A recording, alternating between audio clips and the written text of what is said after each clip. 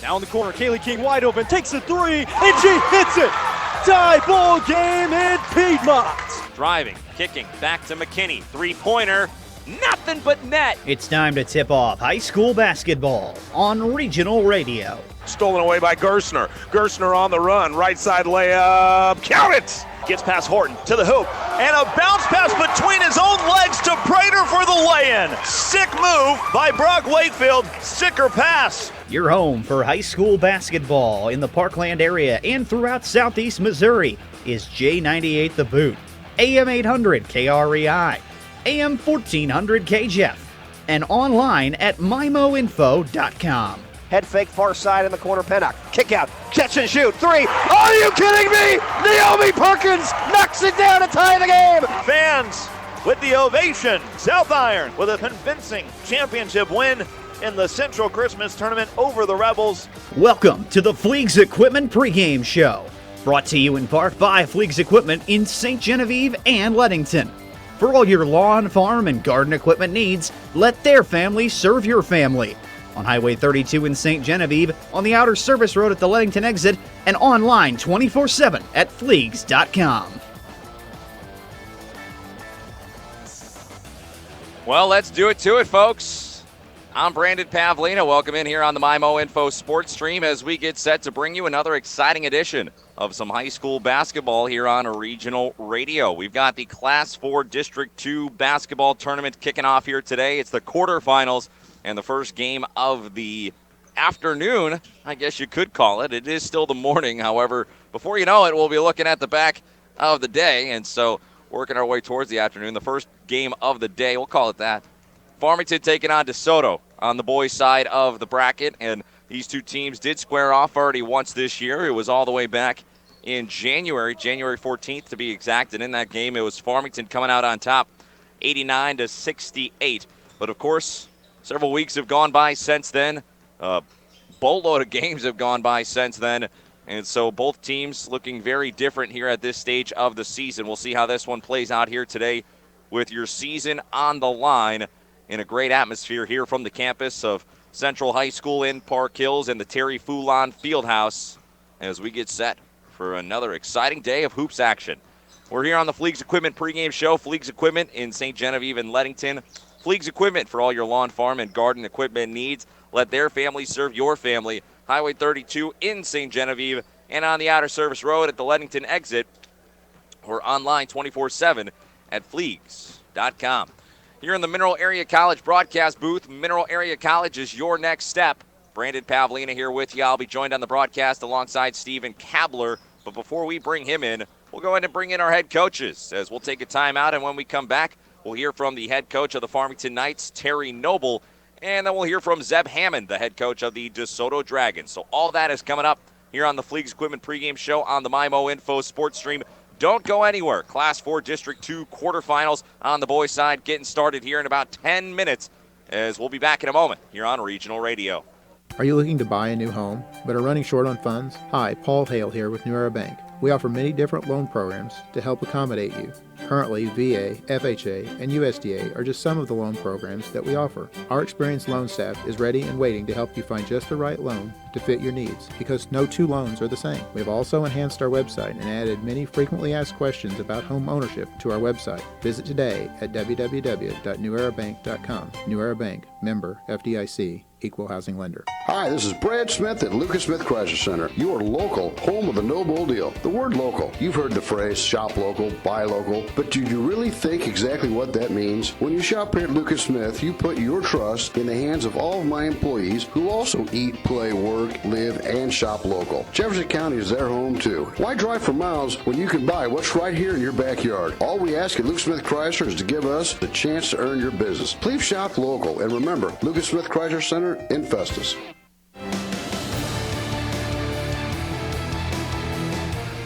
Welcome back in here on the Fleegs Equipment pregame show as we continue our coverage leading up to the first day of the Class 4 District 2 basketball tournament, and we'll have the boys games kicking things off, and it'll be Farmington taking on DeSoto to start it, and we're talking with the head coach of the Farmington Knights, Terry Noble. And Coach, for you guys, a couple of nice wins down the stretch. You beat Roosevelt on senior night, then you go down and you win 2 more games to finish out the season. What do you like about how your team's playing right now?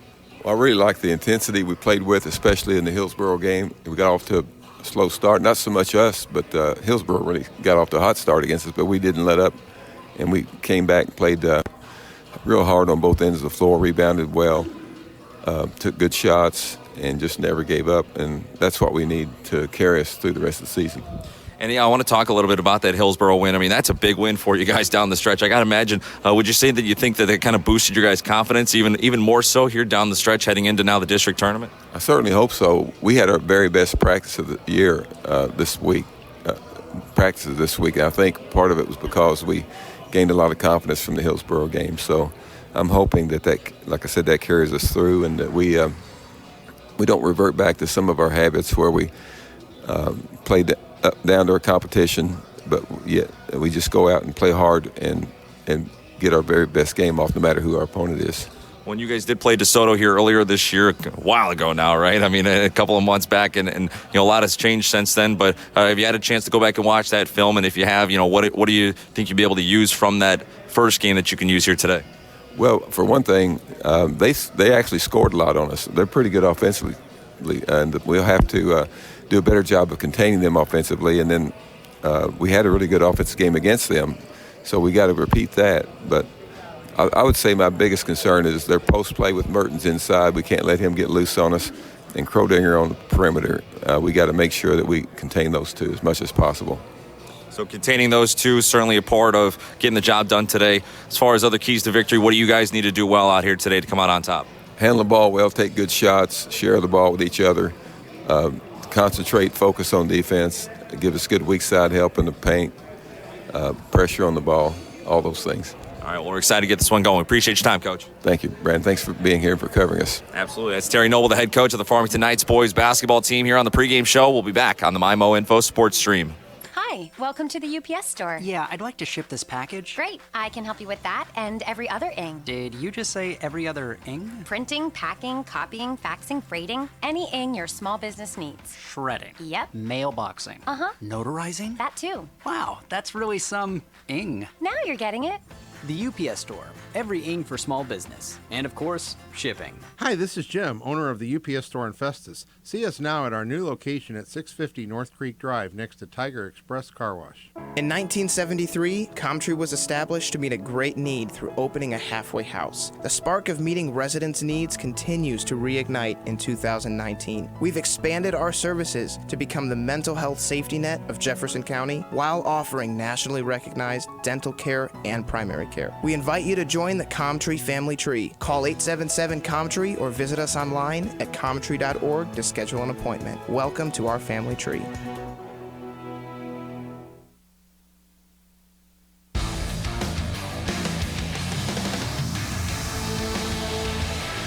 Welcome back in here on the Fleegs Equipment pregame show as we continue our coverage leading up to the Class 4 District 2 basketball tournament. Boys game kicking it off. It's Farmington and DeSoto taking each other on to start off the day. And with us now, Zeb Hammond, the head coach of the DeSoto Dragons boys basketball team. Coach, for you guys on the season, a little bit of up and down throughout the course of the season. But here, as you head into the district tournament, what are your thoughts on how your team is playing right now? You know, we've had a great week of practice. We've had a rough start this year, and we didn't play bad. We just have a hard time closing out games. Lost a lot of close games this year. But we've worked on a lot of situational stuff this past week. We're hopefully, if we get in a position where we are up, we can finish out a game. Not having any senior leadership with only one senior on the team has been kind of been a downfall for us, but some of our younger athletes are stepping up.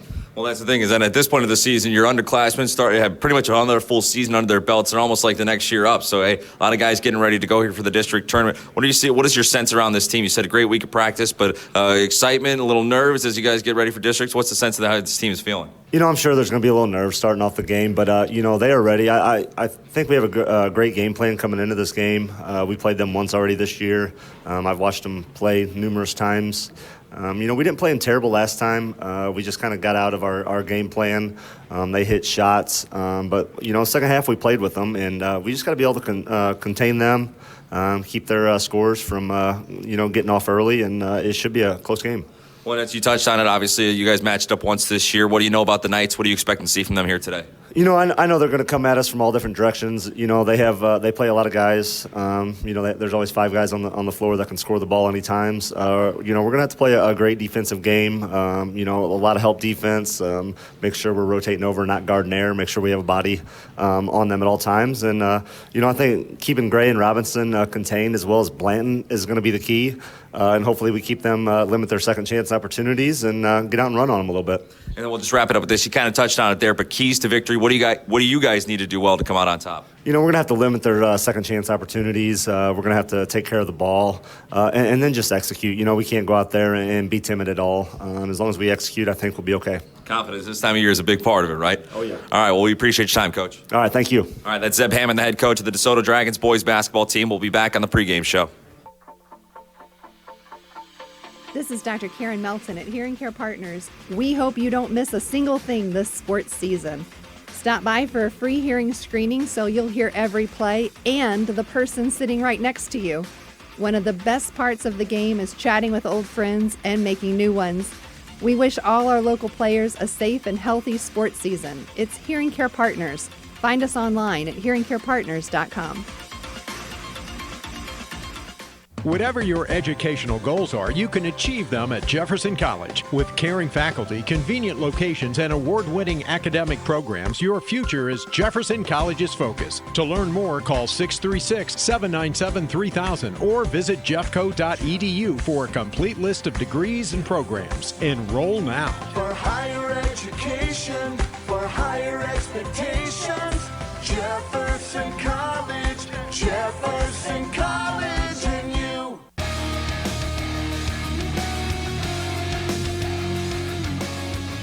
We're back here on the MyMo Info Sports Stream. I'm Brandon Pavlina alongside Stephen Kabler as we get set for another exciting edition of some high school basketball here on the regional radio airwaves. Today it's the Class 4 District 2 tournament, the quarterfinals getting started here today, and the winner of the opening game here this morning/afternoon between Farmington and DeSoto will take on the Central Rebels. Adult game will be coming up later on in the week. So it's going to be a big-time matchup here today to try to figure out who will have the chance to take on the Rebels as we're here on the campus of Central High School in Park Hills at the Terry Foulon Fieldhouse.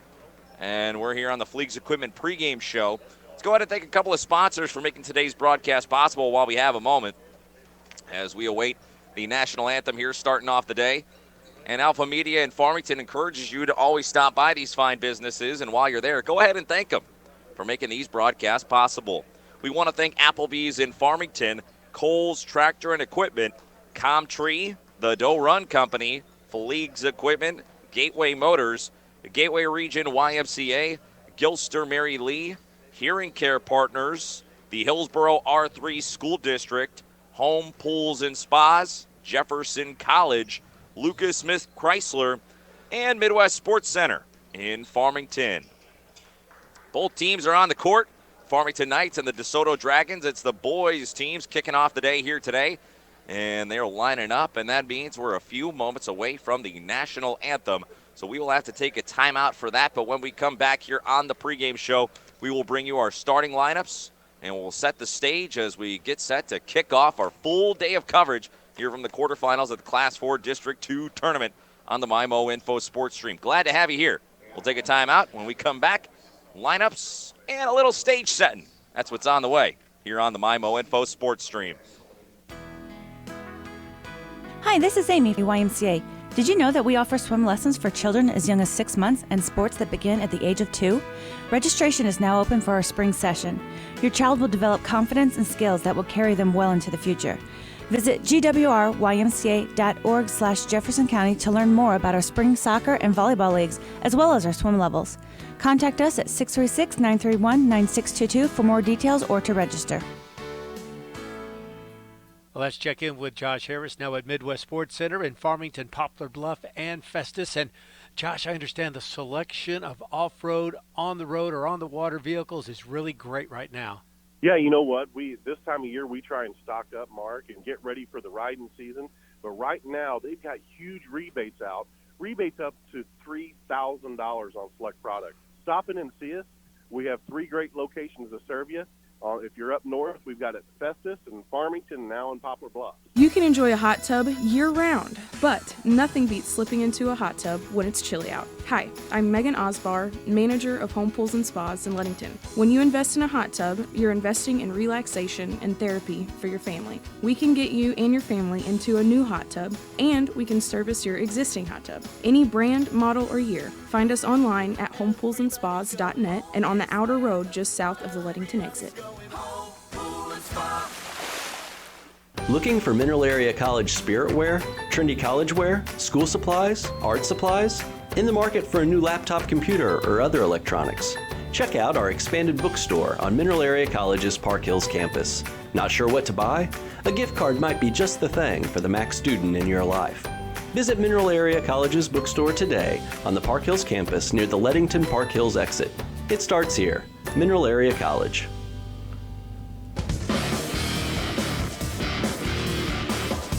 Welcome back here on the MyMO Info Sports Stream. I'm Brandon Pavlina alongside Stephen Kabler as we get set to begin the day. It's the Class 4 District 2 basketball tournament here on the MyMO Info Sports Stream. And the first game of the day, the Farmington Knights and the DeSoto Dragons boys teams getting set to square off. And that concludes our pregame show. Now we'll take a look at the starting lineups brought to you by Presbyterian Manor. Presbyterian Manor, the way you want to live. First for the DeSoto Dragons, they'll send out Aiden Blair, Nick Krodinger, Levi Fisher, Jordan Mertens, and Cody Petty. So the 5 for the Dragons, Blair, Krodinger, Fisher, Mertens, and Petty. And for the Farmington Knights, they'll send out Bracy Blanton, Brant Gray, J.P. Rubel, Jonah Burgess, and Isaiah Robinson. So the 5 for the Knights, Blanton, Gray, Rubel, Burgess, and Robinson. And with that, we're a few moments away from tip-off, and tip-off is brought to you by New Era Bank. It's easy to save your coins and change with New Era Bank's Roundup Savings. To see how easy it is, visit your local New Era Bank or go online at newerabank.com. New Era Bank, member FDIC.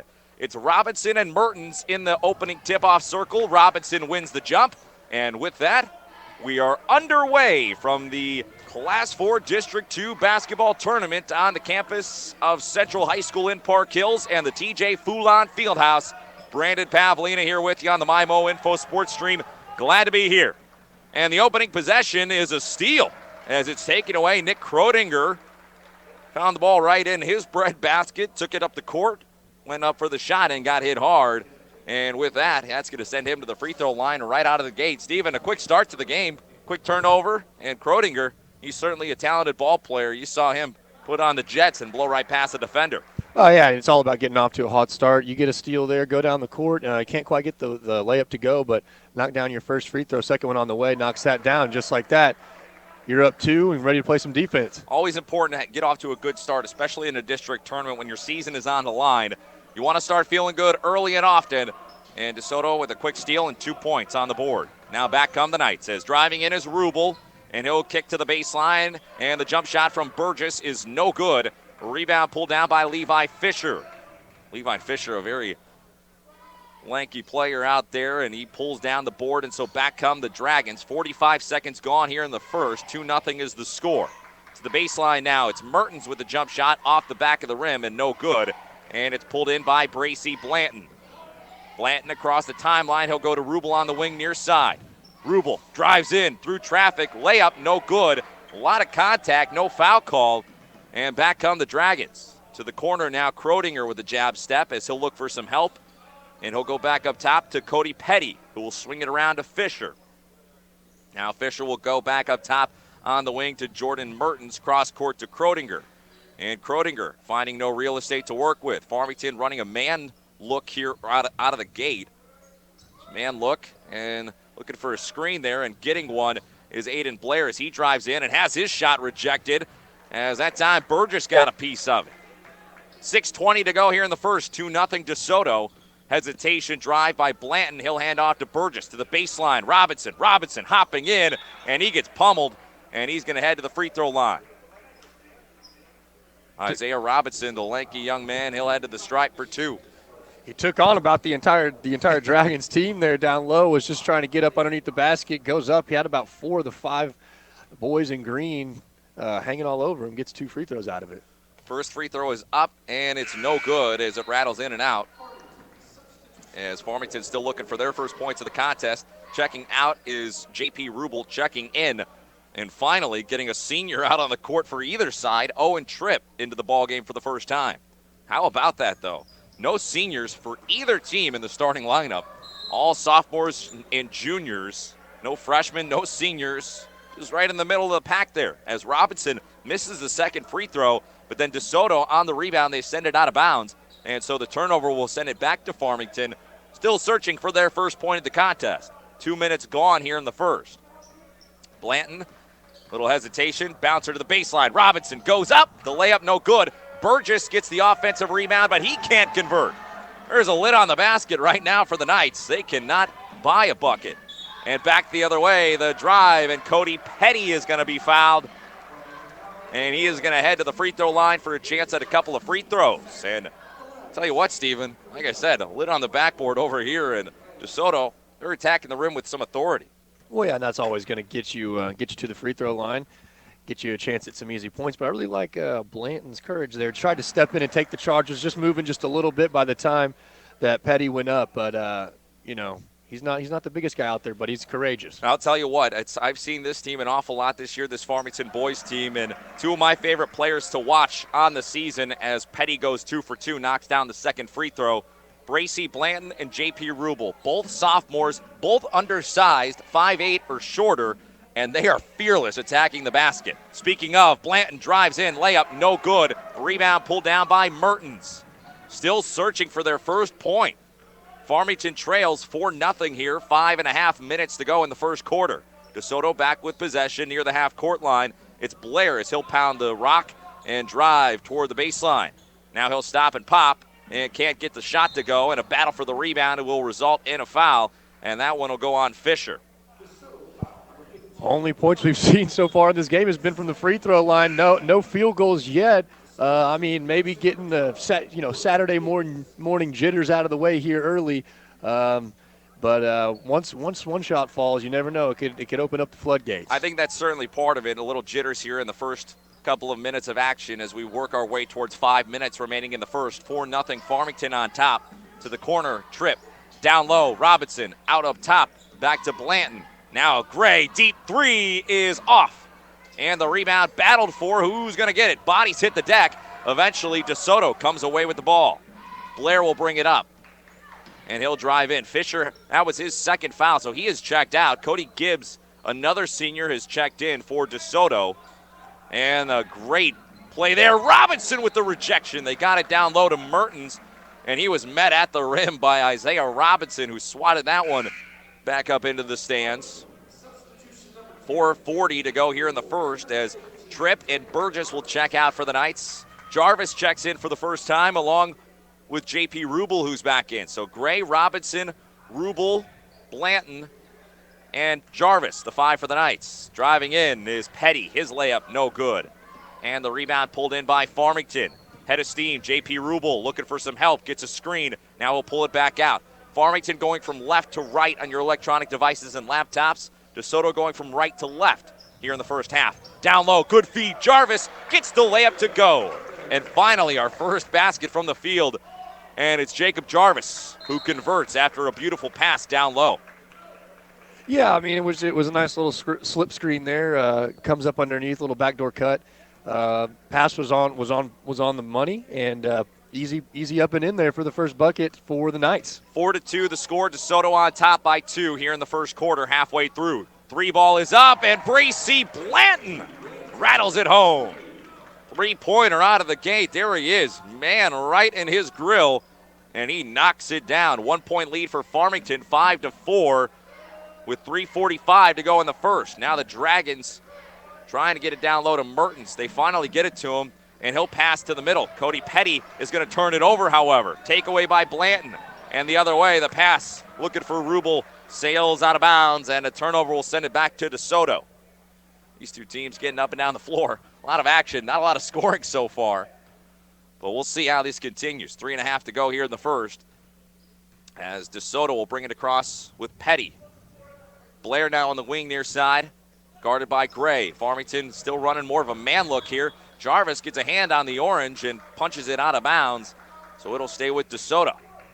3:20 to go now here in the first. 5-4 the score. Farmington by 1. Blanton's knocked down to 3. DeSoto still has not hit a shot from the field. They've got 4 free throws to their credit. Petty gets the inbound pass, and he'll work it around, and now they'll say illegal screen. And that one will go on Corey Gibbs. That's his first foul. No, actually, it looks like Jordan Merton's the guilty party. Saw the 1-2. I thought it was a 1-2. Instead, no, it's a 2-1. So the Knights will bring it up. Leading by 1 here in the first. Blanton driving in and kicking out. Gray, now he drives in, hangs and floats, but can't get the layup to go. And the Dragons back with possession. Blair now trapped at half court, and he loses it. Robinson the takeaway. Robinson the hesitation, and a travel is called. Too much hesitation. Too much is right. It looked pretty good from our angle, but they'll call it travel, and with that, that's going to go ahead and send it back on over to DeSoto. Petty almost walked as he brought it up. Top of the arc, a three-pointer from Krodinger, misses everything. And it looks like someone might have gotten a piece. All the Dragons out there signaling that it was tipped. And so indeed, that's how it'll be ruled, as DeSoto will keep possession. Inbound pass, they go to Gibbs. Gibbs rises up, converts the layup, and he's fouled. Brant Gray got a piece, and that's going to give Gibbs a chance to make it a three-point play. Gray's first foul. As Rubel's going to check back out, Burgess will check in. So the 5 for the Knights, Burgess, Robinson, Jarvis, Gray, and Blanton. The 5 for the Dragons, Blair, Petty, Gibbs, Mertens, and Krodinger. As Gibbs knocks down the free throw. That's going to extend the lead to 2. DeSoto on top, 7-5, 2.5 to go here in the first. In the corner, it's Jarvis, and he'll kick to Robinson, and Robinson, one too many steps yet again, and he'll be called for the travel. And so that'll send it back to DeSoto. Still 2.5 to go. Jarvis, good defense in the backcourt, trying to take it away. Instead, it'll go out of bounds. It'll be off of Farmington as DeSoto retains possession. They hold a 2-point lead here in the first. Low-scoring first quarter of action. As the inbound pass to Petty. Across the timeline he goes. Handoff to Mertens, and Mertens called for the travel. Well, I'll tell you what. Last time out, we saw a lot of whistles being kept in their pockets when we saw South Iron in the championships of the Class 1 District 3 tournament. Here so far today in the quarterfinals, a lot of whistles out of the gate. And now the Knights back with possession, driving in and passing it off.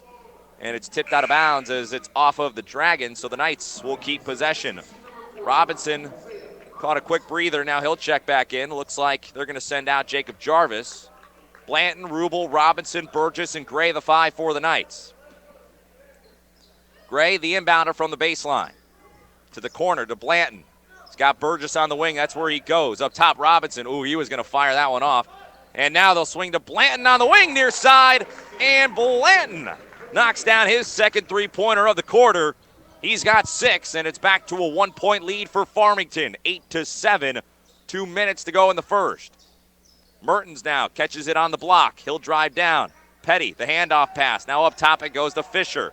Back out to Petty. Down low, Mertens. Mertens on the deck, and a travel. Tried to pass it off to the corner to Blair, but kind of got caught in a hop move there. And so the Knights get it back. Seen an awful lot of travels. A lot of travel calls today, this morning so far. But if they're traveling, you got to call. You can't let them get more than two steps in. Now it's Bland on the wing in the corner. Hands it off to Gray. Gray drives in, and he is going to be called for a travel. Boy, that seemed to be more of a blocking call there than a travel. But now the men in stripes, they're not letting anybody walk out there today. They're saying, hey, you take a couple of steps with the orange in your hands, and we're going to be blowing the whistle. So the Dragons get it back. They chase one, 8-7, minute 15 to go here in the first. Blair on the wing, far side. Hesitation, lost his man, and then Gray poked it out of bounds. And that'll send it to the baseline, and it'll be a throw in for DeSoto. Blair will inbound. Looking for Petty. Instead, they'll go over the top of everybody to Fisher, and Fisher gives it up. Takeaway, Rubel, and Rubel converts in transition.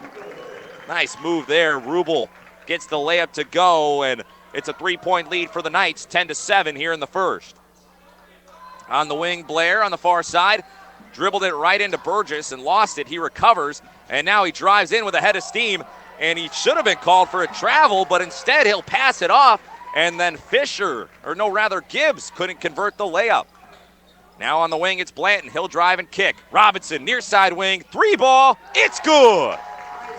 Isaiah Robinson, he knocks down one from deep, and Farmington now leads by 6, 13-7, 25 seconds to go in the first. Petty now on the far side wing, driving in, and there's a blocking call. I think the rest are starting to wake up a little bit as well, as seeing some blocks now instead of all travels. But regardless, that'll be the second foul on Bracy Blanton. So he's going to have to head to the bench with 6 points as he leads all scorers as he's knocked down a couple of three-pointers. 20 seconds to go in the first. They inbound. It's with Drake Turnbow who's checked in for the first time. Now Turnbow is going to fire up a three, and he hits it. Drake Turnbow, the 6'2 sophomore, knocks it down from distance, and that cuts it to a 3-point game. Jarvis in the corner. He'll drive in. He'll pass off. Burgess the floater. It's in. Burgess converts, and the horn sounds, as that'll do it for the first quarter of action. Farmington by 5, 15-10 at the end of one. We'll take a timeout. When we come back, we'll resume action here on the MyMO Info Sports Stream from the Class 4 District 2 basketball tournament. Hey, if you haven't been to Patsy's Furniture in Park Hills lately, then you haven't been to Patsy's Furniture. Man, the selection is as good now as it's ever been. And that's saying something. Seriously, stop by and say hi to Chris and Jamie. The first thing you'll notice is just how nice they are. They won't hard sell you at all. They'll just let you look around and offer you help when you need it. And we're talking about really nice furniture, too, from some of the best-known brand names in the business. Hey, maybe that's why Patsy's Furniture is my only stop when I do my furniture shopping. Patsy's Furniture, right off Highway 67 at the Parkway Drive exit. You'll love to shop at Patsy's. For 57 years, the staff at Farmington Presbyterian Manor have dedicated ourselves to providing our community the best independent living, assisted living, skilled nursing, memory care, and short-term rehab. We are proud to be part of the Parkland community and provide the quality health care you deserve. Call 573-756-6768 today and schedule a visit to find out more about Farmington Presbyterian Manor. Well, the back and forth first quarter of action here on the MyMO Info Sports Stream. It's Farmington on top by 5, 15-10 from the Class 4 District 2 basketball tournament here on the campus of Central in Park Hills. I'm Brandon Pavlina. Glad to have you here as we resume action here in the second quarter. 15-10, Farmington by 5. The 5 out there for the Knights: Jarvis, Burgess, Robinson, Gray, and Rubel. The 5 for the Dragons: Krodinger, Petty, Gibbs, Mertens, and Turnbow. The Dragons will start with possession as they work it to the wing on the near side. Gibbs, corner to Turnbow. Three-pointer is off, bit short. And now the rebound, Robinson, as he'll bring it across half court. And he'll swing it on over to Gray. Now to Burgess on the wing in the corner near side. Bouncer to the baseline. Robinson out. Burgess, Blanton, swinging it around, that goes. Jarvis to the corner now. Robinson, and he's going to step into a three, and they're going to call it travel. I'll tell you what. They are not letting him play here just yet. They're being pretty stingy with what they're letting them get away with here early. 45 seconds gone here in the second. DeSoto back with possession. Up top, it's Gibbs. Now in the corner on the near side, it's Petty. He'll pound the deck and look for some help. He will. Go to the corner. Now down low, Mertens. The hook shot, no good. Robinson skies for the rebound. Back comes Blanton across the timeline. Handoff Robinson. Euro step, and the scoop shot is good. What a move. Isaiah Robinson Little fancy footwork in the lane, and he knocks down the first shot of the second quarter. It's now a 7-point lead, 17-10 here in the second. And now the shot up and no good for DeSoto. Back come the Knights. Lost it for a moment, did Gray, but Jarvis recovers. Now it's Rubel on the wing. Loses his man, drives to the lane, and the floating jumper finds the bottom of the net. J.P. Rubel, that's a tough shot right there. Turned the corner, stopped in the lane, and fired one up from right around the free throw line and got it to go. Tough shot, good look. J.P. Rubel, the sophomore, showing off as we have hit a timeout. Timeouts are brought to you by Patsy's Furniture. You'll love to shop at Patsy's in Park Hills. We'll be back in 30 seconds here on on the MyMO Info Sports Stream. There's no need to be scared of flu season. Just say boo to the flu and head over to Parkland Health Mart Pharmacy for your flu shot. It's the perfect way to protect you and your family, and no appointment is necessary. Just pop in when you have time, and we will have you on your way in just a few minutes. Cash prices are available, or we're happy to bill your insurance. We know you have better things to do than be stuck at home with a nasty case of the flu. Come see us at Parkland Health Mart Pharmacy in Deloge, Fredericktown, Ironton, and Farmington.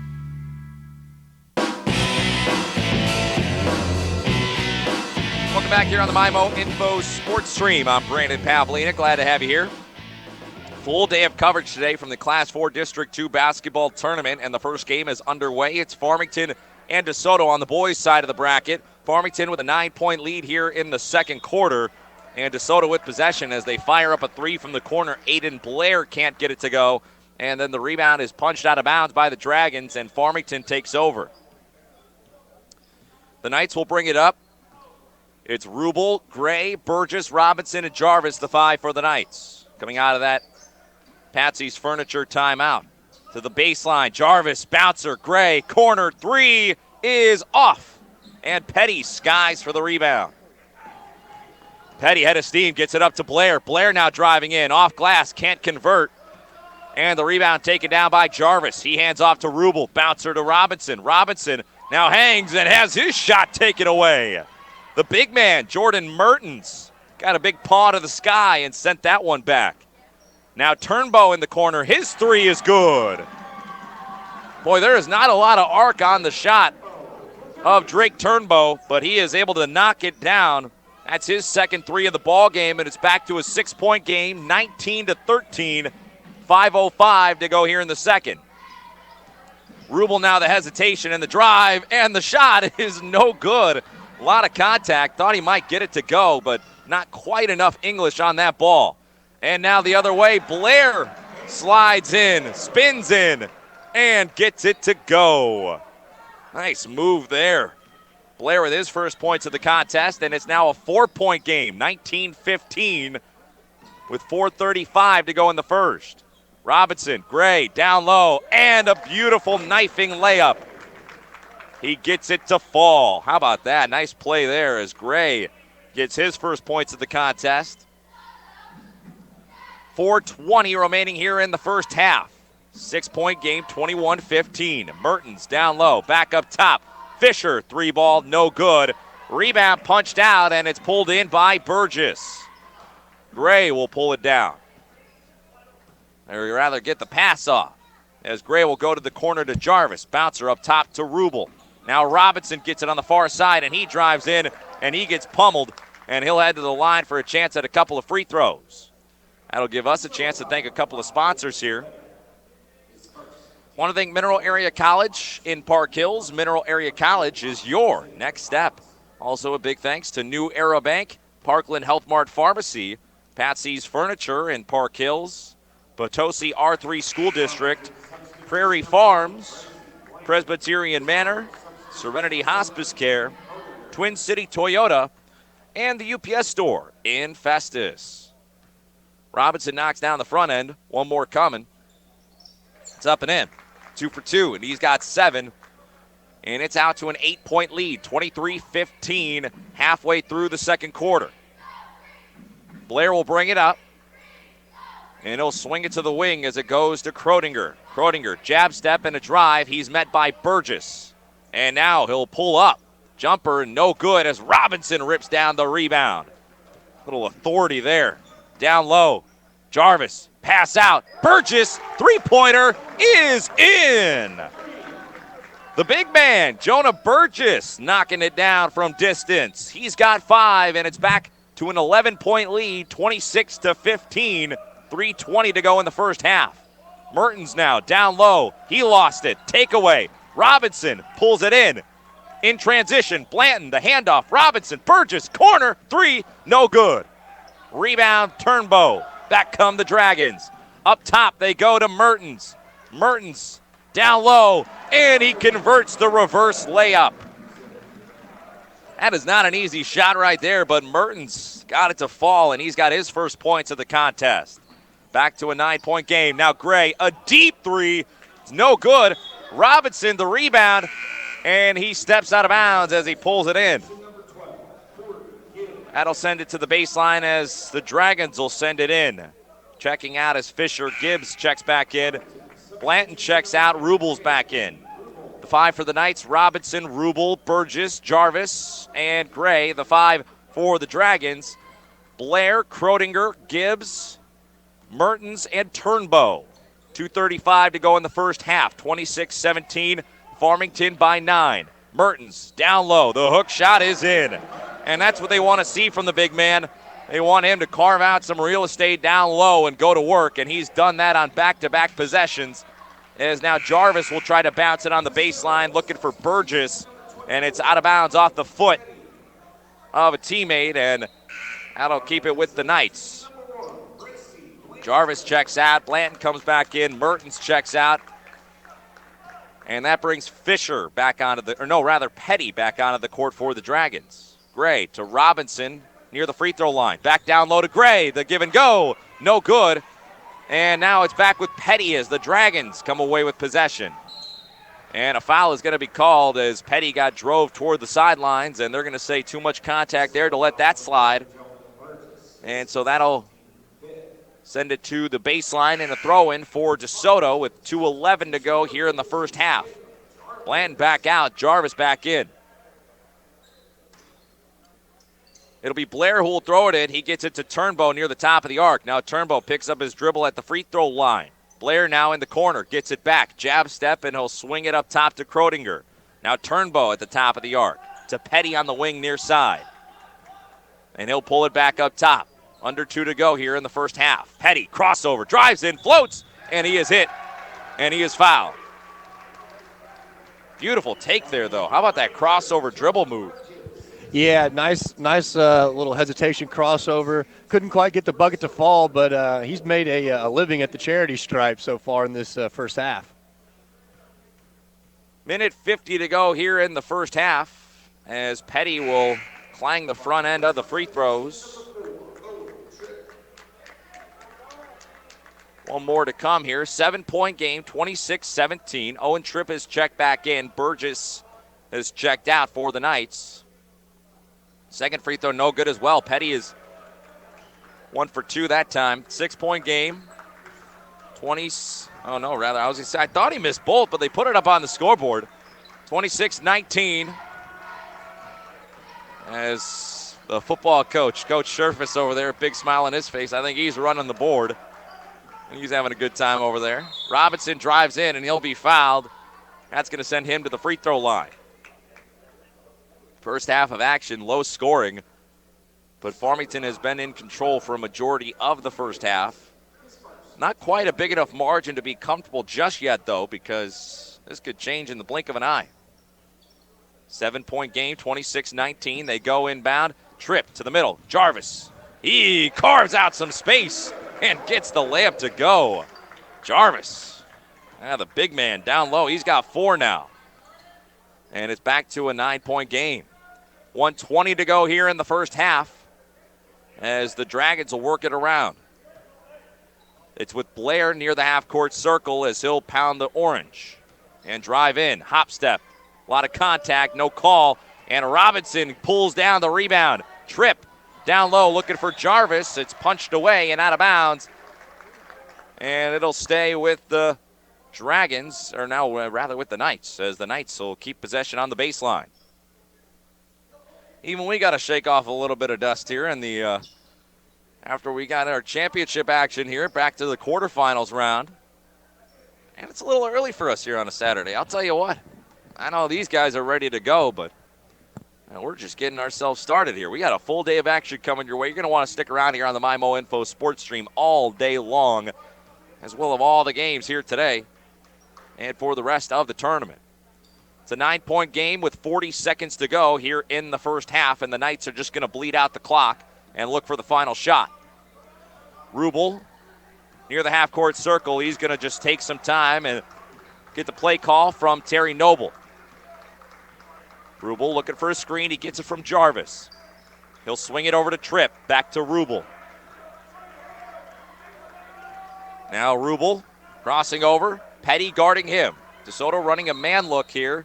And now a timeout is called. We'll take it too. Timeout's brought to you by Patsy's Furniture. You'll love to shop at Patsy's in Park Hills. Back in 30 seconds here on the MyMo Info Sports Stream. When it's all said and done, what really matters? For Serenity Hospice Care patient Jack, hospice isn't about giving up. It's not about the end. It's about right now. It's about spending precious time with the people we love. Come on, Grandpa. And the little moments that create lasting memories. It's focusing on what's important to you and remembering life is beautiful in all stages.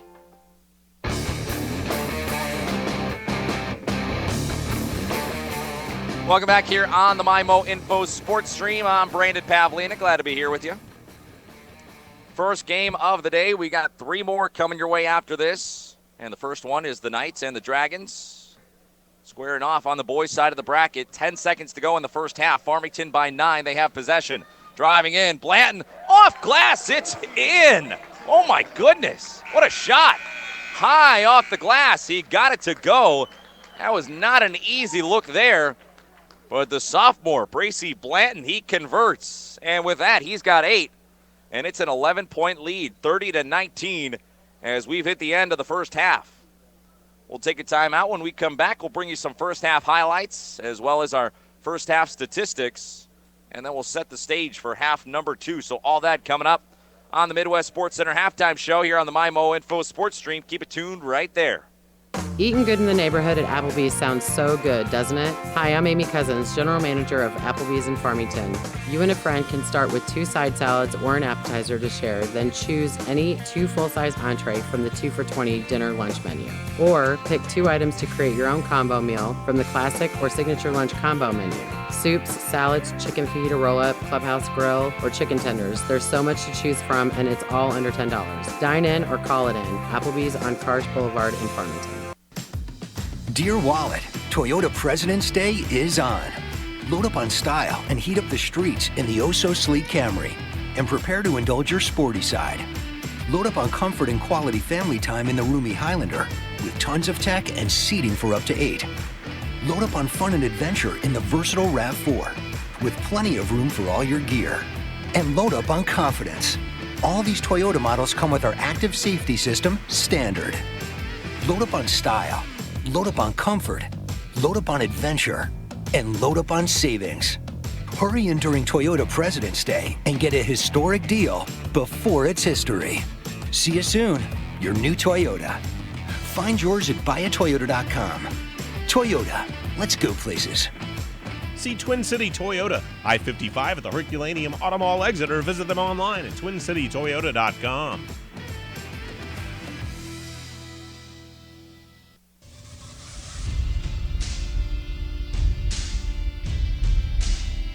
Welcome to the Midwest Sports Center halftime show on Regional Radio. This is Josh Harris, the owner of Midwest Sports Center in Farmington. Remember, for all of your on-the-road, off-the-road, or on-the-water fun, come and see us, Midwest Sports Center in Farmington. Midwest Sports Center halftime show. Stop by, see Josh and the gang at Midwest Sports Center today on Walker Drive in Farmington. Kawasaki, Suzuki, Polaris, Can-Am, Spiker, and Sea-Doo. Like them on Facebook or shop them online at Midwest Sports Center. On the road, off the road, or in the water, Midwest Sports Center has it all. Inbound pass, they go to Gibbs. Gibbs rises up, converts the layup, and he's fouled. Brant Gray got a piece, and that's going to give Gibbs a chance to make it a three-point play. He's got Burgess on the wing. That's where he goes. Up top, Robinson. Ooh, he was going to fire that one off. And now they'll swing to Blanton on the wing near side, and Blanton knocks down his second three-pointer of the quarter. He's got 6, and it's back to a 1-point lead for Farmington, 8-7. 2 minutes to go in the first. Now on the wing, it's Blanton. He'll drive and kick. Robinson, near side wing, 3-ball. It's good. Isaiah Robinson, he knocks down one from deep, and Farmington now leads by 6, 13-7. 25 seconds to go in the first. Down low, Jarvis, pass out. Burgess, three-pointer is in. The big man, Jonah Burgess, knocking it down from distance. He's got 5, and it's back to an 11-point lead, 26-15, 3:20 to go in the first half. Squaring off on the boys' side of the bracket, 10 seconds to go in the first half. Farmington by 9, they have possession. Driving in, Blanton, off glass, it's in. Oh my goodness, what a shot. High off the glass, he got it to go. That was not an easy look there. But the sophomore, Bracy Blanton, he converts. And with that, he's got 8. And it's an 11-point lead, 30-19, as we've hit the end of the first half. Those are your first half highlights there, and the first half highlights are brought to you by the Doe Run Company. The Doe Run Company, providing the minerals and metals we need to power our future. First half of action in the books here from the TJ Foulon Fieldhouse on the campus of Central High School in Park Hills. I'm Brandon Pavlina, joined on the broadcast here today by Stephen Kabler. It's a 30-19 lead here at the break. Farmington on top over the DeSoto Dragons on the boys' side of the bracket. 30-19, it's an 11-point lead. Let's take a look at those first half leading scorers for both sides. For the Farmington Knights, Bracy Blanton had 8. He leads all scorers with that total. Knocked down a couple of three-pointers and also got a great shot to go at the end of that quarter right there, leading us into the halftime mark. 8 for Blanton, 7 for Robinson, Isaiah Robinson.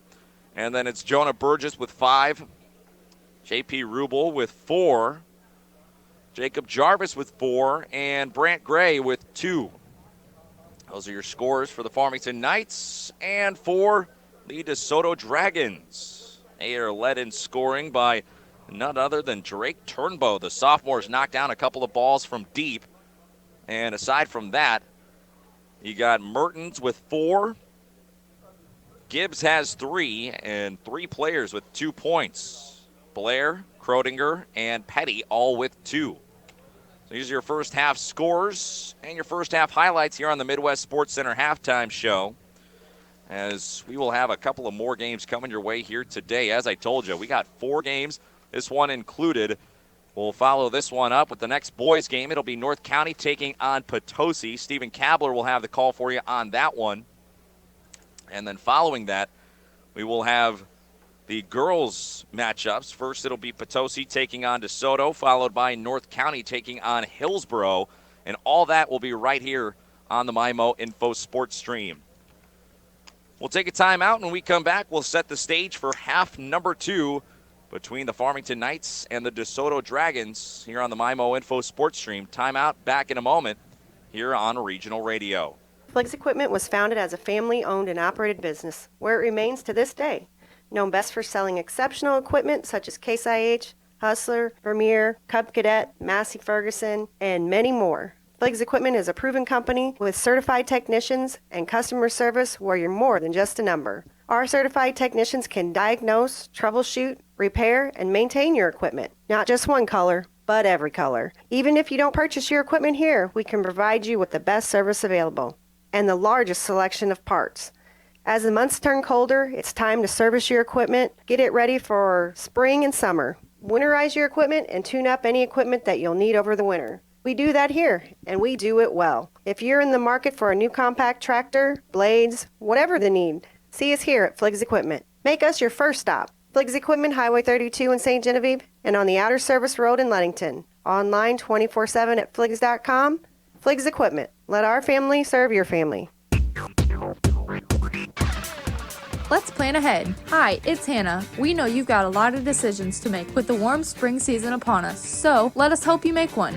Stop by and let Cole's Tractor and Equipment show you how well the nicer size compact 25 horsepower tractor with loader can help you catch up on your early spring cleanup and continue to work hard for you throughout the summer and many seasons to come. Right now at Cole's Tractor and Equipment, we are offering the compact size 25 horsepower 4-wheel drive diesel tractor with a front loader, skid steer pallet forks, 4-foot box blade, deluxe flatbed 18-foot trailer, and a free pressure washer for only $18,199. Financing is available on site with a payment around $250. This tractor package deal is sure to help you get a jump start on your spring and summer cleanup and projects. Check out Cole's Tractor and Equipment, 1 mile east of Farmington on Highway 32, or give us a call, 573-756-4353, and see us on Facebook at Cole's Tractor and Equipment.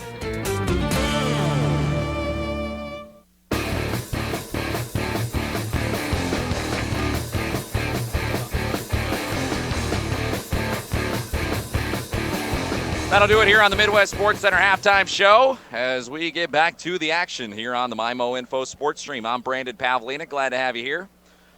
As it was a back and forth first half, but ultimately the Farmington Knights are able to put together a little run late, and they're on top by 11, 30-19, as we get set for the start of the third quarter. These two teams did match up already once on the season. It was all the way back in January. It was the 14th.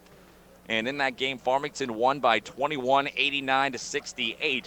Perhaps could see more of the same in the second half if Farmington can keep this distance and build on it. However, DeSoto certainly has the ability to erupt for some points quickly, and we'll see if they can do just that here as we start the second half of action. Let's thank a couple of more sponsors here for making today's broadcast possible. Of course, here today, you are listening online, but you can always listen to all of our games online at MyMoInfo.com, and it's courtesy of Cole's Tractor and Equipment in Farmington. See Cole's Tractor and Equipment, your #1 LS tractor dealer, using 2020 to build on 30 years of selling the best tractors on the market.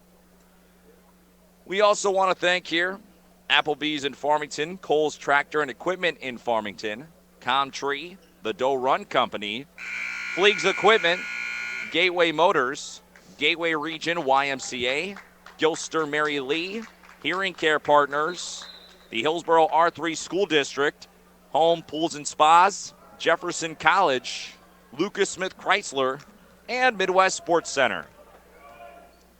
Second half getting started. It's Burgess, Rubel, Blanton, Gray, and Robinson, the five for the Knights. They start with possession. Blanton will pull up at the free throw line and get it back out up top to Robinson, who gets bumped on his way in, but no call, and it goes out of bounds. They'll say it's off of DeSoto, as Farmington will keep it on the baseline. The five for the Dragons: Petty, Mertens, Fisher, Krodinger, and Blair. Start off the second half. Gray gets a catch and shoot from the corner, and he knocks it down. That young man can flat out shoot the rock, and he knocks down one. It looks like they may have called it a two-pointer. I wasn't sure. It looked like a three, and yeah. Gabler says, yeah, no doubt about that. That was a three ball. And, yeah, well, what am I saying? My math is off. It was 30 at the break, and it's now at 33. So, yeah, three ball up and in for Blanton. Foul the other way as Krodinger's going to head to the free throw line. But Gray can really shoot it from deep. He is an impressive young man when he's got the ball in his hands from beyond the arc. As Krodinger will knock down the front end of his free throws. That'll give him 3 points in the ball game. And it's back down to a 13-point lead. Second free throw is up and in. Krodinger goes 2 for 2 that time. He's got 4 as the Knights will bring it up. Rubel across the timeline. He'll kick it to Burgess on the wing. Farmington now going from right to left in your electronic devices and laptops. DeSoto going from left to right. On the far side, it's Rubel to Burgess on the wing near the top of the arc. He'll swing it to Blanton. Blanton now drives in, gets a screen, hesitates, and goes to the corner. Gray was going to fire that up. He had some room, but then he lost it and had to recover. And he'll drive in, and the finger roll layup won't go, but he gets fouled, and he's going to head to the line for a chance at a couple of free throws. Coming up next, we're going to have North County taking on Potosi on the boys' side of the bracket. That'll be the second of our 4 games here today on the MyMo Info Sports Stream, as Gray knocks down the first free throw. He's got 6 now in the ball game. Still leading all scorers is Bracy Blanton, the sophomore, with 8 in the contest. Gray knocks them both down, 2 for 2. He's got a quick 5 in the second half. He's got 7, and it's a 14-point lead, 35-21, 6:45 to go here in the third. Blair, little hesitation. He's met and double-teamed. Grant and Burgess there, and oh boy. Grant Gray, I call him Grant. Combining both names. Brant Gray gets called for the foul, and he couldn't believe it. He thought he got that clean, but the ref saw it otherwise. Inbound pass will come from Levi Fisher on the near sideline. In it goes to Blair. Mertens trying to carve out some space down low on Burgess. Now he spins in, and he's double-teamed, almost taken away. Instead, it kicks out to Fisher, and a blocking foul is going to be called. Robinson rose up and sent that shot away, but before that, a lot of contact. Yeah, good pump fake there, dribble drive, and I thought it looked like a good rejection there, but the ref saw otherwise, and he'll go ahead and get him one right there. Well, that time he gets it. The block, the takeaway in transition. Robinson can't convert. Got a little too deep and threw up the layup off the bottom of the rim. And now the other way. Aiden Blair goes up for the layup. He hesitated ever so slightly, got his man in the air, and in doing so, he got hit hard. He converts the layup, and now he's got a chance at a 3-point play. How about that move right there? Good little up and under, gets his man up in the air. You never want to jump if you're coming in transition on the defensive end, but good fundamentals there, and can't quite convert the 3-point play, but pulls the Dragons closer to cutting into this lead. 12-point game, you're right, not missed the free throw, so it's a 12-point difference, 35-23. As Blanton will drive in and kick out. Gray now is met, but he loses his man. He drives the lane, and he gets the layup to fall. And not only that, he is fouled, and he's going to have a chance at a 3-point play. Brant Gray, the big-time score right there. And he has been rolling in the second half. He's got all the points for the Knights, all 7 of them on the board. Make it 8 as he'll convert the and one. 38-23. It's a 15-point lead for Farmington. And Brant Gray coming alive here in the second half. As I said, he's erupted for 8 points. He now leads all scorers with 10 with 5:45 to go here in the third. Blair will bring it across the timeline. He's guarded by Gray. Farmington been using a man look virtually the entire game. Shot no good. It's tipped out. It's recovered by Fisher, or by Gibbs, rather. Gibbs can't convert. Now Blair fires up a mid-range jumper from the baseline. It's no good, and Burgess pulls down the rebound. Blanton in transition. Near the free throw line, he'll pull it back out to the top of the arc. Now in the corner, it's Rubel. Little jab step. He'll swing it back up top. It's Burgess to the corner. Gray, three-pointer. He is feeling it. Brant Gray, 11 points in the second half already, 13 overall, and he extends the lead with a big-time three-pointer. 41-23, 18 points the margin here in the third quarter as he is cooking with gas now here on the MyMo Info Sports Stream. How about that? That's a big shot. I told you, that kid can shoot flat out. And a timeout is called. We'll take it, too. Back in 30 seconds here on the MyMo Info Sports Stream. Rolling hills, wooded forest, pasture, crops. If you've ever dreamed of having a place of your own in the country, then we can help. So get back to your roots and back to the country with a fixed-rate loan from First State Community Bank and our partner, Farmer Mac. We'll work hard to find the right financing for your recreational property. See the team today or visit fscb.com for more information. First State Community Bank, member FDIC, equal housing lender.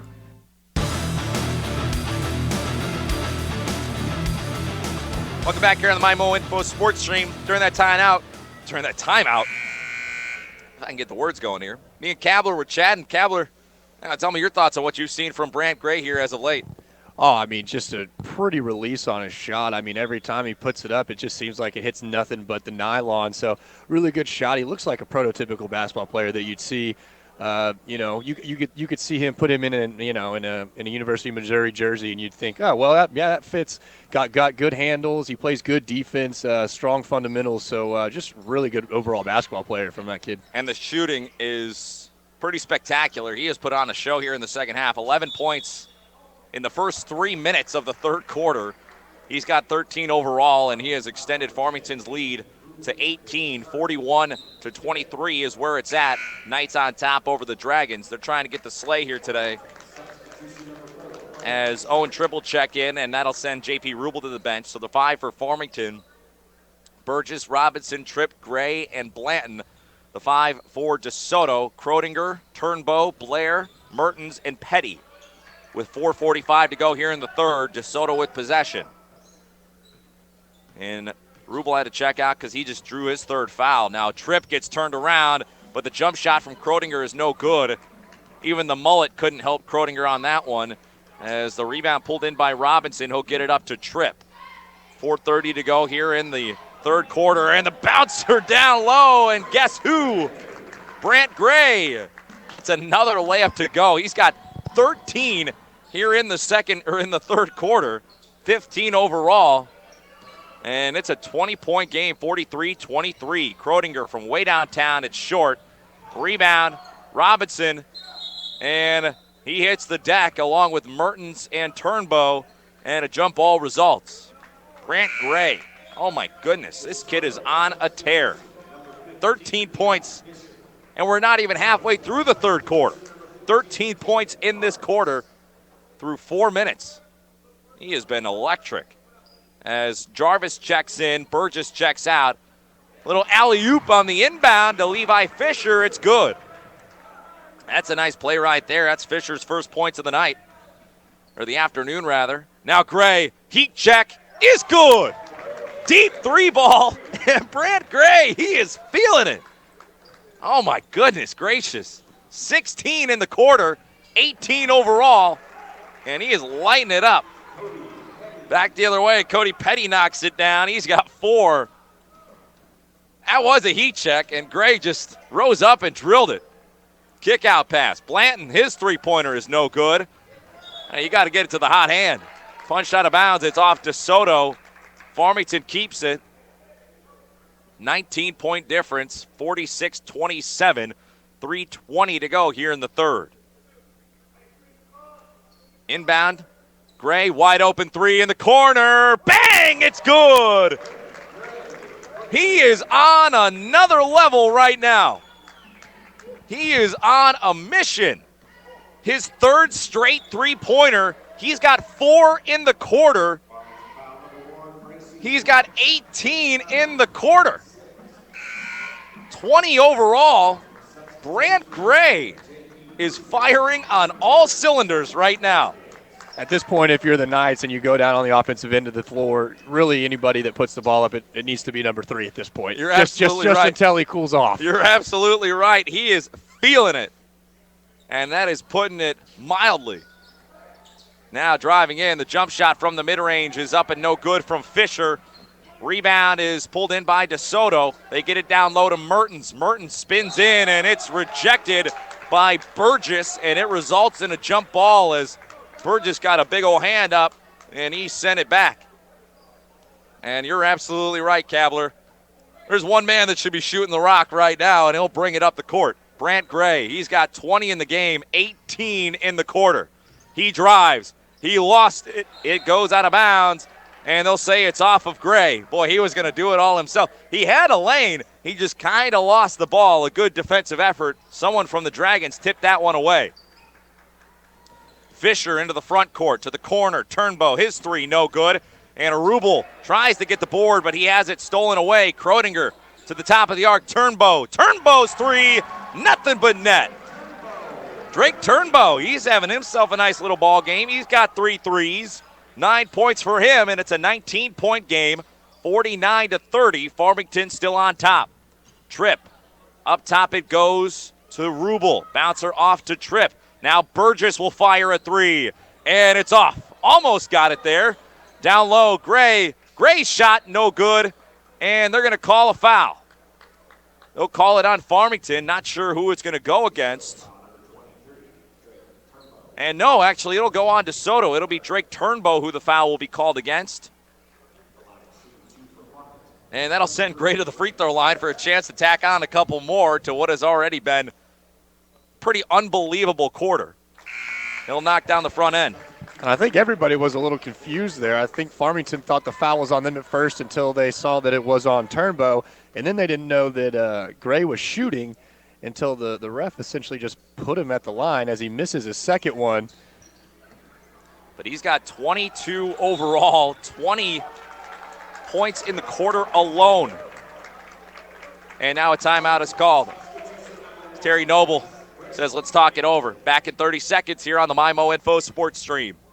Gateway Motors in Fredericktown, Missouri invites you to come on down and let us help you find your next vehicle. Purchasing a car, SUV, or truck can be an overwhelming experience. The Gateway crew will help you find the right vehicle for your personal or family needs. We offer 24-month or less, no-interest loans for qualified buyers. Come on down to 509 Lincoln Drive and let us help you find a reliable vehicle that fits your wallet.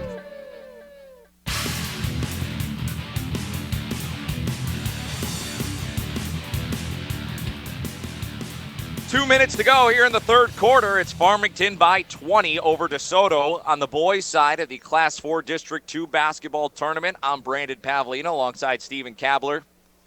We talked about it briefly coming out of one of our last Patsy's Furniture timeouts. Patsy's Furniture, you'll love to shop at Patsy's. Brant Gray, he's got an awfully good-looking shooting stroke, and he has put it on full display here in the third quarter. He's got 22 points overall. He scored 20 here in the third quarter. He's knocked down 4 threes, and he has been lighting them up. As now the Knights, they convert on the layup, and they get a steal in the backcourt, and the shot goes up, and it's no good.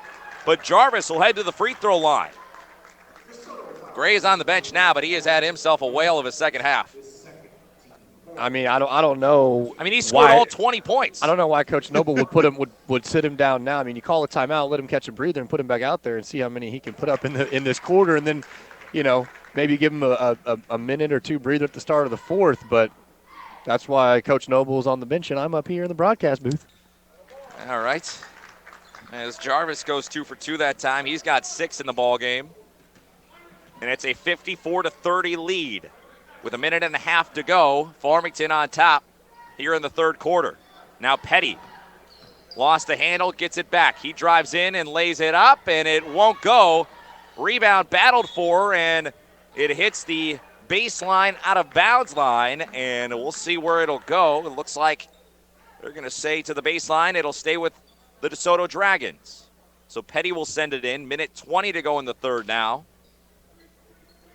Dragons chasing 24 here in the first round of the Class 4 District 2 boys basketball tournament. Kroedinger at the top of the arc. He hesitates, guarded closely. He's defended by Rubel. They'll swing it to the near side to Fisher. Jarvis on him. Now he picks up his dribble, and Jarvis quickly realizes it and gets right on top of him. Down low, the give and go. Mertens got it off to Petty, and Petty gets it down low, and he converts the layup, and he's going to head to the line for a chance at a three-point play. Good take there. Petty knocks it down, and he's going to head to the stripe. Fouls are starting to add up for Farmington here. 7 already with the entire fourth quarter to go. DeSoto's going to be shooting free throws the rest of the way. Now you could say that again. No good on the free throw there for Petty. And so with 50 seconds to go, it's a 22-point game, 54-32, Farmington on top here in the third quarter. Jarvis at the top of the arc. He'll go to Robinson. Robinson drives in, and he gets fouled. Not on the shot. It'll be on the deck. And so with that, it'll stay with Farmington as it'll go to the sidelines. DeSoto's foul starting to tick up a little bit too there. They've got 5 now. A couple more, they'll find themselves in the bonus. A reminder that coming up next, we'll continue the boys' coverage here from the Class 4 District 2 tournament, as it'll next be the North County Raiders taking on the Potosi Trojans. We'll have it right here on the MyMO Info Sports Stream. Down low, the pass, Burgess to Jarvis, and Jarvis lays it up and in.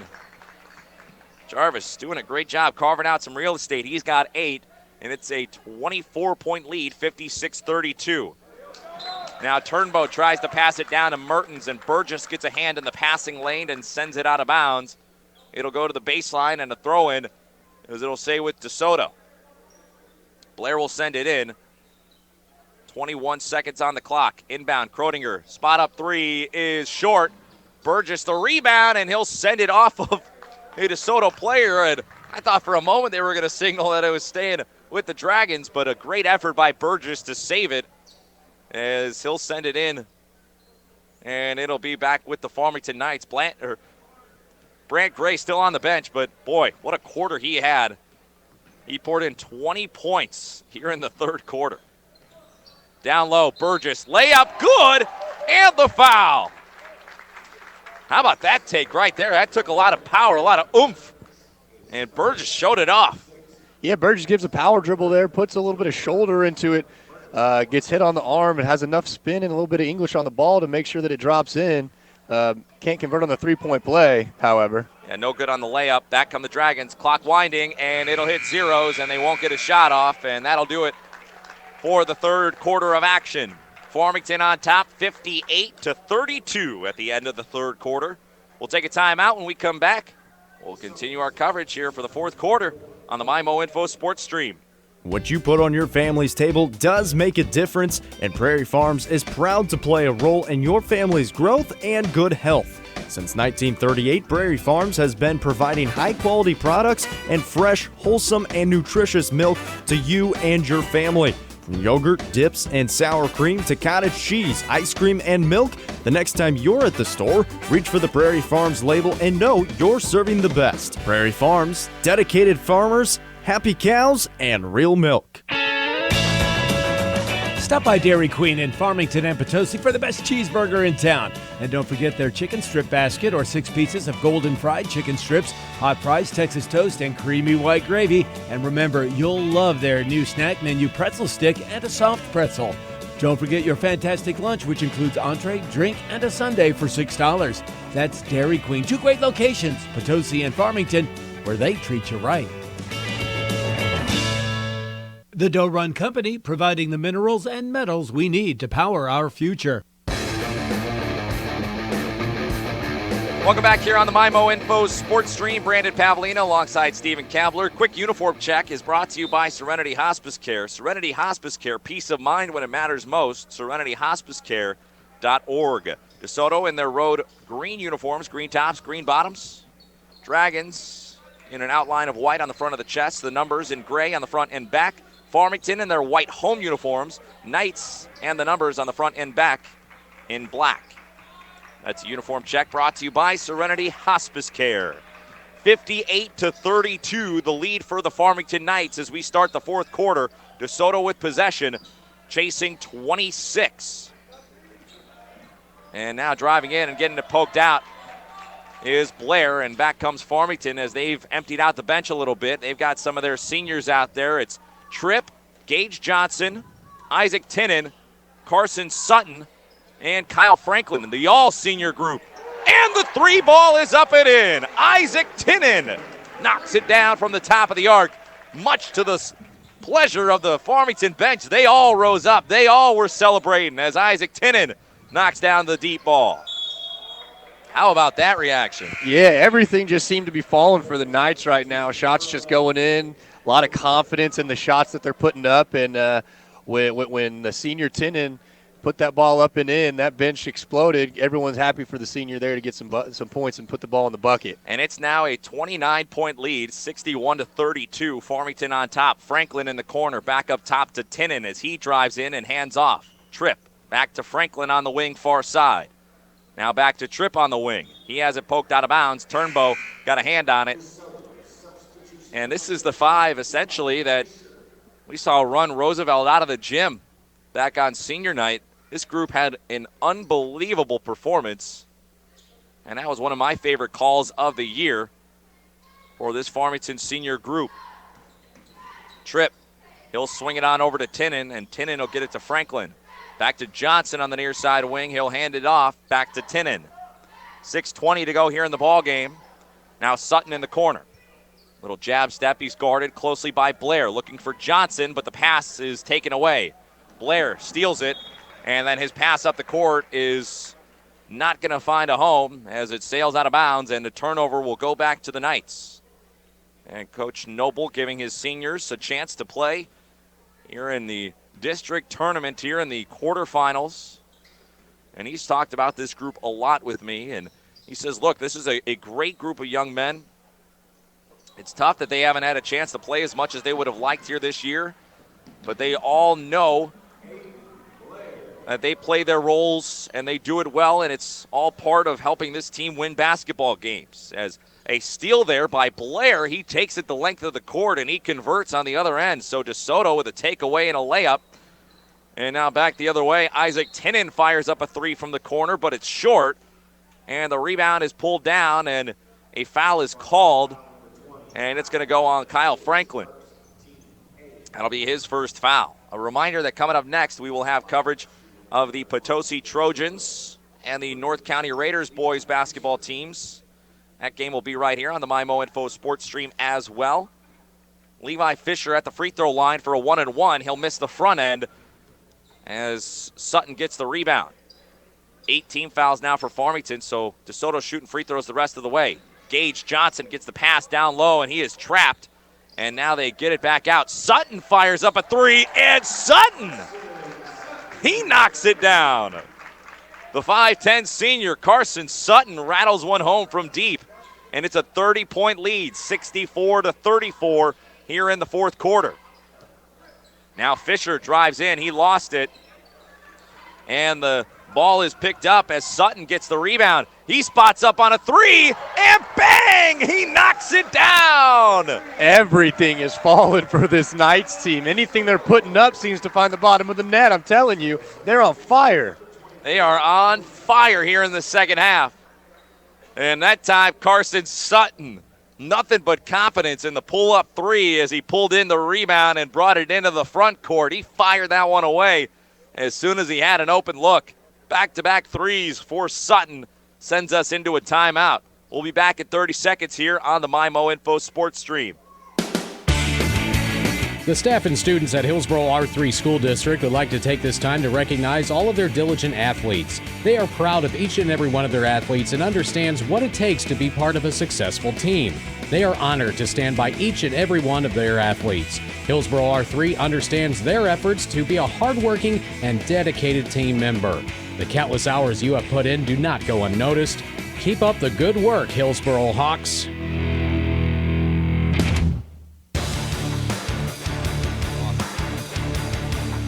Welcome back here on the MyMo Info Sports Stream. Brandon Pavlina alongside Stephen Kabler. Fourth quarter action, 5 minutes to go. And it's a big lead. 33 is the margin, 67-34. Farmington on top over DeSoto. And that check of the scoreboard is brought to you by Parkland Health Mart Pharmacy. Parkland Health Mart Pharmacy committed to improving the health of their patients and positively impacting the communities they serve. Reminder that coming up after the game, we'll have a quick Home Pools and Spas post-game show as we wrap it up and get it set for our very next game, which will be the North County boys and the Potosi boys here from the Class 4 District 2 tournament. As the Dragons with possession, chasing a 30-point margin, should mean a running clock until they can get it back down to under 30. Deep three from Kroedinger is short. Rebound Turnbow. Now Fisher on the wing near side. Cross-court pass, looking for Turnbow. Gets it there, and they play a little pitch and catch across the court. Those are ill-advised passes, but they worked out as Fisher drives in, and he gets the floating jump shot to go. 67-36, halfway through the fourth.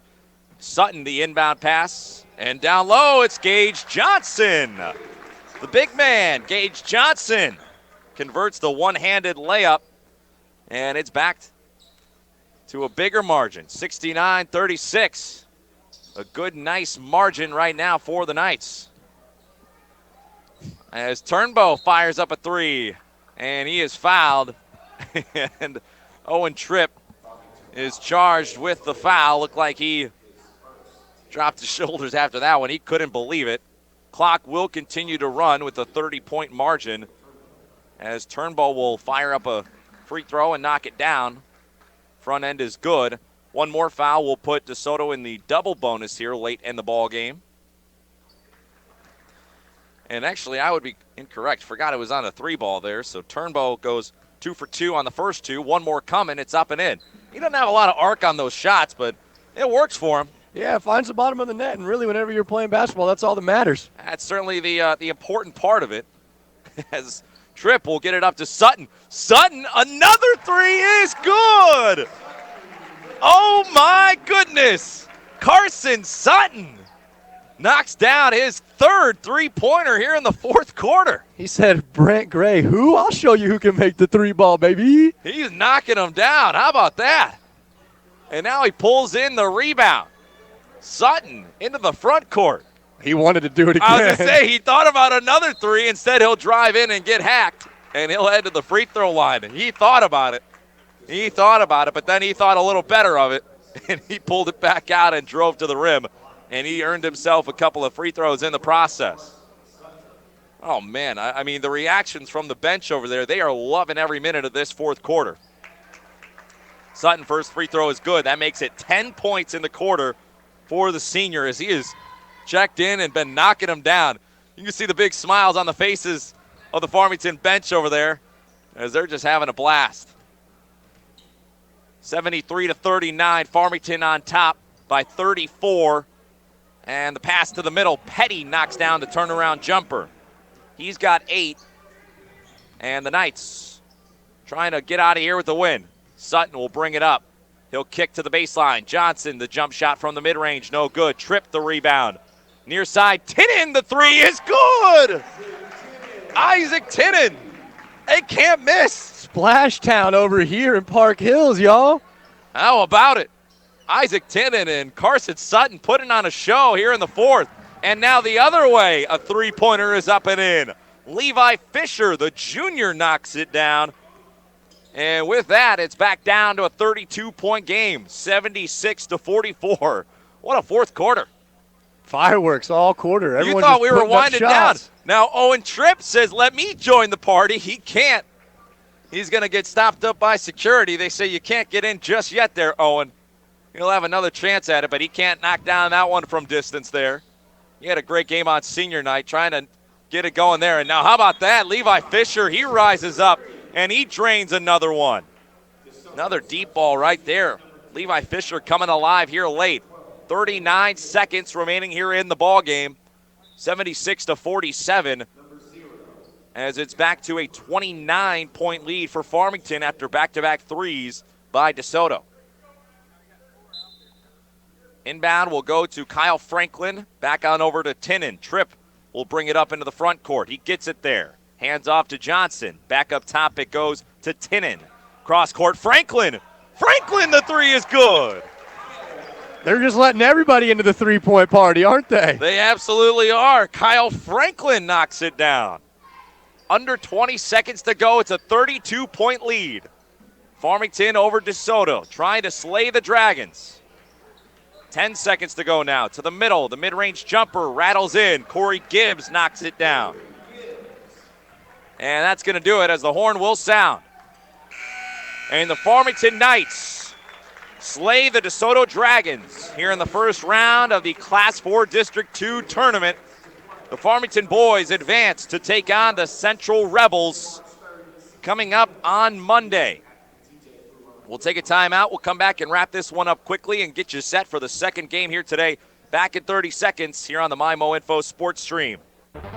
The Potosi R3 School District is committed to excellence.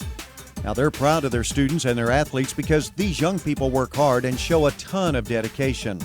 The Potosi R3 students and athletes are committed to excelling to high levels of achievement.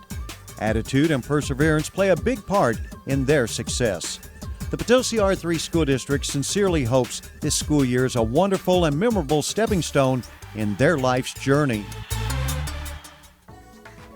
The faculty and staff at North County St. Francis County School District are proud of their students and athletes. It takes hard work, dedication, and commitment to be a good, successful student and athlete. Each student and athlete will have different goals and even different ways and timing of achieving those goals. So be yourself and excel to the very top. Good luck on a great year and a great season from the faculty and staff at the North St. Francis County School District.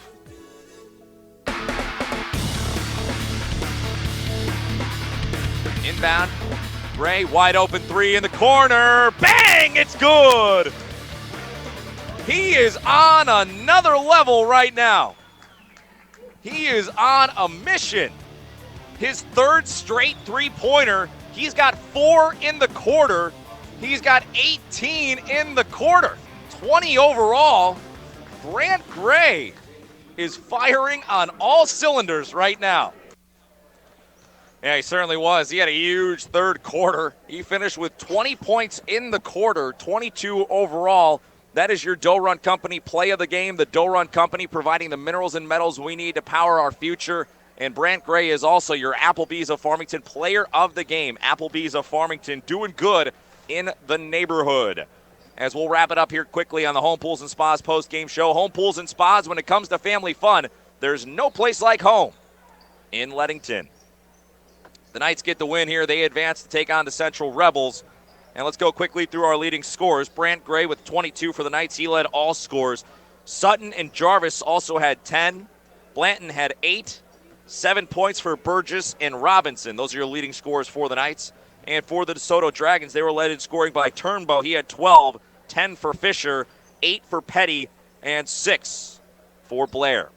That'll do it for us here on the Home Pools and Spas post-game show. We'll take a 30-second timeout. When we come back, we'll jump right into the action for the Fleegs Equipment pregame show for the North County Raiders and the Potosi Trojans boys teams as they're up next here on the MyMO Info Sports Stream. Back in a flash here on Regional Radio.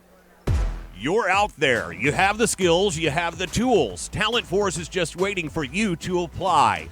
Ready for a career change, a new job? Call Talent Force, the original hometown staffing provider. Talent Force is currently taking applications for several different opportunities. See the positive difference in where you work with Talent Force. Talent Force is the original hometown staffing provider. They're located in the Farmington Industrial Park. They're ready to help you. Call Talent Force today. Farmington High School is proud of their student athletes for striving to live out the core values of excellence, integrity, and purpose. Excellence is achieved in all they do through hard work and dedication. Integrity is displayed by doing the right thing, even if it's not the popular one. Purpose discovered by understanding that life is more about what we can do for others than what we can do for ourselves. The Farmington School District encourages all of their students to continue to pursue those high ideals in every area of their lives, both now and in the future. Go Knights!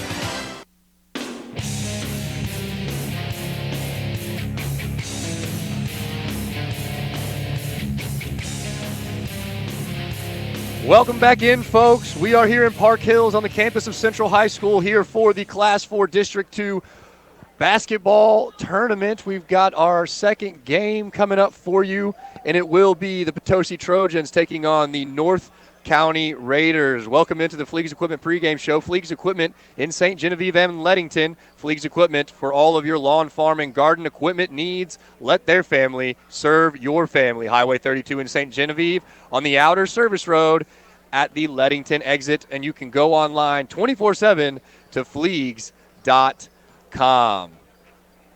Just finished up game number 1 between Farmington and DeSoto. Farmington coming out on top in that one. Now we've got our second quarterfinal game here between the Potosi Trojans and the North County Raiders, and it should be a good one here. We've got the Potosi Trojans coming in at 4-20. Their record really not indicative of the way that they've played so far this season. Just kind of coming out on the wrong end of a few games. We'll hear from Coach Conaway here in just a little bit, and then on the North County side, they're going for a 20-win season. They're sitting at 19-7, and one more win would put them at a 20-win season, something that Coach Palmer talks about in the interview that we'll hear from in just a little bit. That really means a lot to this Raiders team, and they really want to get it going. Of course, if they're going to get it going and going to get that W, their stars Clayton Crow and Carter Kekek are really going to need to step up and have good games here tonight against the Trojans. That's just a little bit of primer, a little bit of setup for what we've got coming up for you here coming up next from Central High School. But we're going to take a quick timeout. We'll be right back. You're listening to Class 4 District 2 basketball tournaments here on the MyMO Info Sports Stream. We'll be right back in just a bit. Are you looking to buy a new home but are running short on funds? Hi, Paul Hale here with New Era Bank. We offer many different loan programs to help accommodate you. Currently, VA, FHA, and USDA are just some of the loan programs that we offer. Our experienced loan staff is ready and waiting to help you find just the right loan to fit your needs, because no two loans are the same. We have also enhanced our website and added many frequently asked questions about home ownership to our website. Visit today at www.newerabank.com. New Era Bank, member FDIC, equal housing lender. Hi, this is Brad Smith at Lucas Smith Chrysler Center, your local home of the no bull deal. The word local, you've heard the phrase shop local, buy local, but do you really think exactly what that means? When you shop here at Lucas Smith, you put your trust in the hands of all of my employees who also eat, play, work, live, and shop local. Jefferson County is their home too. Why drive for miles when you can buy what's right here in your backyard? All we ask at Lucas Smith Chrysler is to give us the chance to earn your business. Please shop local, and remember, Lucas Smith Chrysler Center in Festus. Hi, welcome to the UPS store. Yeah, I'd like to ship this package. Great, I can help you with that and every other ing. Did you just say every other ing? Printing, packing, copying, faxing, freighting, any ing your small business needs. Shredding. Yep. Mailboxing. Uh-huh. Notarizing? That too. Wow, that's really some ing. Now you're getting it. The UPS store. Every ing for small business. And of course, shipping. Hi, this is Jim, owner of the UPS store in Festus. See us now at our new location at 650 North Creek Drive next to Tiger Express Car Wash. In 1973, Comtree was established to meet a great need through opening a halfway house. The spark of meeting residents' needs continues to reignite in 2019. We've expanded our services to become the mental health safety net of Jefferson County while offering nationally recognized dental care and primary care. We invite you to join the Comtree family tree. Call 877-COMTREE or visit us online at comtree.org to schedule an appointment. Welcome to our family tree.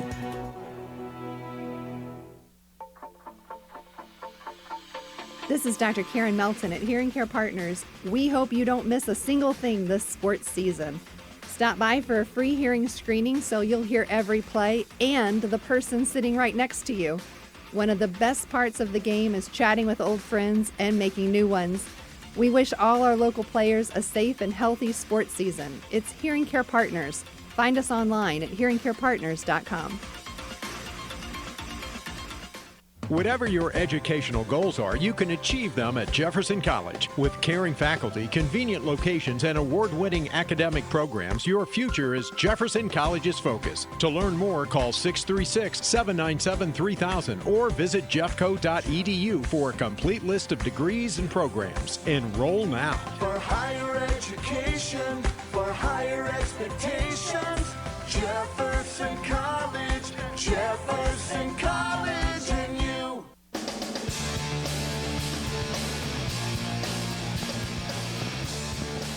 Welcome back in, folks. Well, it's going to be a good one here. Game 2 of 4. You'll be hearing from us here at the MyMo Info Sports Stream. It is Class 4 District 2 action. Right now we're on the boys' quarterfinals. Coming up next will be North County and Potosi.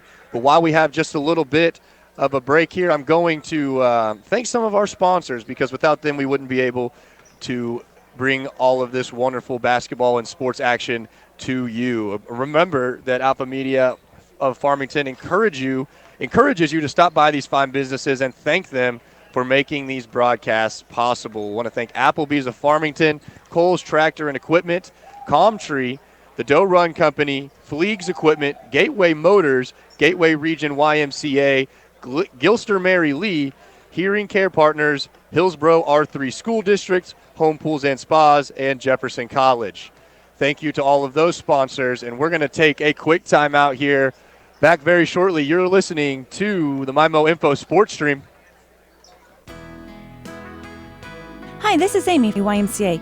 Did you know that we offer swim lessons for children as young as 6 months and sports that begin at the age of 2? Registration is now open for our spring session. Your child will develop confidence and skills that will carry them well into the future. Visit gwrymca.org/Jefferson County to learn more about our spring soccer and volleyball leagues, as well as our swim levels. Contact us at 636-931-9622 for more details or to register. Well, let's check in with Josh Harris now at Midwest Sports Center in Farmington, Poplar Bluff, and Festus. And Josh, I understand the selection of off-road, on-the-road, or on-the-water vehicles is really great right now. Yeah, you know what? This time of year we try and stock up, Mark, and get ready for the riding season. But right now, they've got huge rebates out, rebates up to $3,000 on select products. Stop in and see us. We have 3 great locations to serve you. If you're up north, we've got it in Festus and Farmington, and now in Poplar Bluffs. You can enjoy a hot tub year-round, but nothing beats slipping into a hot tub when it's chilly out. Hi, I'm Megan Osborne.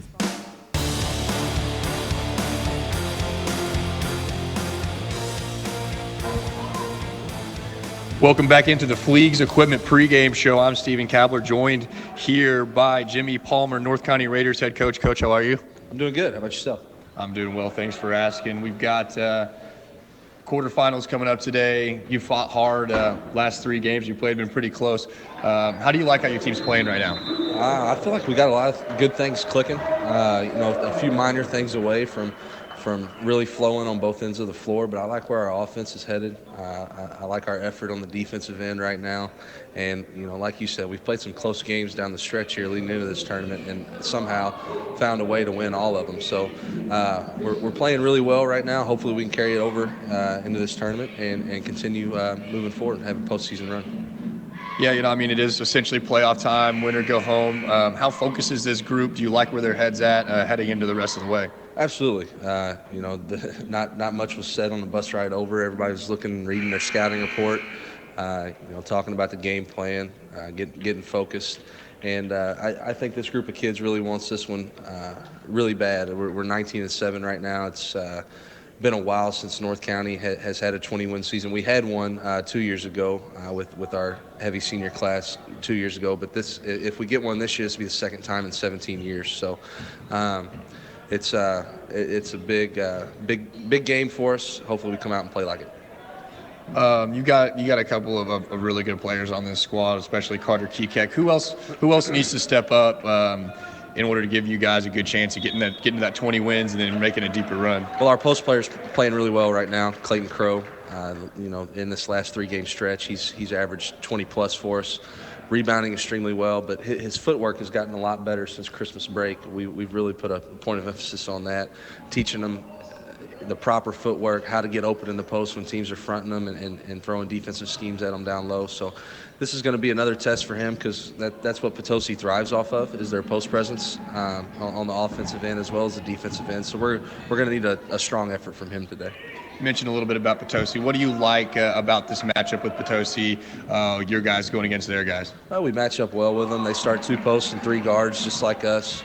The Peppers kid is a pretty solid guard for them. Obviously, Kekek's our best player, so that should be a fun matchup to watch. And then, like I said, Crow and whoever they decide to put on him as far as their inside presence, that'll be a fun matchup to watch as well. All right, and that's head coach Jimmy Palmer, head coach of the North County Raiders. Coach, thanks for your time. Yep, appreciate it. Thanks. And we'll be right back with some Class 4 District 2 boys tournament basketball here on the MyMO Info Sports Stream. Looking for Mineral Area College spirit wear, trendy college wear, school supplies, art supplies? In the market for a new laptop computer or other electronics? Check out our expanded bookstore on Mineral Area College's Park Hills campus. Not sure what to buy? A gift card might be just the thing for the Mac student in your life. Visit Mineral Area College's bookstore today on the Park Hills campus near the Leadington Park Hills exit. It starts here. Mineral Area College.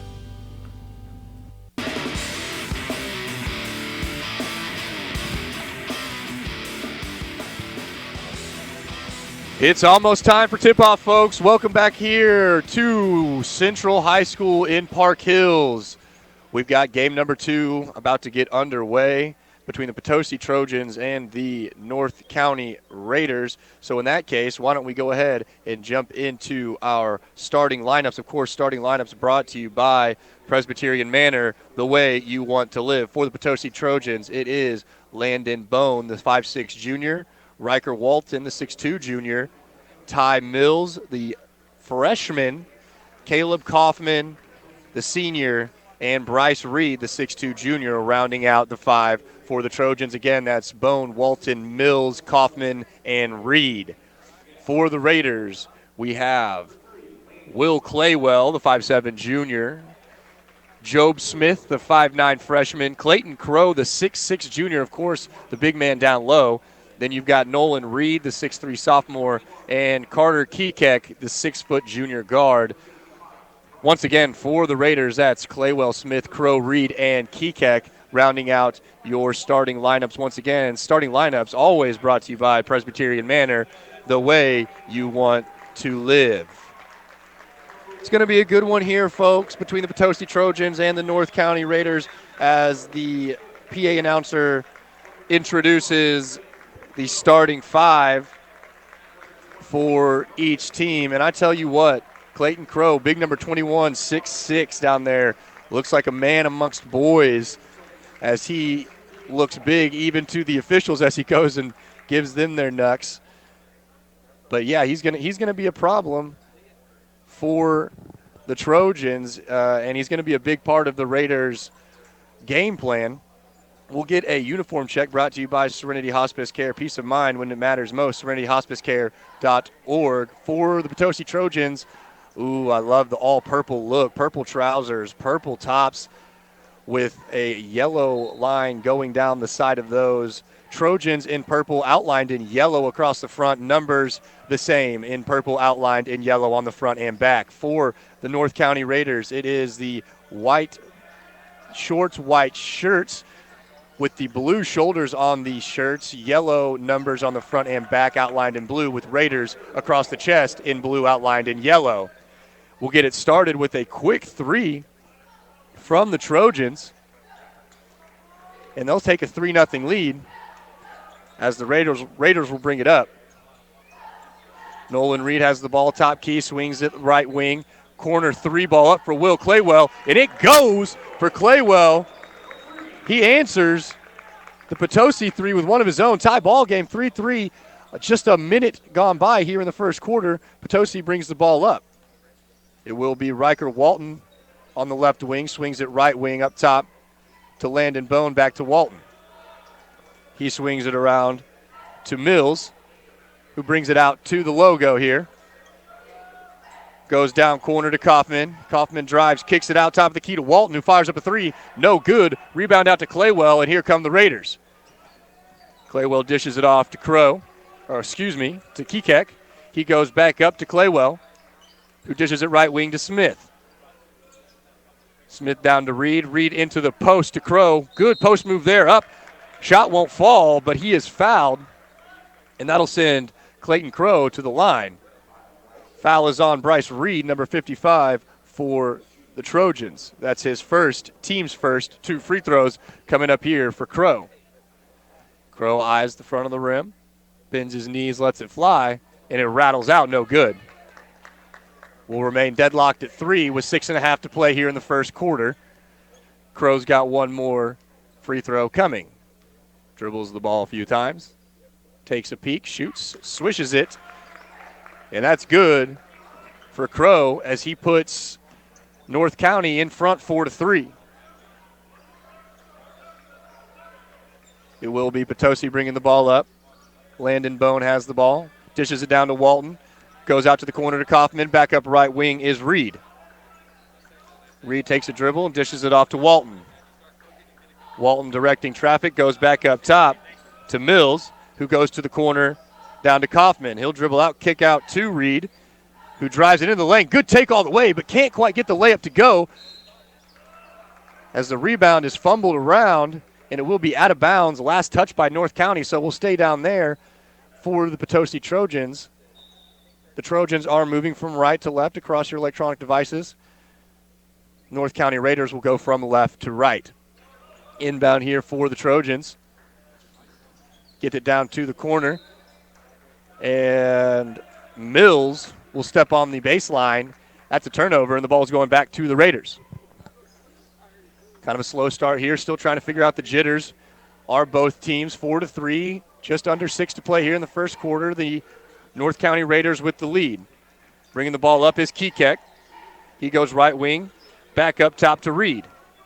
Reed, left-handed dribble back to Kekek in the corner. He'll try to go baseline, crosses over, up, splits the double team, up and in for the runner in the lane. Carter Kekek with his first 2 points of the game to extend the lead to 6-3 for the Raiders with 5.5 to play. The Trojans will bring the ball up into the front court. That is Walton. He dishes it down low to Reed. who's looking to get something going, puts up a little hook in the lane, and it won't fall. That's a rebound out to Reed, Nolan Reed for the Raiders. And he dishes to Kekek, who will walk the ball across the timeline into the front court. Left-handed dribble, dishes it right wing, out to Claywell, who goes down to the corner to Smith. Back up top to Nolan Reed. Down low, great interior pass for Clayton Crow, and he gets an easy bucket there for his third point of the game. 8-3, 5-point lead for the Raiders. Bryce Reed puts up a 3-ball on this end. Won't fall, but a good offensive rebound coming in for Kaufman, and his putback won't go. Rebound out to the Raiders. Kekek pulls up, top of the key, 3-ball, lets it go, and it falls. Beautiful looking release and shot from Mr. Carter Kekek, and that'll make it an 8-point lead, 11-3 with 4.5. Timeout called by the Trojans. We'll take it with them. Of course, timeout's brought to you by Patsy's Furniture. You'll love to shop at Patsy's in Park Hills. Back in 30 seconds here on the MyMo Info Sports Stream. Hey, if you haven't been to Patsy's Furniture in Park Hills lately, then you haven't been to Patsy's Furniture. Man, the selection is as good now as it's ever been. And that's saying something. Seriously, stop by and say hi to Chris and Jamie. The first thing you'll notice is just how nice they are. They won't hard sell you at all. They'll just let you look around and offer you help when you need it. And we're talking about really nice furniture, too, from some of the best-known brand names in the business. Hey, maybe that's why Patsy's Furniture is my only stop when I do my furniture shopping. Patsy's Furniture, right off Highway 67 at the Parkway Drive exit. You'll love to shop at Patsy's.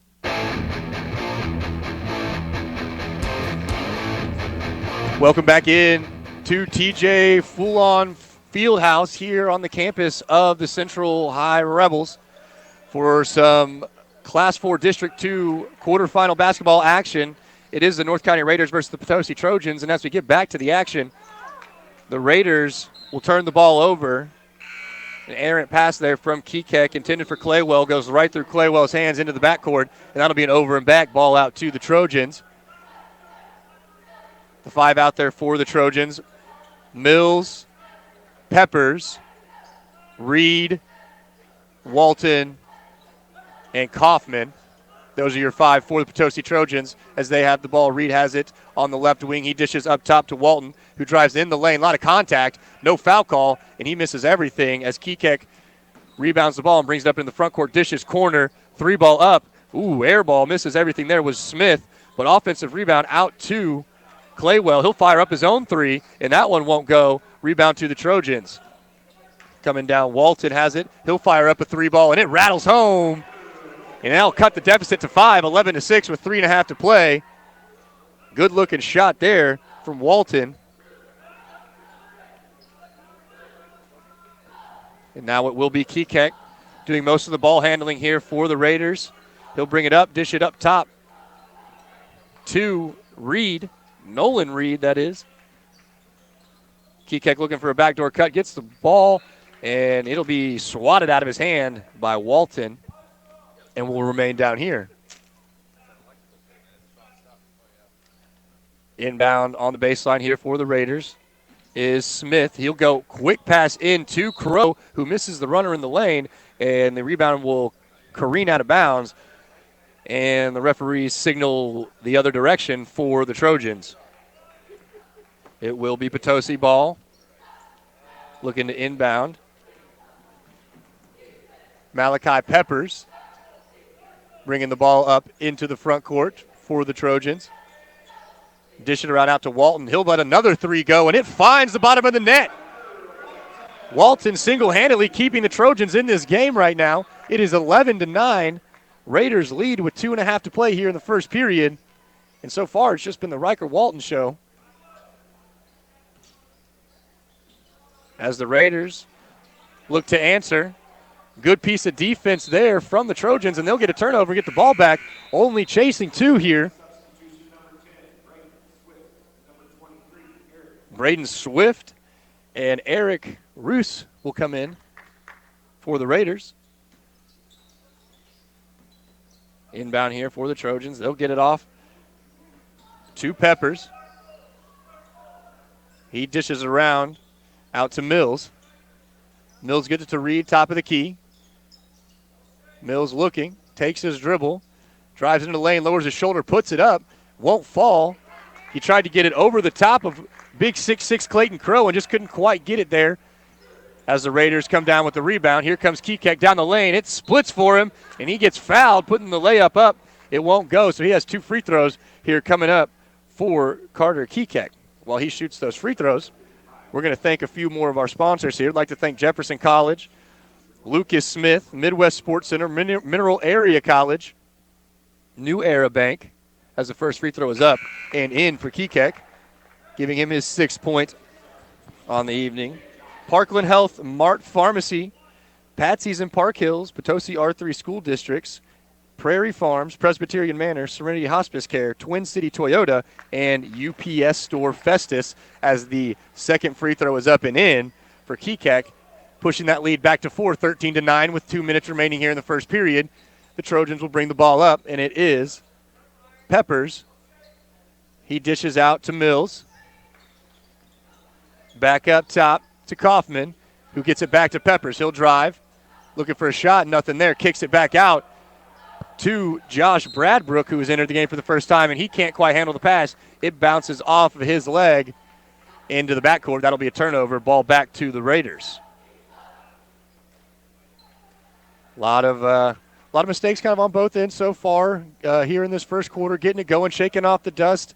Again, it is just past noon here on a Saturday, so we're trying to get into the swing of things, and I'm sure that we'll start to see some more shots fall as the Raiders kick it around the horn, go down low to Crow, who's looking to feast all down there.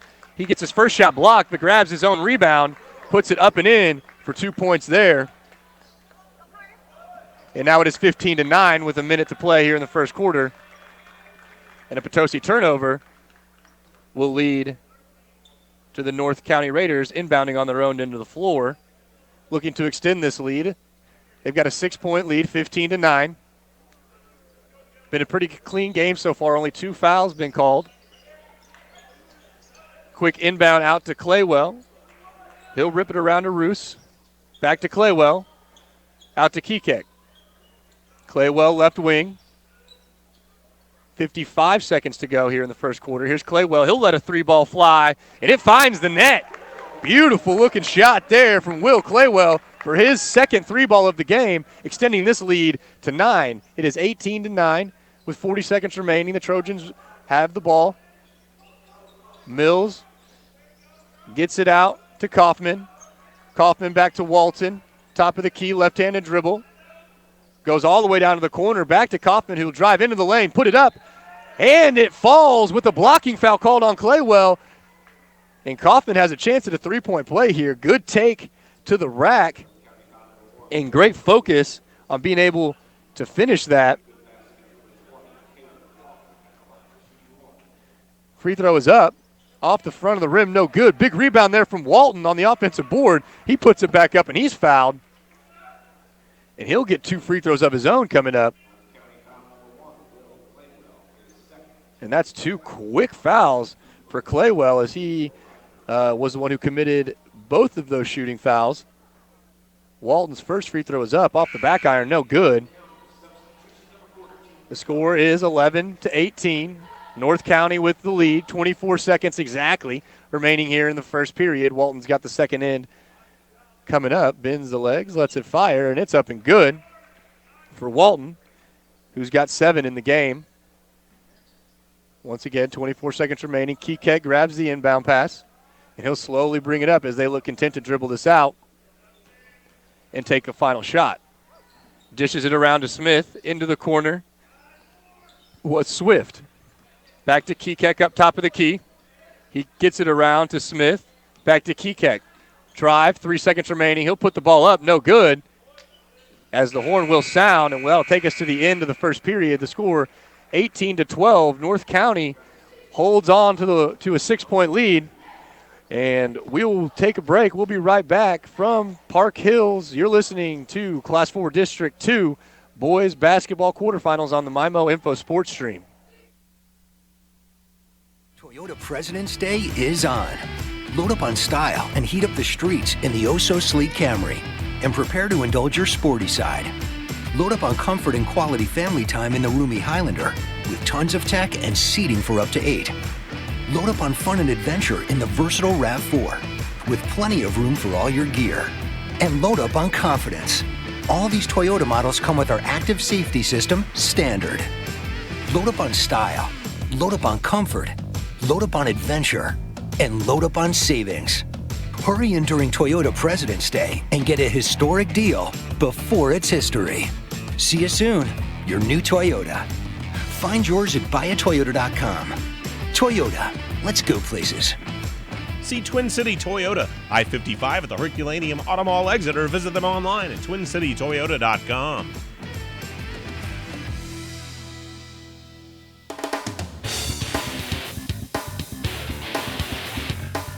Back here for some second quarter action. The score remains 18-12. North County holds the lead over Potosi. And in the first quarter for Potosi, it was really the Riker-Walton show. 10 points, 3 threes. 10 of the 12 put on the board by the Trojans. Here starting the second quarter. North County has possession. Keekak will dish it around. Out to Smith, back to Keekak, top of the key. Swift now has it left wing. As they look to get a little bit of offense going, Keekak pointing people, directing traffic. He dishes out to Nolan Reed, gets it around to Smith on the right wing. Pump fake, goes in. Pump fake again, looking for a cutter. Can't quite find it, and the Trojans are out and running. And there's a foul, and one, as Malachi Peppers goes coast to coast and puts the ball in the bucket and gets the foul, looking for a three-point play opportunity here. Brings the deficit down to only 4, 18-14, only 30 seconds gone by here in the second period. Free throw is up and good for Peppers, as he'll bring the Trojans within 3, a one-possession game. And the Raiders content to slow this down, try and get some good quality offense going as Keekak drives, kicks to the corner. Back up top is Swift. Swift over to Reed. Reed down corner, back to Swift. Thought about it, didn't quite pull the trigger on that one. Kicks it all the way across to Smith, who looks down low for Clayton Crow and gets the ball stolen. Here come the Trojans the other direction. Mills has the ball down in the corner to Kaufman. Kaufman to Walton. He's going to be fouled as he's cutting in towards the lane. That foul will be on Braden Swift. That's his first. That is his first. Inbound for the Trojans. It is Walton with the ball. He dishes all the way across court to Kaufman, who dribbles in, looking for a shot. Pump fake, good. Pump fake, gets his man in the air, but can't quite finish. Gets his own rebound. Fadeaway jumper from the baseline is good. Kaufman cuts into this lead. Now it's just a one-point game, 18-17. The Raiders clinging on to that one-point lead with 6.5 to play here in the first half.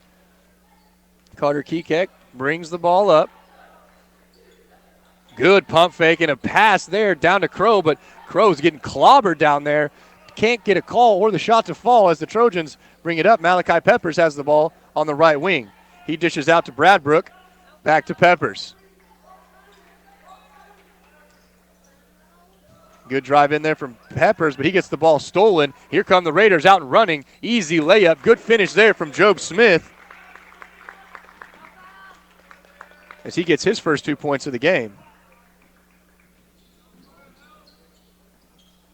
Quick on the other end, come down the Trojans. Peppers finishing quickly, and now we're starting to pick up the pace a little bit here. It is 20-19, Raiders lead with 5.5 to play here in the second period. Little more fast-paced, little more scoring going on here in the second quarter so far. Carter Keekak gets hand checked there. Foul will be on Peppers, number 11. That is his first. Third team foul there on the Trojans. Inbound coming here for the Raiders.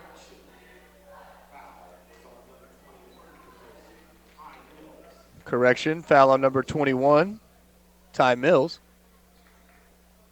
Still only 3 team fouls for the Trojans.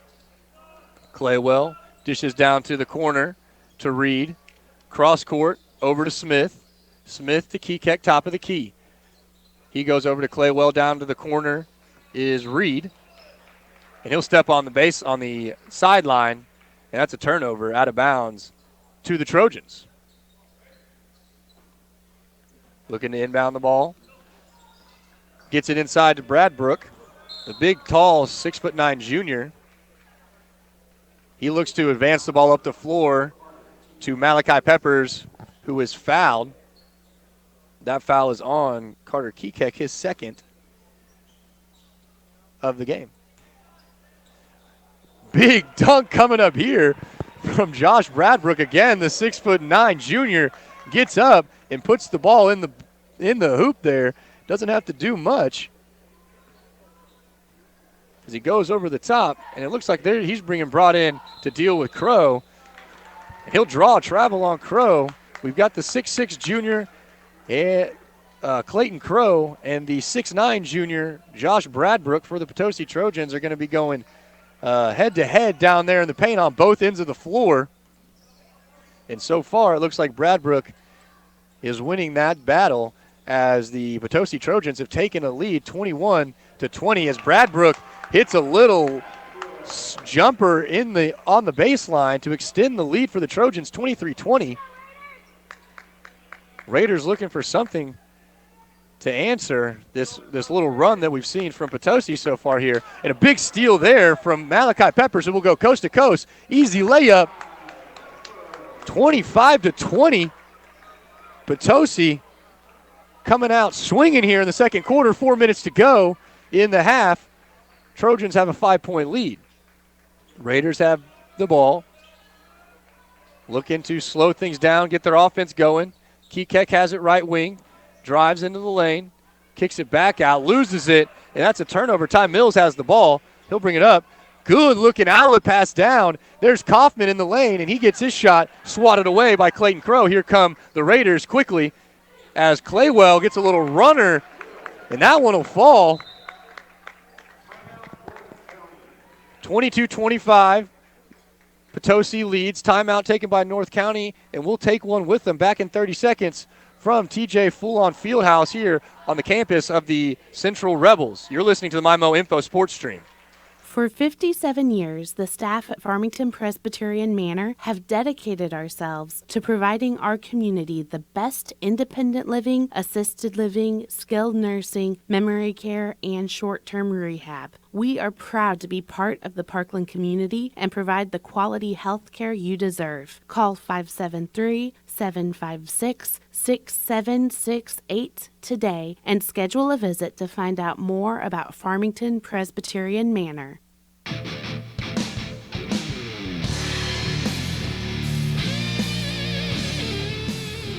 Welcome back in, everybody. We are at Central High School, home of the Central Rebels here in Park Hills for some Class 4 District 2 boys basketball quarterfinal action between the Potosi Trojans and the North County Raiders. Right now, we've had a good one so far. It is Potosi leading North County 25-22, 3:26 remaining here in the second period. It will be Potosi basketball. It is Walton to inbound, and he'll just have to throw it away. Worried about a 5-second call there. Stolen three ball put up by Claywell, and it finds the bottom of the net.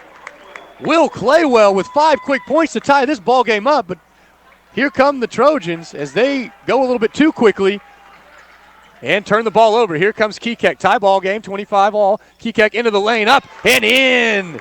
And there's a little bit of what we talked about with Coach in the pregame. Kekek starting to come alive here. Gives the Raiders the lead, 27-25 with 3 minutes to play in the first half. Here is Malachi Peppers. Dishes off to Mills, left wing. Back up top to Peppers. Surveys the floor. Right-handed dribble.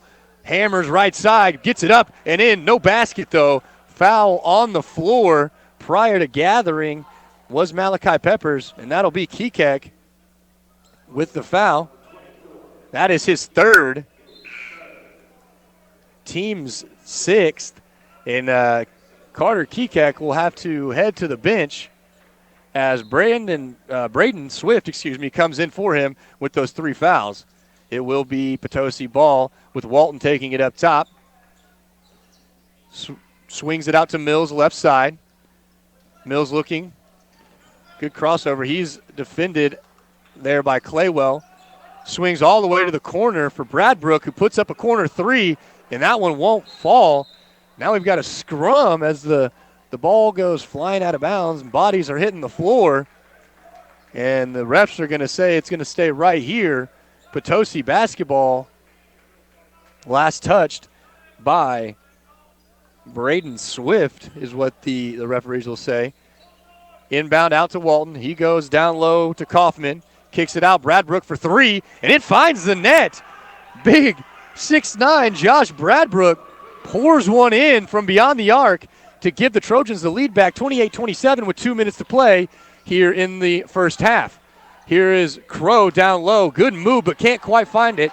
Claywell in the corner, puts up a 3. That misses everything, but a good bit of offensive rebounding here for the Raiders as Nolan Reed picks up the offensive rebound and puts it up and in for his first 2 points of the game. And now we're seesawing back and forth. It is the Raiders in front, 29-28, as Walton has the ball on the left wing for Potosi. We've got 1:30 to go here in the first half. Walton has it up top. He looks for the roll, gives it back to Peppers' left wing, who puts up a shot, and he thought he was fouled, and it rattles home. Great acrobatic work there from Malachi Peppers to swing the Trojans back in front by 1, 30-29. Raiders have the ball. It is Smith. Swings it over to Claywell. Claywell out to Reed, left wing. Reed scanning the floor. Swings it all the way across to Smith. Smith to the corner to Claywell, who's looking down low to Crow. And that ball finds its way into the hands, of the Trojans. Here is Bradbrook up top of the key. Kicks it right wing to Walton. Pick and roll there to Bradbrook. He doesn't do anything with it. Gives it back to Walton. Now they try it again. And good hands there from Nolan Reed to knock that ball out of bounds, or else it looked like Josh Bradbrook had an easy lane to the bucket and probably a big dunk for the junior. But instead, good hands there from Nolan Reed, and it will be Potosi basketball on the baseline. Inbound out to Bradbrook, swings it out to Peppers. Peppers to Mills, top of the key. Right wing Peppers, scanning the floor, looking. He'll dribble it up to the logo. Go to Bradbrook at the free throw line, who will have the ball knocked out of his hands, but Walton is there to grab the loose ball. 25 seconds remaining. Wide open in the lane is Bradbrook, and he hammers down a dunk. Two-handed slamma-jamma from Josh Bradbrook. 32-29, Potosi leads. Big steal here from Malachi Peppers, and he gets an easy bucket. 8 seconds to go here in the game. And just like that, it's 29-34. Here's a last-second heave from Claywell behind the arc. It won't fall. Halftime we go.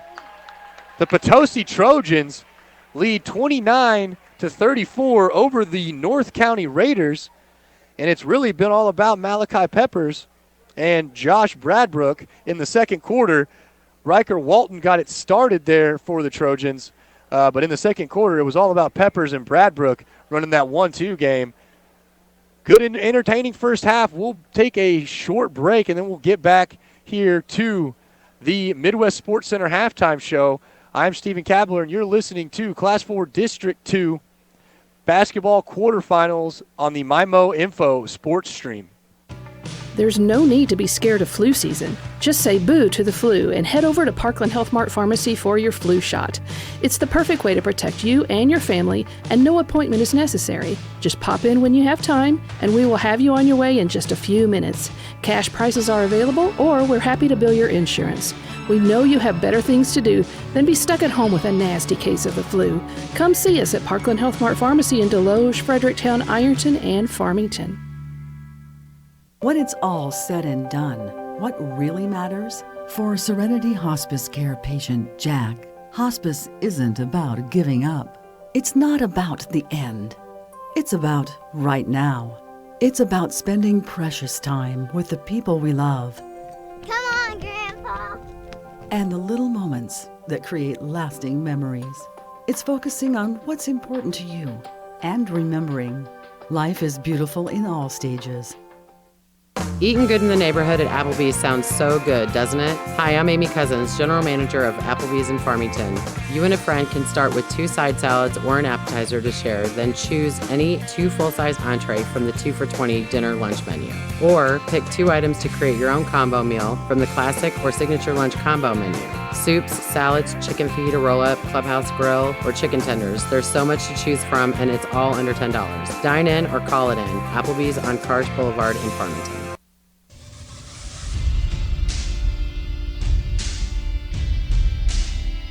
Welcome to the Midwest Sports Center Halftime Show on Regional Radio. This is Josh Harris, the owner of Midwest Sports Center in Farmington. Remember, for all of your on-the-road, off-the-road, or on-the-water fun, come and see us, Midwest Sports Center in Farmington. Midwest Sports Center Halftime Show. Stop by, see Josh and the gang at Midwest Sports Center today on Walker Drive in Farmington. Kawasaki, Suzuki, Polaris, Can-Am, Spiker, and Sea-Doo. Like them on Facebook or shop them online at Midwest Sports Center. On the road, off the road, or in the water, Midwest Sports Center has it all. Welcome back in, everybody, to the Mineral Area College broadcast booth. This is the Midwest Sports Center Halftime Show. I am Stephen Kabler, joined alongside by Brandon Pavlina. And entertaining first half there. Potosi leads North County 34-29. And why don't we go ahead and take a peek at some of our first half highlights here, coming in from the Doe Run Company, providing the minerals and metals we need to power our future. Now let's take a peek at these first half highlights. Left-handed dribble, dishes it right wing, out to Claywell, who goes down to the corner to Smith. Back up top to Nolan Reed, down low, great interior pass for Clayton Crow, and he gets an easy bucket there for his third point of the game. 8-3, 5-point lead for the Raiders. Rebound out to the Raiders. Kekek pulls up, top of the key, 3-ball, lets it go, and it falls. Beautiful looking release and shot from Mr. Carter Kekek, and that'll make it an 8-point lead, 11-3 with 4.5. Dishing around out to Walton. He'll let another 3 go, and it finds the bottom of the net. Walton single-handedly keeping the Trojans in this game right now. It is 11-9. Raiders lead with 2.5 to play here in the first period. So far, it's just been the Riker Walton show to answer this little run that we've seen from Potosi so far here. And a big steal there from Malachi Peppers, who will go coast to coast. Easy layup, 25-20. Potosi coming out swinging here in the second quarter. 4 minutes to go in the half. Trojans have a 5-point lead. Walton to inbound. And he'll just have to throw it away. Worried about a 5-second call there. Stolen 3-ball put up by Claywell, and it finds the bottom of the net. Will Claywell with 5 quick points to tie this ball game up. But here come the Trojans as they go a little bit too quickly and turn the ball over. Here comes Kekek. Tie ball game, 25 all. Kekek into the lane, up and in. And there's a little bit of what we talked about with Coach in the pregame. Kekek starting to come alive here. Gives the Raiders the lead, 27-25 with 3 minutes to play in the first half. 25 seconds remaining. Wide open in the lane is Bradbrook, and he hammers down a dunk. Two-handed slamma-jamma from Josh Bradbrook. 32-29, Potosi leads. Those are your first half highlights brought to you by the Doe Run Company, providing the minerals and metals we need to power our future. We'll take a quick time out here, and whenever we come back to the Midwest Sports Center halftime show, we'll hear from head coach Terry Noble of the Farmington Knights, who secured a victory earlier just before this game. So we'll be right back. You're listening to the MyMO Info Sports Stream. Rolling hills, wooded forest, pasture, crops. If you've ever dreamed of having a place of your own in the country, we can help. So get back to your roots and back to the country with a fixed-rate loan from First State Community Bank and our partner, Farmer Mac. We'll work hard to find the right financing for your recreational property. See the team today or visit fscb.com for more information. First State Community Bank, member FDIC, equal housing lender.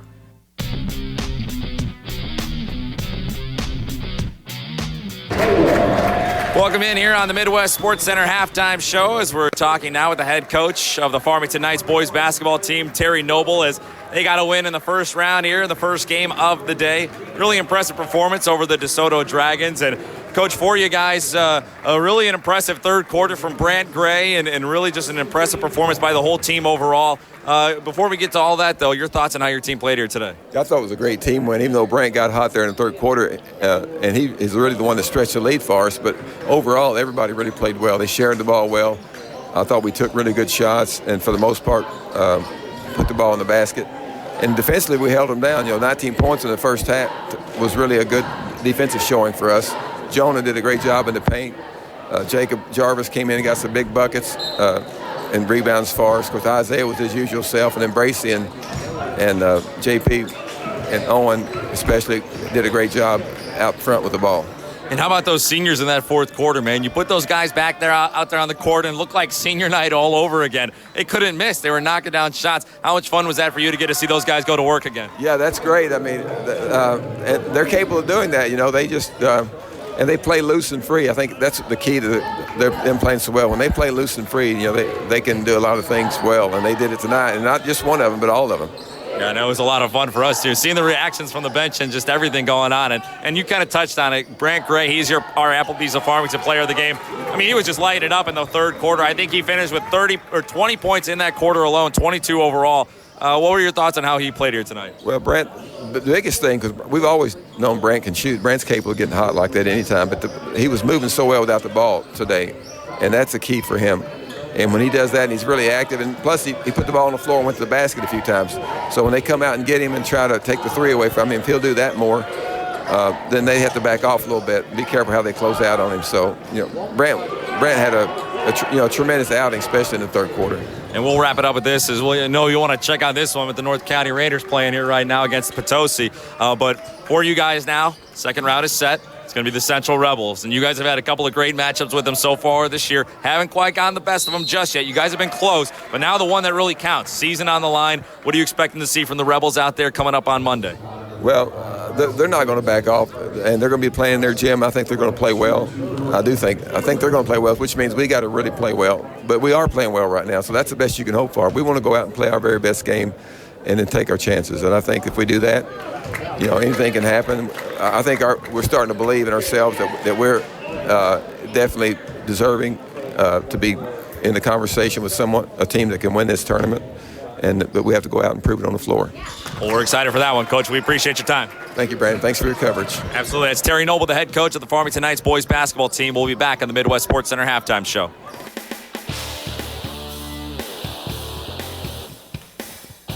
That was Farmington Knights head coach Terry Noble talking about his win earlier this morning and his matchup coming up with Central coming up later this week. Let's get a little bit into the first half stats before we jump into the second half of action.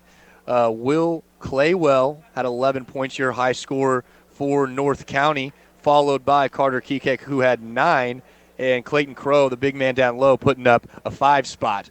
For the Potosi Trojans, it was Josh Bradbrook, who had 9, Riker Walton with 10, but your high score is Malachi Peppers. He had 11. So 2 players, almost 3 players in double-digit scoring for the Trojans. A really good paced game so far. Kind of started off a little bit slow, but started to pick up. And Malachi Peppers, first of all, first team, all-name team for Malachi Peppers. That's a no-brainer. But here at the break, I'll tell you what, North County has been a really, really good team this season, and they're taking on the 6th seed in the tournament, the Potosi Trojans, who I think nobody could have expected this score here at halftime. North County's got to really start to turn it on here. Your season is on the line. There is no tomorrow at this stage of the campaign, and Potosi right now needs a little bit more of a sense of urgency here in the second half. Yeah, as Riker Walton puts up a 3-ball there, looking to start the second half as he started the game, but it careens off the front iron and goes out of bounds. Ball out to the Raiders. And like you said, Brandon, they're really going to need to start picking things up, get their offense rolling, and get Crow on a roll down low. because whenever he gets going, it kind of opens up the outside, and I feel like that's where Kikex will thrive if he can get wide open shots if Crow's drawing all the attention down into the paint. As Malachi Peppers puts up a three ball that won't fall, Crow grabs the rebound. Kikex going coast to coast down low, and he will be hammered. Foul, and he'll shoot two. That's Ty Mills. That foul's on Ty Mills, his second. Carter Kikex heads to the line, and when he heads to the line, we'll thank some of our sponsors: Applebee's of Farmington, Coles Tractor and Equipment, Comtree, the Doe Run Company, Fleegs Equipment, as the first free throw's up and in for Kikex. Gateway Region YMCA, Gateway Motors, Gilster Mary Lee Hearing Care Partners, Hillsboro R3 School Districts, and Home Pools and Spas. Second free throw for Kikex is up and in, and he gets 2 points, 2 quick points on the board as only a minute has ticked off the clock here in the third period. The score is 31-34. The Trojans lead. Trojans lead and have the ball. Bryce Reed up top. A lot of fighting down low. There will be a penalty, a foul on number 14. Job Smith, that's his first. As the Trojans look to inbound here, Walton has the ball. He'll dribble, give it off to Peppers on the right wing, drive all the way to the bucket. Good dish off there. He finds Bryce Reed cutting to the basket, who puts up a shot. Can't quite get it to go, but he's fouled by Clayton Crow. 2 free throws coming up for Bryce Reed. Spins the ball in front of him. Eyes of the rim, lets it fly. Back iron, doesn't get the friendly roll, and he'll miss that front end. 34-31 is the score. 6:40 remaining in the third period. Second free throw is up and no good. Kikex on the rebound. He brings the ball into the front court, dishes corner to Claywell, lets a three ball fly, and it won't go, but Kikex will chase down the offensive board. He'll handle it on the right wing. Crossing over, bringing it back up to the top of the key. Hits Claywell left wing, dishes it back to Kikex. He'll spot up, pump fake, drive, kicks it out to the corner. That's Job Smith, lets a three ball go, and he gets a friendly roll as that one falls. Job Smith, his first points of the half, ties the ball game at 34 with 6 minutes to go here in the third stage. Malachi Peppers turn to let a three ball go, and he finds the bottom of the net. 3 more points for Mr. Peppers. That's 14 on the day for him so far, and he puts the Trojans back out in front, 37-34. Here is Smith, dribbling right wing, gives it to Kikex, looking to shoot, pump fakes, dishes it all the way across the court to Claywell. He'll let the three ball go, and it won't fall. Rebound out to Peppers, who will go coast to coast all the way down. Nobody picks him up, but just in time, there's Kikex to alter the shot, and it won't fall. Battle for the board, but it is out of bounds. Last touched by the Trojans. It will be North County basketball after we get a shoe tied on the floor. Claywell to inbound to Kikex. Will slowly bring it up across the half-court line. Looking towards the bench to get the play call. Dishes it out to Smith, left wing. Back to Claywell on the right wing. Here's Reed to Claywell to Kikex. Spots up, no shot, drives in the lane, and dribbles the ball off of a teammate's shoe. And now we've got a lot of disagreement from the bench. But as it stands, it will be Trojan basketball. Mills brings the ball up into the front court. He looks over, dishes it down to the corner to Reed. Reed gets it to Walton, left wing. Walton back up top to Mills. Mills to Peppers. Peppers controls, dishes left wing to Mills. He'll go right-handed dribbler back to Peppers, who will travel as he pump fakes and looks to run at the same time. Can't do that. Turnover, ball back to the Raiders. 5 on the floor for the Raiders. It is Kekek, Smith, Claywell, Crow, and Reed, the original starting 5. Kekek dishes out to Smith, down low to Crow, who can't quite find the bucket, and he's been having trouble finding the bucket all night. Fast break here. Dishes it down to Caleb Kaufman, who gets shoved as he goes up for a bucket. Ball won't fall, but he'll have 2 free throws coming up. Foul is on Nolan Reed. 2 free throws coming up for Caleb Kaufman. We'll thank some more of our sponsors. Jefferson College, Lucas Smith, Midwest Sports Center, Mineral Area College, New Era Bank, Parkland Health Mart Pharmacy, and Patsy's in Park Hills. Second free throw is up and in for Kaufman. And it will be Raider basketball. Here's Kekek looking to dribble drive. Takes it all the way in. Scoop and score. And if I'm North County and head coach Jimmy Palmer, I'm saying, Carter, Mr. Kekek, we need to see more of that. Timeout is called. We'll take it with them. Timeout's brought to you by Patsy's Furniture. You love to shop at Patsy's. Back in a flash.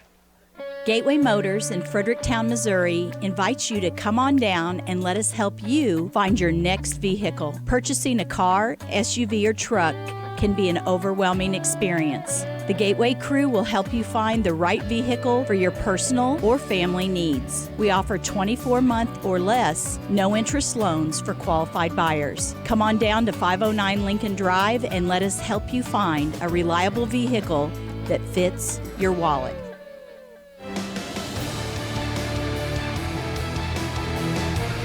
Back in here to the Mineral Area College broadcast booth. I'm Stephen Kabler. You are listening to Class 4 District 2 quarterfinal action between the Potosi Trojans and the North County Raiders.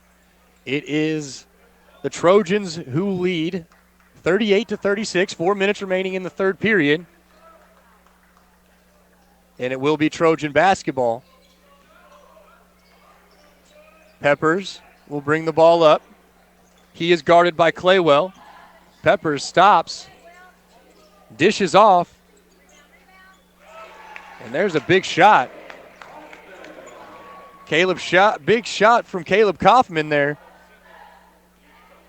His second and third point of the half. 36-34 with 3.5 to play in the third period. Kekek spots up, looks it, knocks it down. 3-ball falls. And that's 5 quick points for Carter Kekek, and he's going to need to get it going.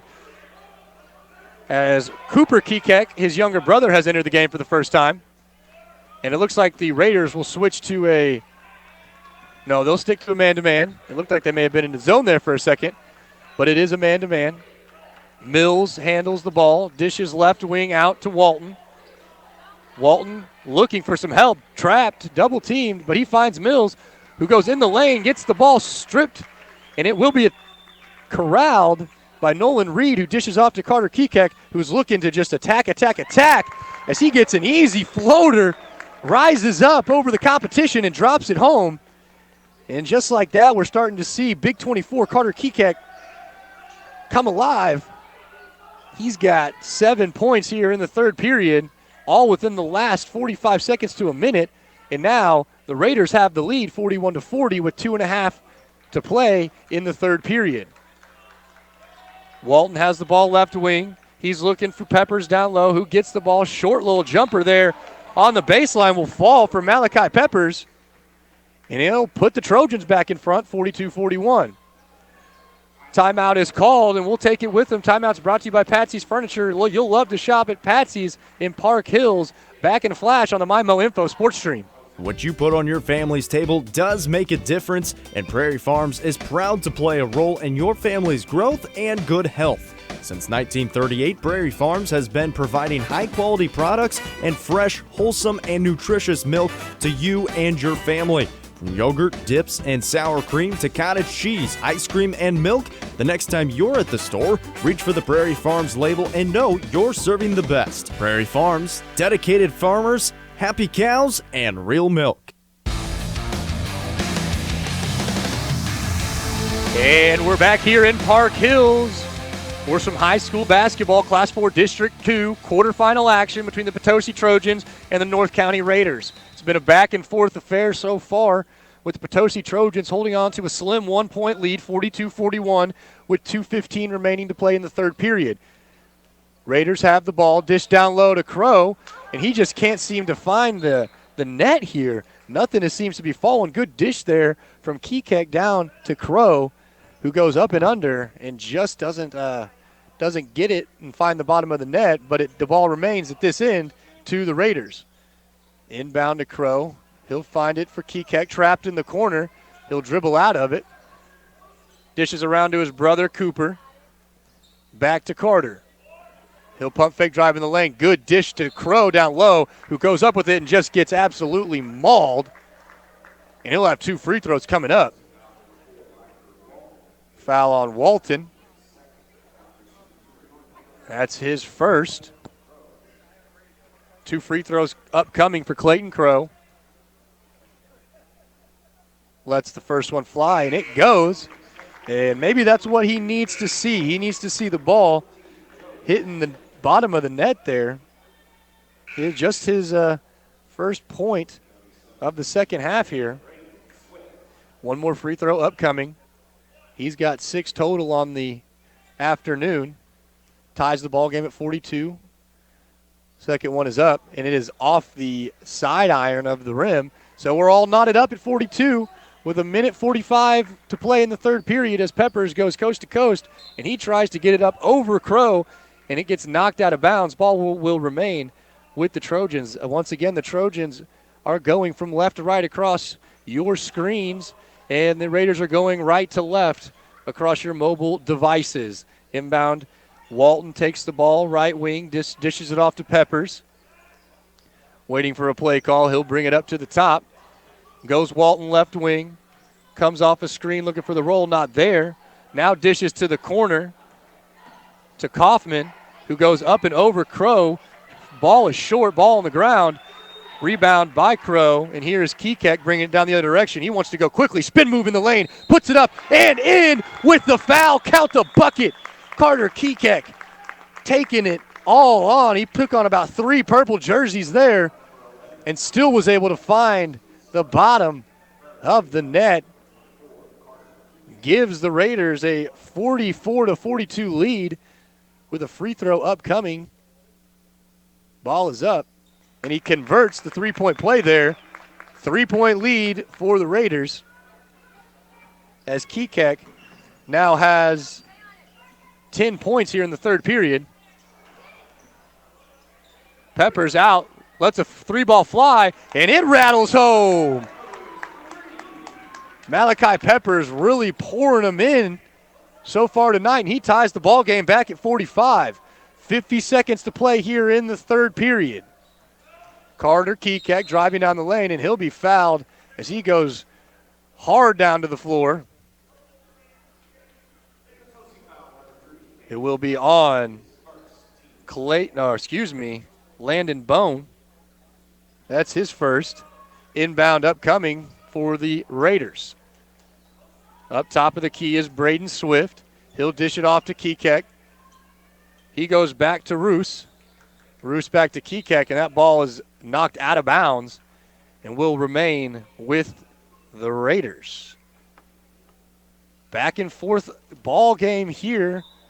Started off with the Raiders jumping out to a quick lead, but the Trojans made a fierce comeback to take a brief lead of their own, and now it's been back and forth all day. Good find down low. Kekek to Crow, and there's some buckets there for the big man down low as the Raiders retake the lead 47-45. Malachi Peppers driving into the lane, and he's tripped up. That will be a foul on Job Smith, number 14. Team's fourth. 18 seconds to play here in the third period. The Trojans looking for a last shot. Good crossover backstep from Peppers, and he gets the friendly roll on the three-pointer to give the Trojans the lead, 48-47. 6 seconds to go. Let's see if Kekek has an answer. He'll pull up, rise up, shoot, short. Rebound is grabbed by Smith, but at the buzzer sounds. That'll take us to the end of the third period. One stanza remaining. The Potosi Trojans lead 48-47. We'll be back in just a second for the final quarter of action here in Park Hills on the MyMo Info Sports Stream. Fliggs Equipment was founded as a family-owned and operated business, where it remains to this day. Known best for selling exceptional equipment such as Case IH, Hustler, Vermeer, Cub Cadet, Massey Ferguson, and many more. Fliggs Equipment is a proven company with certified technicians and customer service where you're more than just a number. Our certified technicians can diagnose, troubleshoot, repair, and maintain your equipment. Not just one color, but every color. Even if you don't purchase your equipment here, we can provide you with the best service available and the largest selection of parts. As the months turn colder, it's time to service your equipment, get it ready for spring and summer. Winterize your equipment and tune up any equipment that you'll need over the winter. We do that here, and we do it well. If you're in the market for a new compact tractor, blades, whatever the need, see us here at Fliggs Equipment. Make us your first stop. Fliggs Equipment, Highway 32 in St. Genevieve, and on the Outer Service Road in Ludington. Online 24/7 at fliggs.com. Fliggs Equipment. Let our family serve your family.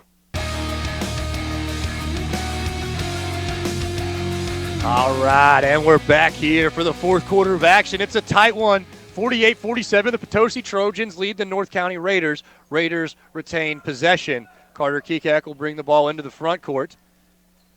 He's been attacking all second half, and it's been working for him, getting fouls called and getting buckets to fall. So let's see if he continues his aggressive nature here in the final period. He dishes to the corner. Good cut. Great pass, but the ball just won't drop. That's Nolan Reed. Rebound out to Bradbrook, who is fouled. And that's foul on number 21, Clayton Crow. That's his second on the evening, fifth team foul, as the Trojans will bring the ball up. It is Malachi Peppers. Stops, dishes out to the corner for Bradbrook, who lets a three ball fly, and it goes. Big man got range.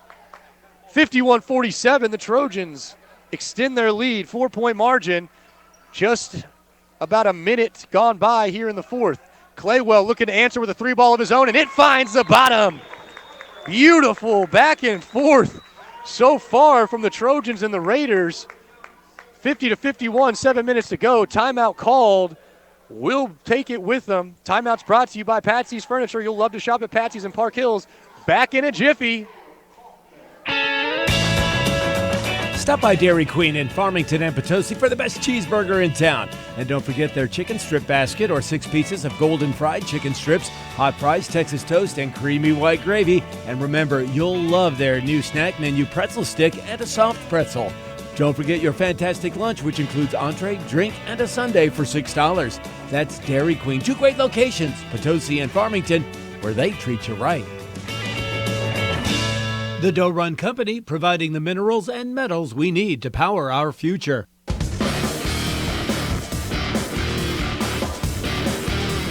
As always, timeout's brought to you by Patsy's Furniture. You'll love to shop at Patsy's in Park Hills. Speaking of Park Hills, we're here in Park Hills on the campus of Central High School, home of the Rebels, inside the TJ Foulon Fieldhouse. It's a close one, 50-51. The Potosi Trojans lead the North County Raiders with 7:03 remaining to play in the game. Remember, this is win or go home time. Postseason play as the Raiders get a steal there. Now the ball is all on the floor. Carter Kekek gives it to his brother Cooper, who dishes it out to Claywell. 3-ball, it's good! Claywell's had the hot hand from downtown, and he gives a big clap and a yell as the entire Raiders bench is standing up, flexing the muscles. 53-51. Raiders take the lead back. And on the inbound there, they'll get the ball back as well. Raider basketball in the corner is Nolan Reed. He gives it out right wing to Kekek. Claywell in the corner, down to Reed, low post to Crow on the other side. He's got an easy bucket, up and in, and it goes with the foul. Now Clayton Crow, starting to find his rhythm, and he's got a chance for a three-point play here. Foul on Malachi Peppers, just his second on the evening. Team sixth. North County has the lead back, 55-51, as Crow looks to complete the three-point play. Free throw is up, and it's good. 56-51, 6:38 remaining to play in the game. It's been a back-and-forth affair all night as Peppers looks to bring the ball up. He'll go around the back, dribbles in between everybody. Good Euro step, looks to get a layup, but it's knocked away by Crow. And here comes Kekek down the lane, kicks it out to his brother. But he dishes off to Claywell, who has the hot hand, and yes, sir! That one will go as well. 3 straight three balls from Will Claywell. And the Raiders have opened up an 8-point lead, 59-51, 6 minutes to go.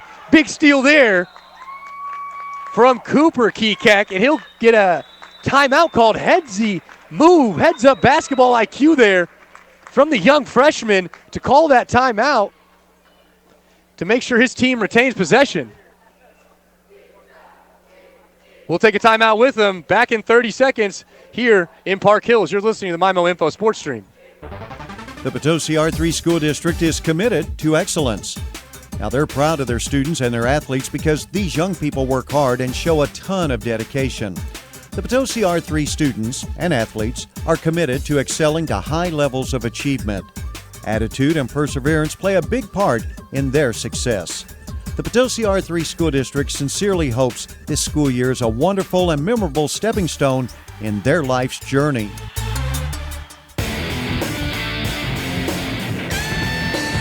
Six minutes remaining here in a winner-go-home quarterfinal game. Class 4 District 2 basketball tournament, 59-51. North County leads Potosi. As we get back down to action, Carter Kekek takes the ball in and is fouled going up. 2 free throws coming up. Foul on Bryce Reed, his third. Kekek lets it fly, and it's up and in.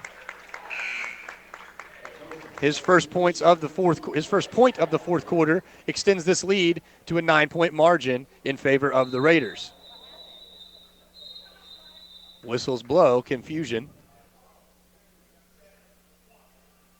We're going to reset as they try to switch Crow into the lane area, but it was after they had already given Kekek the ball. Well, I was going to say, that. That's an odd spot for Cooper Kekek to be all the way down there when you got number 21 standing on the other side. A little bit of a size difference there between number 5 and number 21, but hey, it's all heart down there for number 5. That's what I was going to say. You know what, Cooper, man, he's already shown off that grit here in this ball game so far, and that's why he's down there. He didn't know he could battle for those rebounds. Also, maybe knowing that his brother's going to sink home the free throw there. That's part of it too. 10-point margin here. The Trojans trail the Raiders 6:51-61. 5:50 remaining to go here in the fourth quarter. Bradbrook will dish it off to Peppers, who lets a 3-ball fly. Too strong. Rebound out to Nolan Reed, and he's fouled by Walton. And now that is 8th team foul on the Trojans. And for the remaining 5 minutes and 40 seconds, every time a foul is called on the squad in purple, the North County Raiders will be shooting free throws. And that's going to make it awfully tough as the Trojans hung around throughout the course of this game. But here late, a couple of big threes by Claywell and some good defense being played. And it's a quick 10-point margin. And the last thing Potosi needs is for the Trojans to be able to tack on to that lead with the clock not going anywhere. Missed free throw by Nolan Reed. Rebound out to Potosi. And there will be a foul called. That foul is on Cooper Kekek, his first. And 16 foul on the Raiders. Peppers handles the ball, brings it back to the top of the key. Running some traffic direction over there. Gets it over to Mills, who gives it to Walton. Walton lets the 3-ball fly. He called glass. I heard it. It falls. 3 ball for Riker Walton. And that's his first points of the fourth quarter. Timeout called, and we'll be right back on the MyMo Info Sports Stream. The staff and students at Hillsboro R3 School District would like to take this time to recognize all of their diligent athletes. They are proud of each and every one of their athletes and understands what it takes to be part of a successful team. They are honored to stand by each and every one of their athletes. Hillsboro R3 understands their efforts to be a hardworking and dedicated team member. The countless hours you have put in do not go unnoticed. Keep up the good work, Hillsboro Hawks.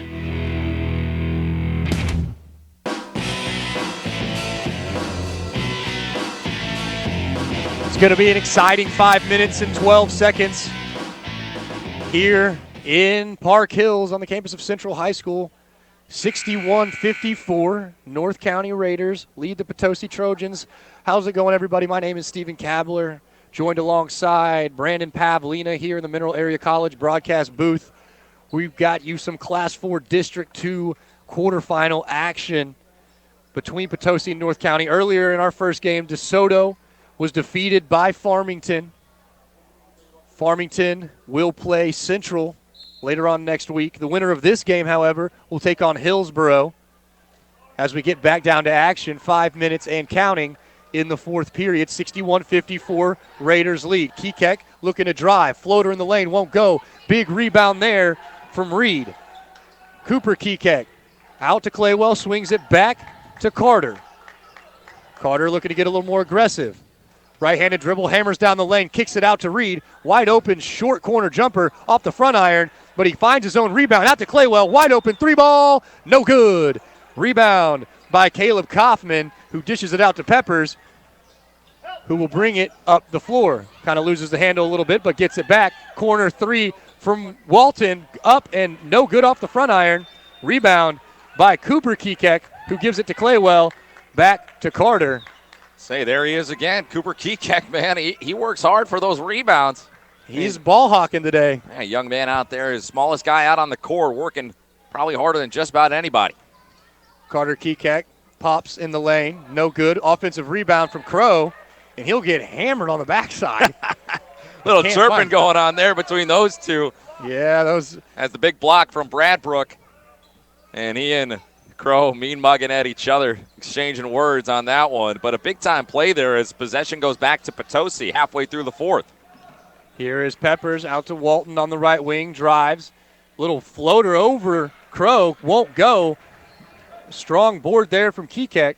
He's content to slow this ball up and let the clock run out with 3:40 to go and a 7-point margin.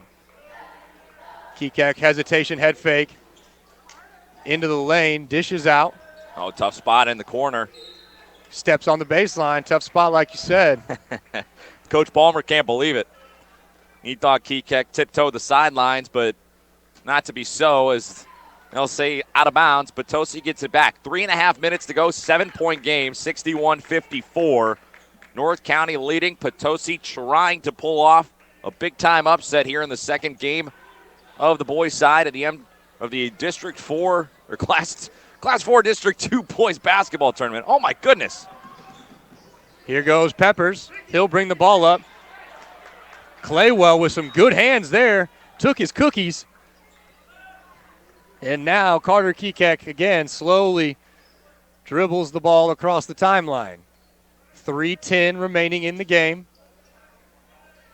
Kekek dribbles around, looking for something off to Claywell, right wing. Short corner back to Kekek. Comes off a Claywell screen down in the lane. Nowhere to go with it, and dishes it back out to the right wing to Claywell. Two-man action between Carter Kekek and Claywell, and Kekek got a little too close to the sideline there and dribbles the ball, turns it over back to the boys in purple. 2:51 to go. 61-54. As Peppers will head to the bench to get a quick breather before, I'm sure, taking us home here for the Trojans. Walton has it top of the key. We'll dish it around to Mills, left wing. Mills out to Kaufman. Over to Walton, right wing. Back to Mills. at the top of the arc. He dribbles in looking for something, nothing doing. Bradbrook has it, and he dishes off to Landon Bone. Bone to Walton, to Kaufman in the lane, and he'll travel. Took a step before he put the ball on the hardwood, and that's a turnover. And 2:22 remaining in the fourth period. And if you're Potosi, that's an unfortunate possession there. You run a lot of time off the clock and then have nothing to show for it. Still down 7, 61-54. Yeah, it's not exactly ideal, right, to give a turnover away and let North County bleed some more time off the clock. You're not quite into desperation mode for Potosi where they have to start fouling and have to start heaving up some threes, but they're going to need a stop sooner than later. Good drive there from Carter Kekek as he just splits through the lane like a hot knife through butter, gets the ball to fall, and the foul. An opportunity for a three-point play here. And he's at the line shooting one.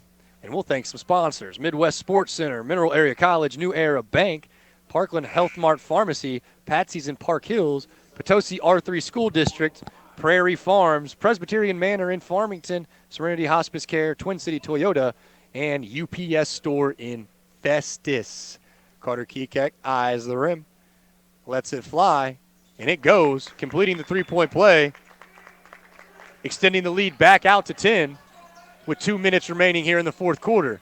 Potosi looking for some magic.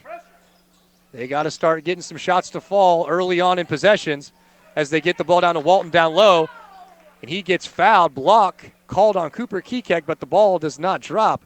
2 free throws coming up here for Walton. And this is, almost ideal if you're Potosi. You like to score points with the clock not moving, but with 1:50 to play, down 10, you got to make them all as Walton eyes the front end of this. 2 shots, and then the first one falls. And that's his 4th point of the fourth quarter. Second one is up, and it goes. Cuts the margin down to 8. Timeout called by Potosi. We'll take it with them, folks. You're listening to Class 4 District 2 quarterfinal action on the MyMo Info Sports Stream. The faculty and staff at North County St. Francis County School District are proud of their students and athletes. It takes hard work, dedication, and commitment to be a good, successful student and athlete. Each student and athlete will have different goals and even different ways and timing of achieving those goals. So be yourself and excel to the very top. Good luck on a great year and a great season from the faculty and staff at the North St. Francis County School District.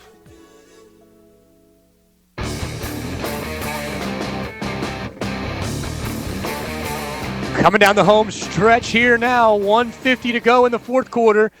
8-point game between the Potosi Trojans and the North County Raiders. North County leads 64-56. Winner advances to the semifinals of the Class 4 District 2 boys basketball tournament to take on Hillsboro later on next week. 1:50 to go here for the Trojans, looking for some comeback magic, and the Raiders looking to hold off a potential comeback. It will be Raider basketball. Cooper Kekek to inbound. He gives it off to Will Claywell. Back to Kekek, who goes to Crow. Out to Carter Kekek, breaking the press of Potosi. He's on the sideline yet again. Desperation pass out, swings it around to Cooper Kekek, who hits Claywell, who was wide open, but wisely doesn't take the shot there. Instead, opts to run some more clock as he then picks up his dribble and travels. 1:28 to go. 8-point ball game. Trojans have the basketball. Need to score quickly and often as Malachi Peppers brings the ball into the front court. Peppers gives it to Walton. Walton into the free throw line to Kaufman, who lets a ball fly, won't go. Battle for the rebound down low. And now we've got bodies falling all over the place. Walton and Kekek, Carter Kekek end up on the floor, and they say the ball will remain with the Trojans. 1:15 to go. Trojans chase 8.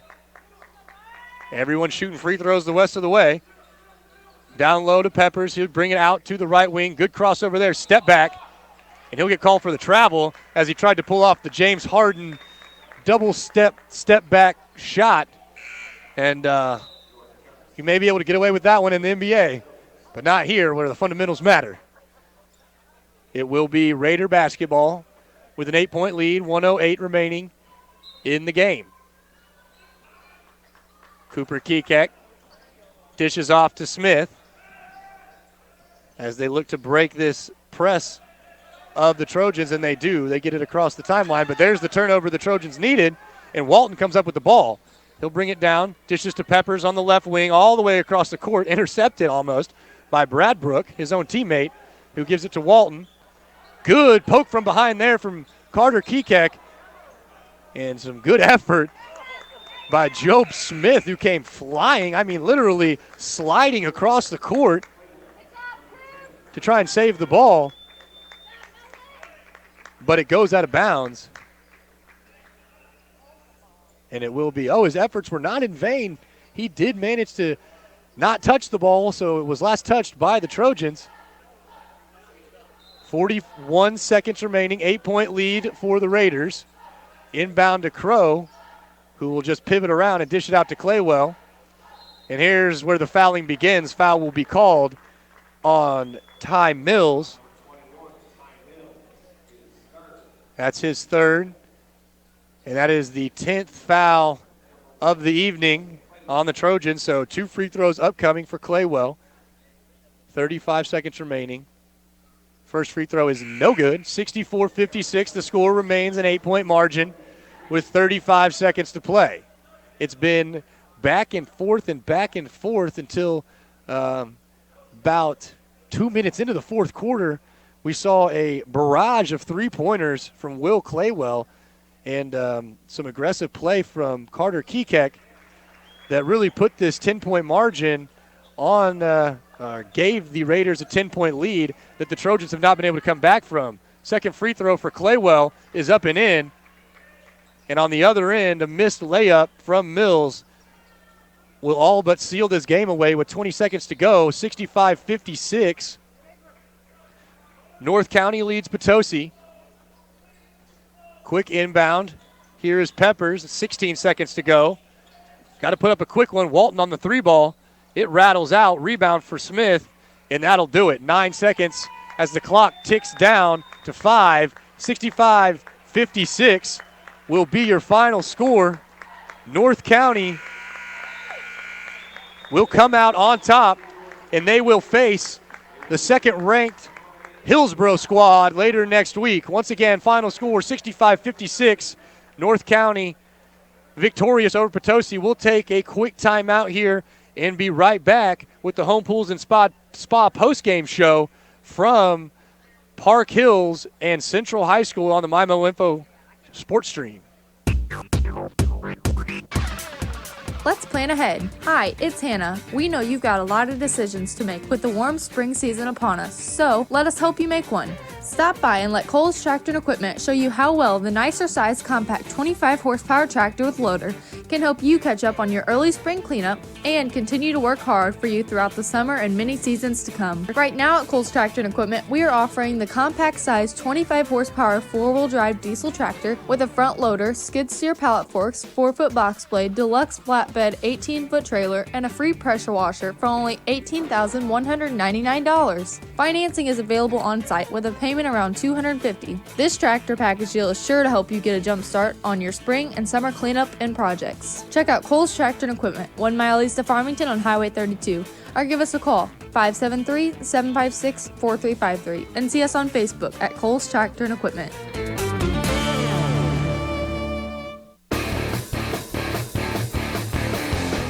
Down the lane, kicks it out to his brother, but he dishes it off to Claywell, who has the hot hand, and yes, sir! That one will go as well. 3 straight 3-balls from Will Claywell. And the Raiders have opened up an 8-point lead, 59-51, 6 minutes to go. And you heard it there. That was Will Claywell knocking down his third of 3 straight 3-pointers. And that is your play of the game, brought to you by the Doe Run Company, providing the minerals and metals we need to power our future. And this was really a game of 2 halves, essentially, but in different ways. It was the first quarter, North County really came out and opened up a lead. And then in the second and third quarter, it was Potosi kind of coming back and seesawing back and forth. It was about a 1 to 2 point lead. Potosi maybe have opened up a 4-point lead at one point. And then the fourth quarter started. And once Will Claywell knocked down those 3 3-pointers, North County never looked back and were able to pull away with the 65-56 win. Speaking of Will Claywell, 23 points on the evening, the leading scorer among all players tonight. And then Carter Kekek with 22 for the Raiders. And on the other side for the Trojans, Malachi Peppers pouring in 22 of his own, and Riker Walton pouring in 15. So our Applebee's of Farmington player of the game will go to Mr. Will Claywell with 23 points, and really the momentum-changing possessions to score 9 straight points and give the Raiders a 10-point lead, as we said and as you heard earlier on that quick highlight. So there's your stats. And once again, this is the Home Pools and Spas post-game show. We'll wrap it up real quick, head to a break, and then come back because, believe it or not, folks, we've got more basketball coming up. The girls are coming up next with their quarterfinal action. Brandon Pavlina will be on the call for the first one between Potosi and DeSoto. And we'll be right back in a quick 30 seconds. This has been the Home Pools and Spas post-game show on the MyMo Info Sports Stream. You're out there. You have the skills. You have the tools. Talent Force is just waiting for you to apply. Ready for a career change, a new job? Call Talent Force, the original hometown staffing provider. Talent Force is currently taking applications for several different opportunities. See the positive difference in where you work with Talent Force. Talent Force is the original hometown staffing provider. They're located in the Farmington Industrial Park. They're ready to help you. Call Talent Force today.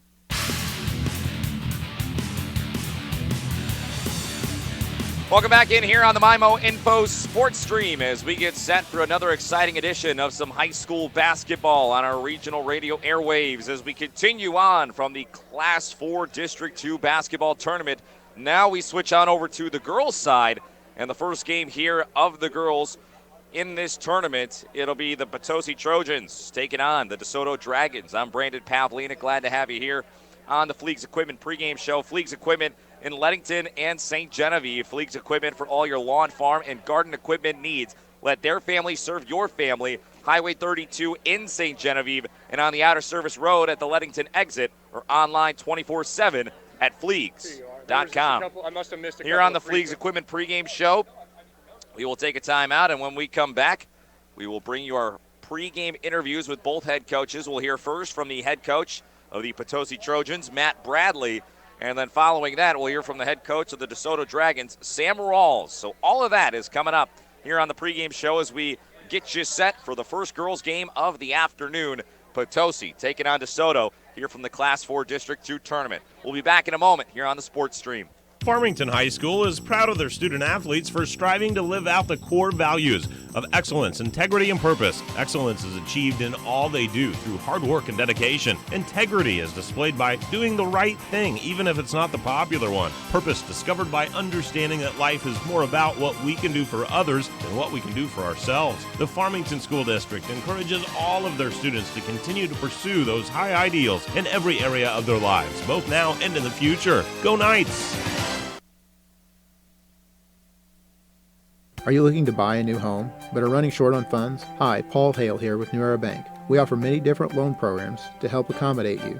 Currently, VA, FHA, and USDA are just some of the loan programs that we offer. Our experienced loan staff is ready and waiting to help you find just the right loan to fit your needs, because no two loans are the same. We have also enhanced our website and added many frequently asked questions about home ownership to our website. Visit today at www.newerabank.com. New Era Bank, member FDIC, equal housing lender.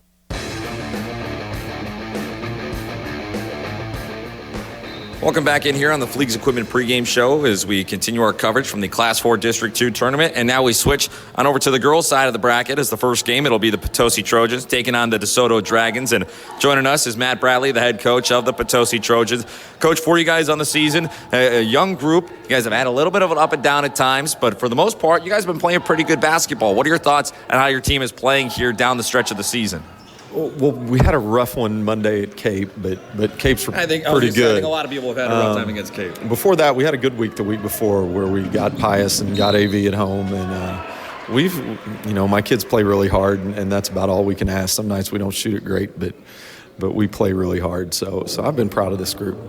Yeah, and like I said, I mean, this is a team that you guys have just really, played well at times really throughout the course of the season, particularly in your first matchup against the DeSoto Dragons. You guys beat them pretty handily, but that's a long, long time ago. So is anything in particular you could take from that game that you can use here tonight, or is it kind of one of those situations very different from then till now? Yeah, it's very different for us. We've lost 2 starters since then, and it's just we're a lot different than we were earlier in the year. So the things that we can take from it, we kind of know who you got to guard. We got to know who we got to get out to, and hopefully they're going to do some of the same stuff they did the first time against us defensively. So we prepared like that, but we'll see. It's so long ago. It feels like now that I don't think it means a whole lot. Yeah. Well, what do you know about DeSoto, and what do you expect to see from the Dragons here today? Well, one thing about DeSoto, they're always going to play really, really hard, and they're very well coached. So they're going to show us a lot of different looks. They're going to show us a lot of different sets on offense. We're going to have to find their cutters, make sure we know where their cutters are, and then we got to rebound. That's a struggle for us some nights, but they're going to outsize us a little bit, so we got to rebound. And so, well, you kind of touched on it there. Rebounding will be a part of it, but keys to victory for you guys. What do you need to do well in this game to come out on top? Well, we've got to take care of the basketball well, and we've got to make some shots. When we make some shots, that kind of gets us going, lets us get into our press a little bit, and we're a lot better when we make shots. All right, Coach. Well, we appreciate your time. All right. Thanks, sir. All right, it's Matt Bradley, the head coach of the Potosi Trojans girls basketball team here on the pregame show. We'll be back in a moment. Hi, this is Brad Smith at Lucas Smith Chrysler Center, your local, home of the no bull deal. The word local, you've heard the phrase shop local, buy local, but do you really think exactly what that means? When you shop here at Lucas Smith, you put your trust in the hands of all of my employees who also eat, play, work, live, and shop local. Jefferson County is their home too. Why drive for miles when you can buy what's right here in your backyard? All we ask at Lucas Smith Chrysler is to give us the chance to earn your business. Please shop local, and remember, Lucas Smith Chrysler Center in Festus. Hi, welcome to the UPS store. Yeah, I'd like to ship this package. Great, I can help you with that and every other ing. Did you just say every other ing? Printing, packing, copying, faxing, freighting, any ing your small business needs. Shredding. Yep. Mailboxing. Uh-huh. Notarizing? That too. Wow, that's really some ing. Now you're getting it. The UPS store. Every ing for small business. And of course, shipping. Hi, this is Jim, owner of the UPS store in Festus. See us now at our new location at 650 North Creek Drive next to Tiger Express Car Wash.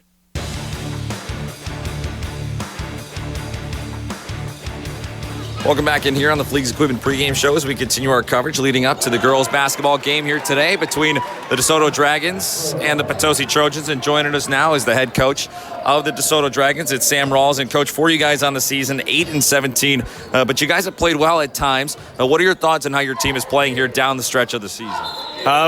We started out the season a little bit struggling, a little bit slow. Had a bunch of new varsity players from last year, so trying to make everyone gel and get everyone together. But we went into Christmas break and went 3-1, lost in overtime, and ever since then, yes, we've ran into some tough opponents, but the girls have never quit. I mean, we've turned the corner and we're ready for today.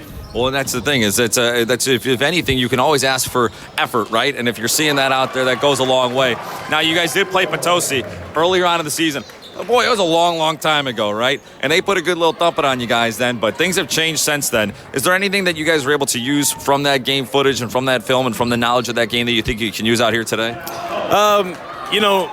Yes and no. I mean, we know they have Olivia Coleman. We know, she's their go-to person, and that's who we have to stop. But we didn't go back and look at that. We've changed what we've done. We've changed how how we're approaching the rest of the season. We've changed how we approach today. So, we've kind of focused on ourselves, focused on what we're good at and what we can accomplish, and then, we're going to give the best effort we can. Well, that's the thing. So long ago, sometimes there's nothing you can really even take from that when everything has changed over the course of the season. But you do know something about the Potosi Trojans, and so what do you know about them? What do you expect to see from them out here today? He's going to come out in a 2-3 matchup zone. I know that's what they're good at. He's going to press us a 2-2-1. That's what he did the first time we turned the ball over. And I tried telling them that they scored a lot of points off our own mistakes. We just gave them the ball and gave a wide open layup. If we take care of the basketball, we want to play a half-court game with them today.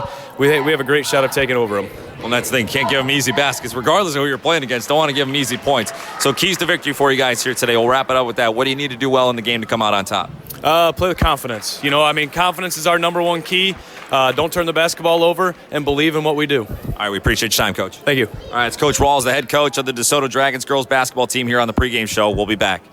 In 1973, Comtree was established to meet a great need through opening a halfway house. The spark of meeting residents' needs continues to reignite in 2019. We've expanded our services to become the mental health safety net of Jefferson County while offering nationally recognized dental care and primary care. We invite you to join the Comtree family tree. Call 877-COMTREE or visit us online at comtree.org to schedule an appointment. Welcome to our family tree.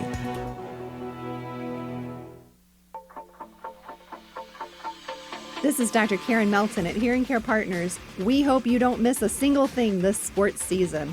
Stop by for a free hearing screening so you'll hear every play and the person sitting right next to you. One of the best parts of the game is chatting with old friends and making new ones. We wish all our local players a safe and healthy sports season. It's Hearing Care Partners. Find us online at hearingcarepartners.com.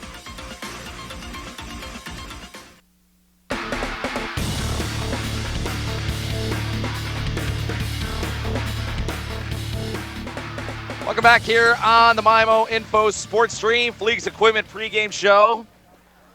Chase Sellers, our board operator here today, doing a phenomenal job as he always does back in the studio, spinning the dials. Me and him just having a conversation about onomatopoeias. I'm not sure that I would agree. He was asking if earthquake is an onomatopoeia. I don't think it is, but I think it's pretty close. It's certainly in that same ballpark, although it may be sitting in the upper deck and pretty far away from the field level. Anyway, we got some more coverage from the Class 4 District 2 basketball tournament here today. As I'm Brandon Pavlina, and I'll be joined on the call alongside Stephen Kabler a little bit later as we switch on over to the girls' side of the bracket now. The Farmington Knights and the North County Raiders won on the boys' side, so they advance to the semifinals.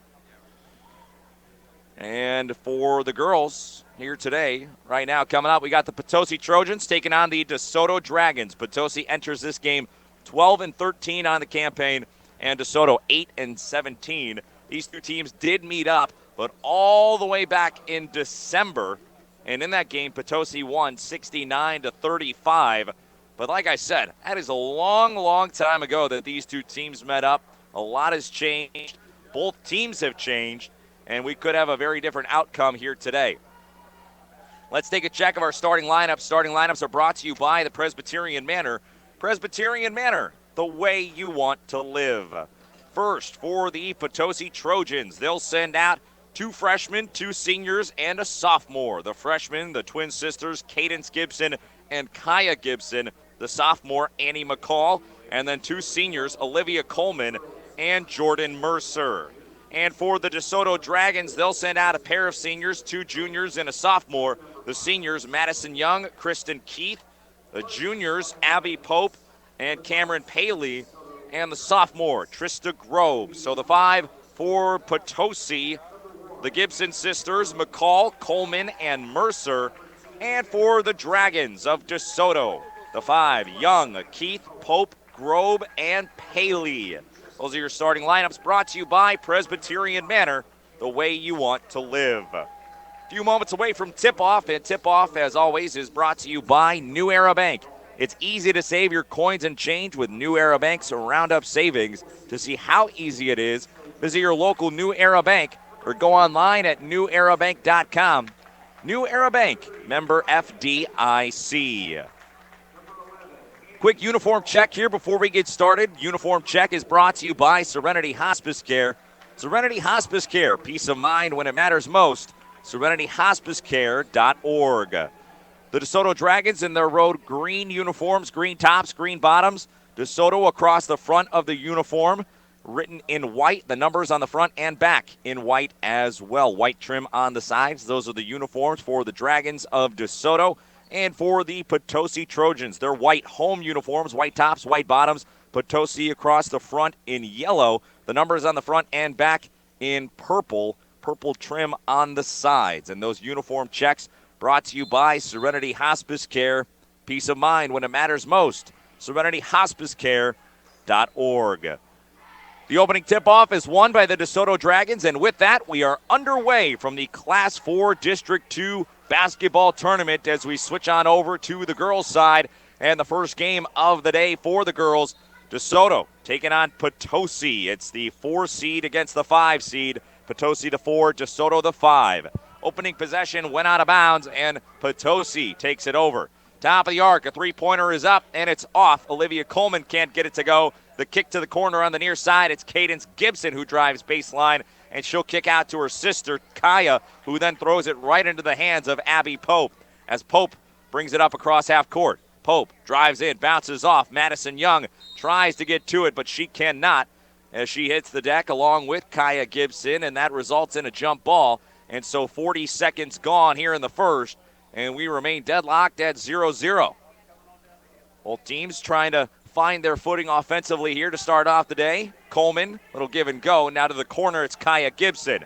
And her pass back up top is going to sail over the top of everybody, and that's going to be a turnover as it goes into the backcourt.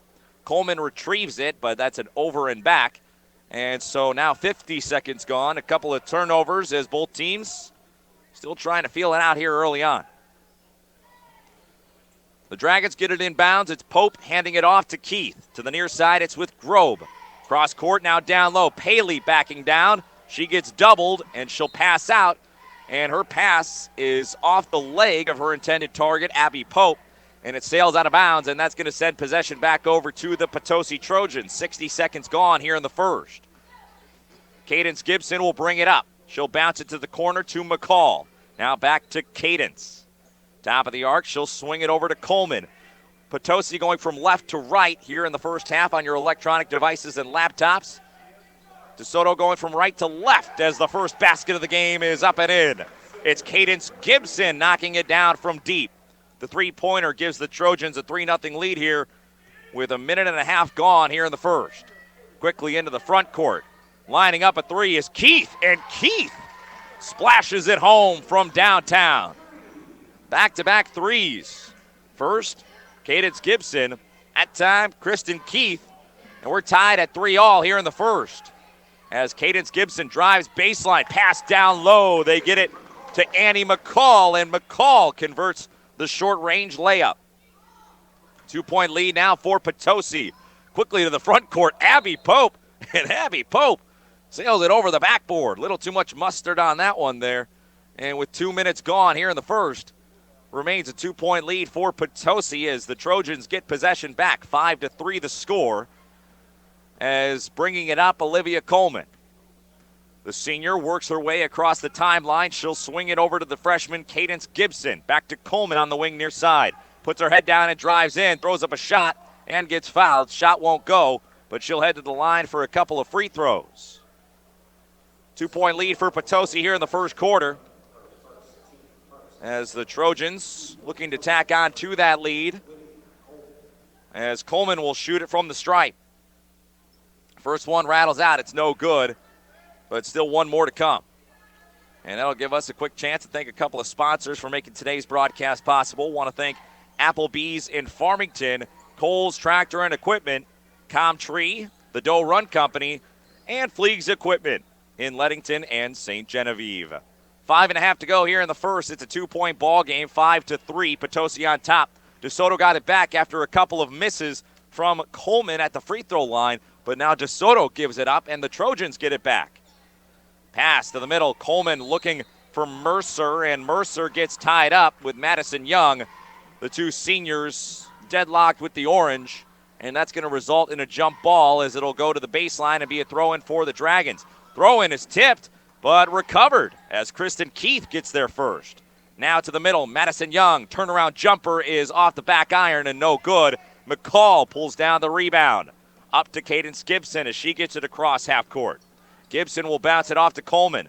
Coleman now drives in and hangs. A lot of contact, and she is fouled, and she'll head to the line for a chance at a couple of more free throws. Came up empty her last time there. We'll see if she can do better this time around. And that'll give us a chance to thank a couple of more sponsors for making today's broadcast possible. Gateway Motors, Gateway Region YMCA, Gilster Mary Lee, Hearing Care Partners, the Hillsborough R3 School District, Home Pools and Spas in Leadington, Jefferson College, Lucas Smith Chrysler, and Midwest Sports Center. First one good, second one no good for Coleman. She goes 1 for 2. It's a 3-point lead, 6-3, 4:45 to go here in the first quarter. Potosi and DeSoto from the Class 4 District 2 tournament. Season's on the line throughout as a jumper is up, and Trista Grove knocks it down from deep. The sophomore Grove spotted it up and rose up with confidence and found nothing but nylon as that'll tie us at 6-all. Now McCall gets it in the corner after the Grove three-pointer pass to the middle, and Mercer gets bumped, and Mercer able to draw the contact, and that'll send in some subs as checking out Kaya Gibson along with Jordan Mercer for Potosi. Checking in Madeline Bradley and Jaylene Like. Cadence Gibson will send it in. She goes to Coleman near the half-court line. 4:15 to go here in the first quarter, and now the pass cross court is over the top and out of reach for Madeline Bradley, and that's going to draw a reaction from Coach Matt Bradley over there on the bench, as wasn't in love with that one sailing over the head and hands of his team and out of bounds. But DeSoto gets it back. We're tied at 6-all halfway through the first quarter, 4 minutes to go. Pass down low. It's tipped away. Bailey Howard is checked in for the first time for the DeSoto Dragons, and she can't handle the pass as it sails out of bounds, and it'll go back over to Potosi. Halfway through the first, still tied 6-all as Coleman brings it across half court. Coleman will go near side to Cadence Gibson, back to Coleman. Coleman from downtown.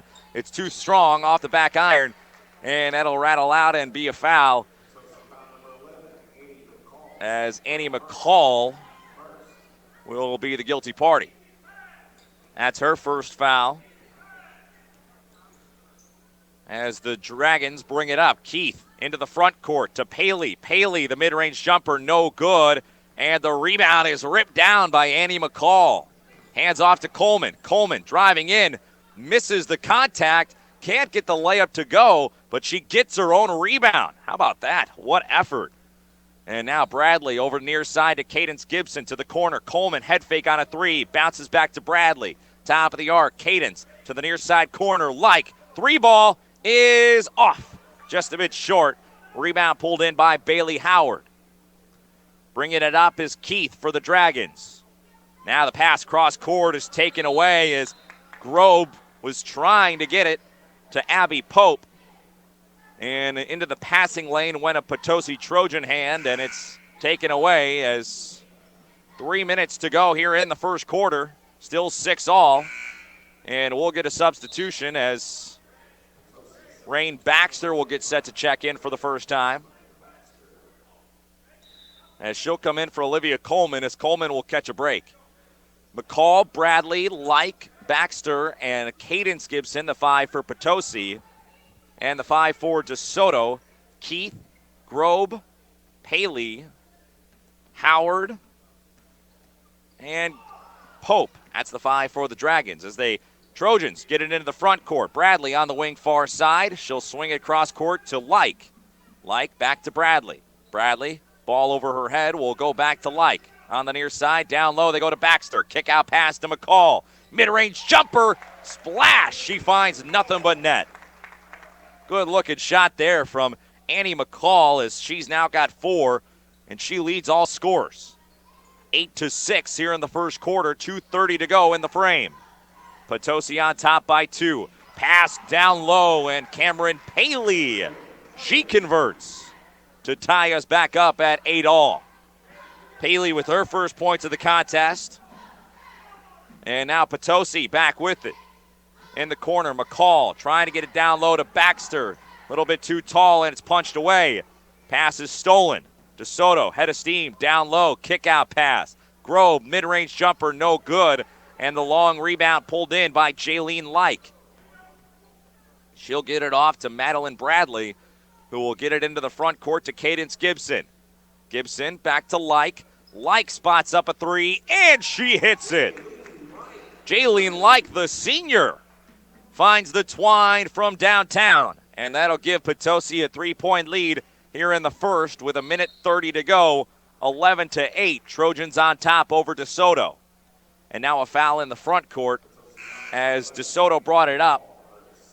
And Annie McCall is going to be charged. That's her second foul here in the ballgame. 1:30 to go here in the first quarter.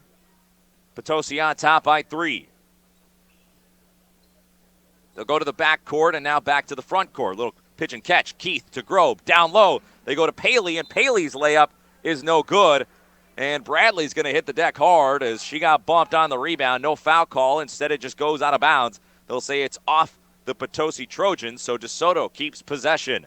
And they get it in. Three-pointer is up. Oh, and it's just off. Keith fired it up from beyond the arc and couldn't quite find the range. And it sails out of bounds, and it'll go back over to Potosi. 1:20 remaining in the first as the Trojans will bring it up. Coleman will bring it across half court as she'll drive and bounce off. Cadence Gibson now from downtown, too strong. Rebound pulled down by Bailey Howard.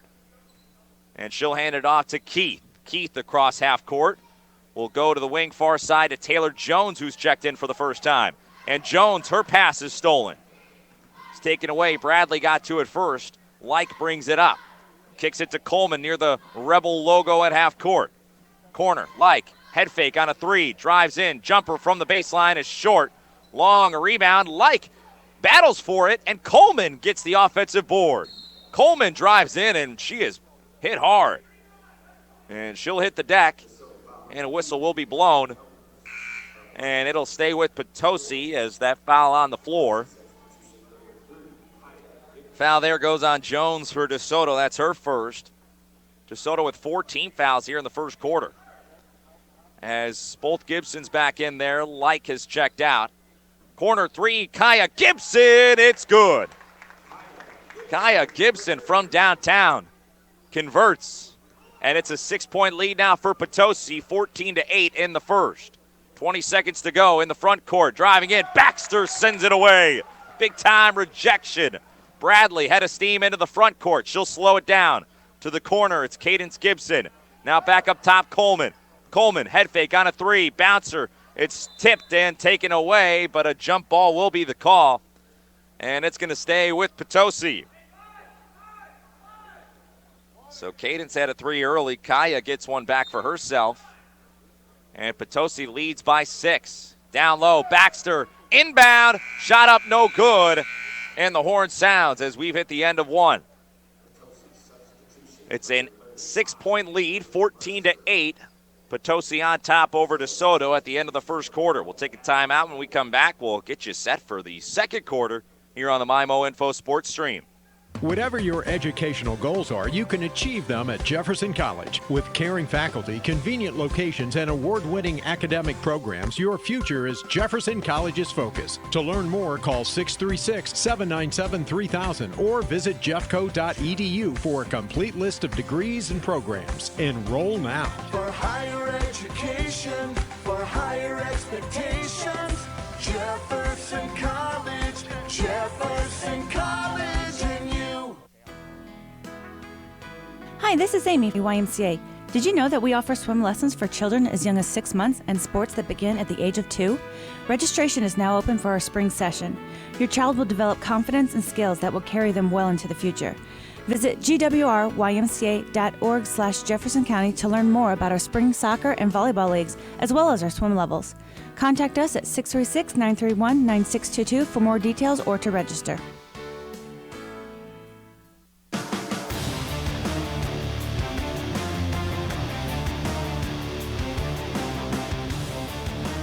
We're back here on the MyMo Info Sports Stream as we get you set for the second quarter of action between the DeSoto Dragons and the Potosi Trojans. If I can get the words out, that would help.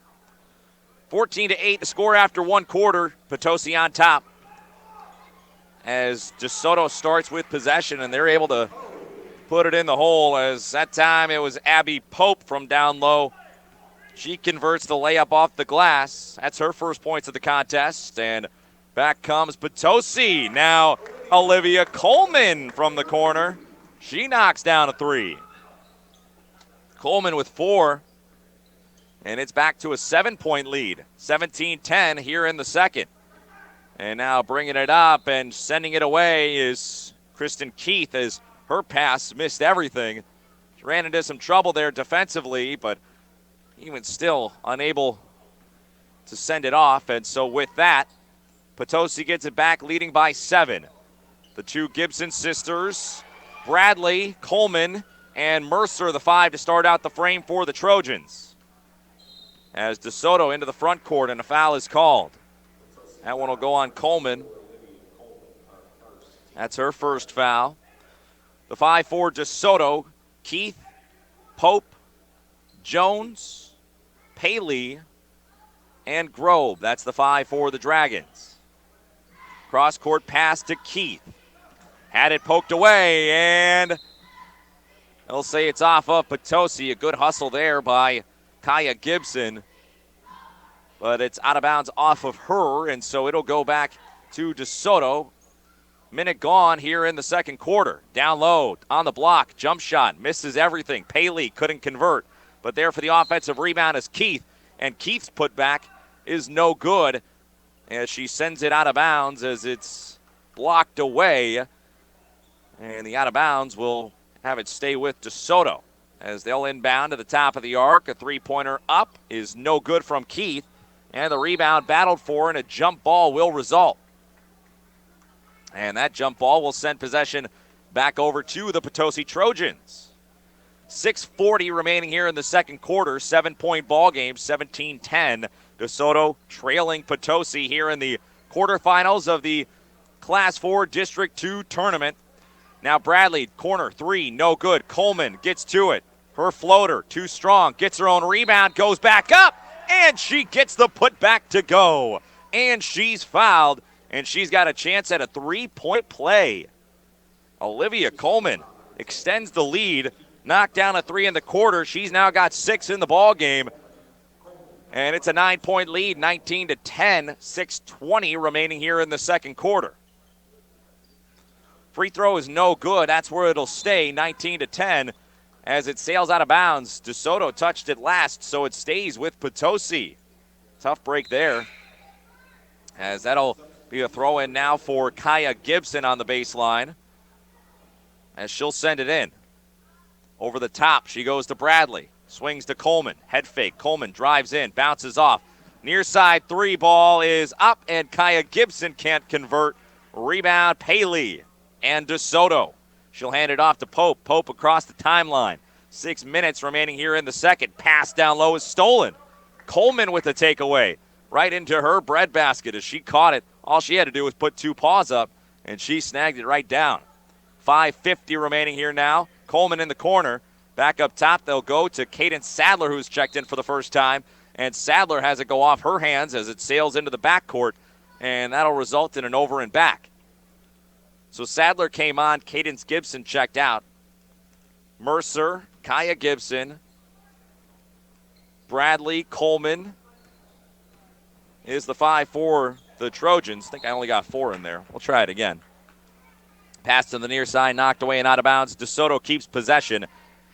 It's Kaya Gibson, Coleman, Mercer, Sadler, and Bradley, the 5 for the Trojans. In the corner on the near side, Keith drives and kicks. Up to Grove, and Grove's jump shot, no, it's Pope. Her jump shot was blocked, and the Trojans get it back. Head of steam, Bradley into the front court. She'll swing it to Coleman. Near side to Kaya Gibson. Cross court to Sadler. Sadler now, she might have gotten away with a walk there. She'll bounce it off to Kaya Gibson. To the corner now, Coleman, cross court, Bradley, head fake, 3 ball. She drives in, off glass, too strong, and the rebound pulled in by Grove. Grove now with 5 minutes remaining here in the first half. We'll bring it across the timeline. DeSoto trailing by 9, 19-10. And driving in and losing the handle is Cameron Paley. Had it poked out by Bradley. And it'll stay with the DeSoto Dragons on the baseline. Bradley checks out, as does Mercer. Cadence Gibson checks back in, along with Annie McCall. Inbound pass, Jones sent it in, and it was sent immediately right back and out of bounds. And Potosi touched it last, so DeSoto will keep possession. Now a timeout is called. We'll take one, too. Timeout called by the Dragons. Timeouts are brought to you by Patsy's Furniture. You'll love to shop at Patsy's in Park Hills. Back in 30 seconds here on the MyMo Info Sports Stream. Well, let's check in with Josh Harris now at Midwest Sports Center in Farmington, Poplar Bluff, and Festus. And Josh, I understand the selection of off-road, on-the-road, or on-the-water vehicles is really great right now. Yeah, you know what? This time of year we try and stock up, Mark, and get ready for the riding season. But right now they've got huge rebates out. Rebates up to $3,000 on select products. Stop in and see us. We have 3 great locations to serve you. If you're up north, we've got it at Festus and Farmington, and now in Poplar Bluffs.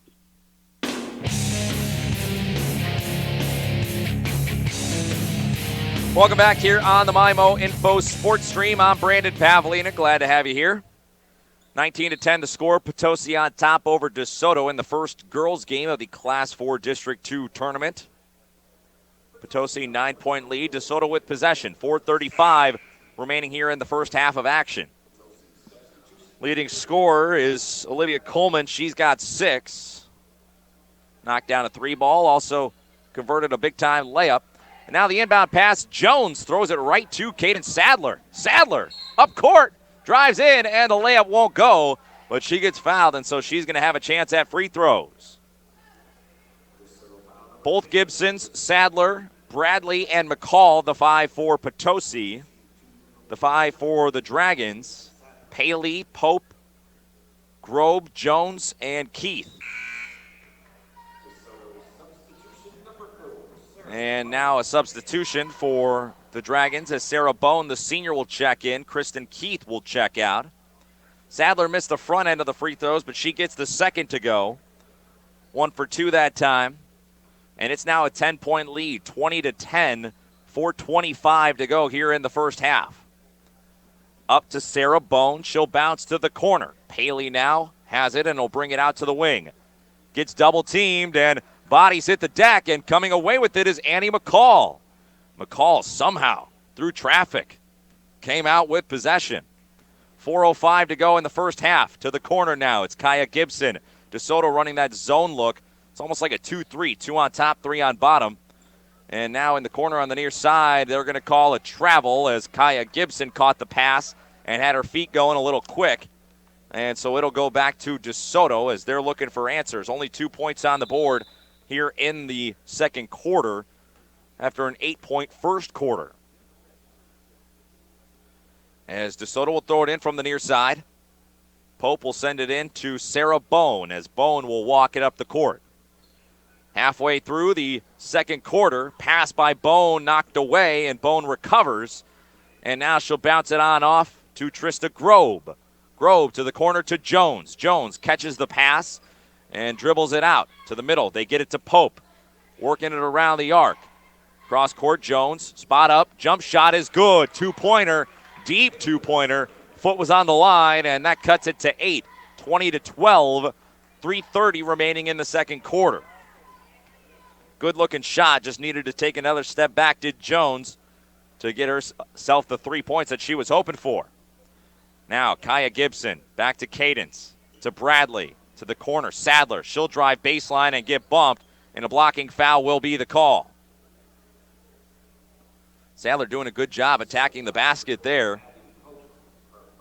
And it's now 1-1.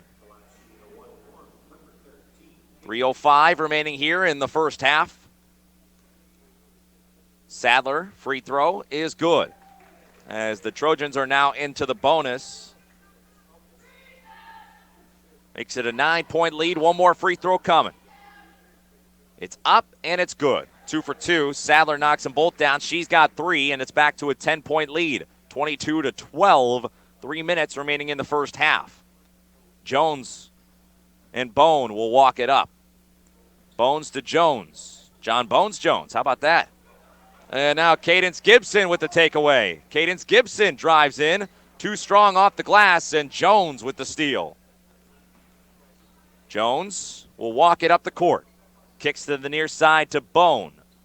On top of the Rebels logo here, Bone will bounce it off. She gets it to Grobe. Grobe, cross court, goes to Jones on the wing in the corner. Now down low, good looking pass. They get it down low to Paley, and Paley puts it back up and in. She's got 4 after a couple of makes from the field, and it's down to an 8-point game, 22-14, 2:20 remaining here in the first half. Now Sadler drives in, and an offensive foul. They'll call a charge. Sadler put her head down, drove to the basket, and the men in stripes, they say, not that time. And actually a woman is out there as well, so how about the folks in stripes, or the people in stripes? 2:05 to go here in the first half. 22-14. Pass down low. Jones looking for some help. Gets none. It's a takeaway.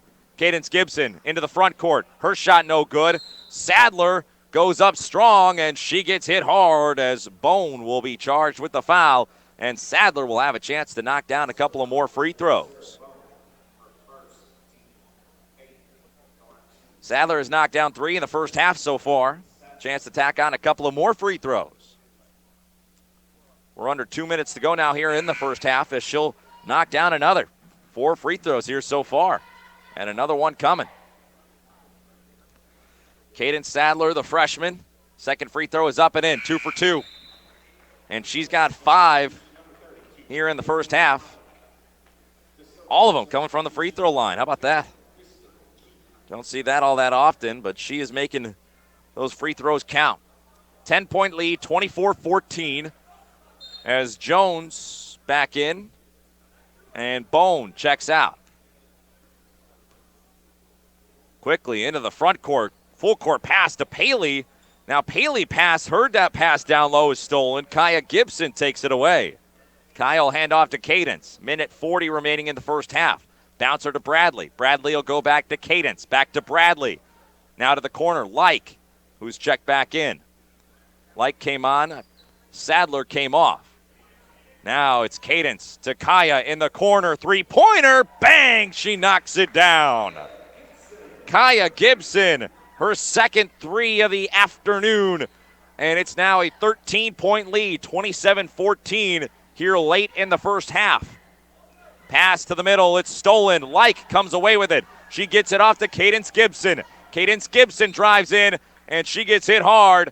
And she'll head to the line for a chance at a couple of free throws. So Cadence Gibson turned on the Jets after the steal by Jaylene Like. Got herself to the free throw line, and now a chance to knock a couple of shots down. She'll hit the first one. That gives her 4, a chance for one more coming. 64 seconds remaining here in the first half. Cadence, second free throw up and in. It rattles around, but it falls. She's got 5. And it's now a 15-point lead, 29-14. Baxter checks in as McCall checks out for Potosi. And now in the backcourt, a pickup of the dribble and a turnover as Grove throws it right to Bradley. Under a minute now, 50 seconds remaining in the first half. Kaya Gibson in the corner will go back up top to Madeline Bradley. Back to Kaya Gibson. Now back to Bradley. Bradley, three-pointer. It's just a bit short. Rebound Paley as she rips it down. Hand off to Keith. Keith, the senior, will bring it to the front court. She'll get it to Grove. Grove, her pass down low is taken away. It's Caitlin Joyce who's checked in for the first time.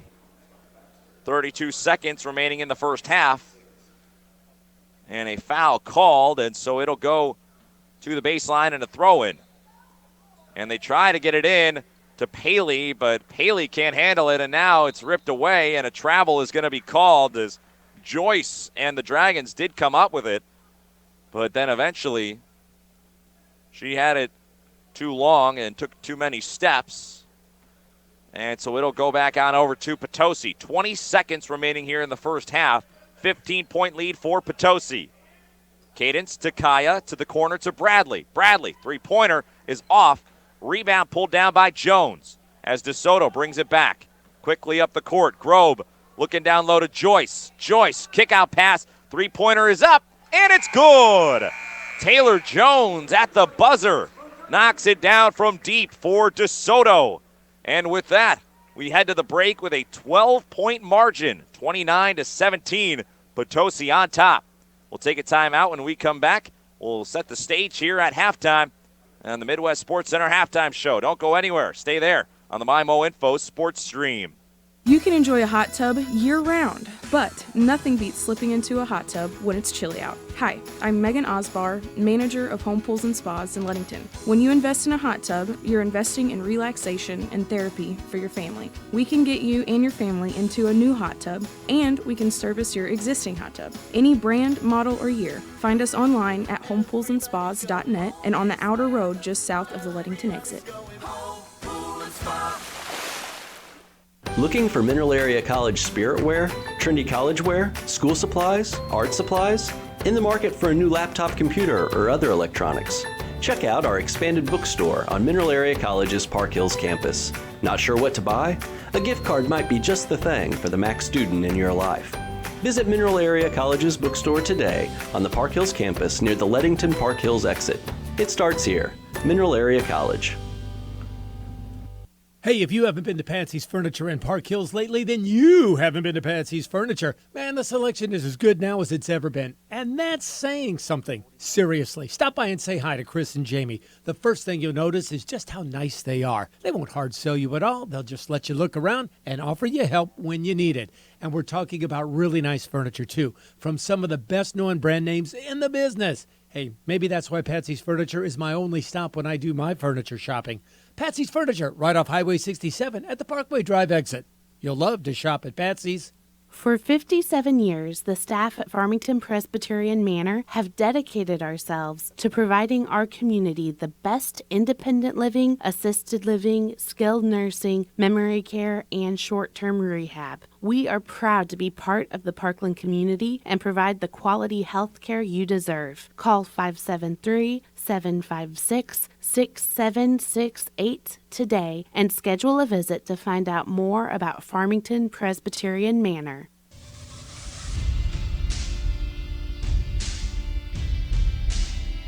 Welcome to the Midwest Sports Center halftime show on Regional Radio.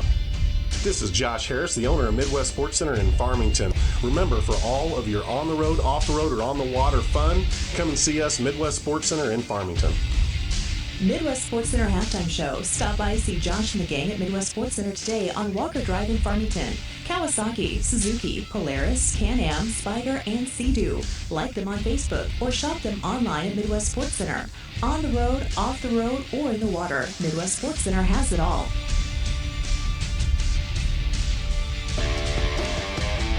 Season's on the line throughout as a jumper is up and Trista Grove knocks it down from deep. The sophomore Grove spotted up and rose up with confidence and found nothing but nylon as that'll tie us at 6-all. On the near side, down low, they go to Baxter. Kick out pass to McCall.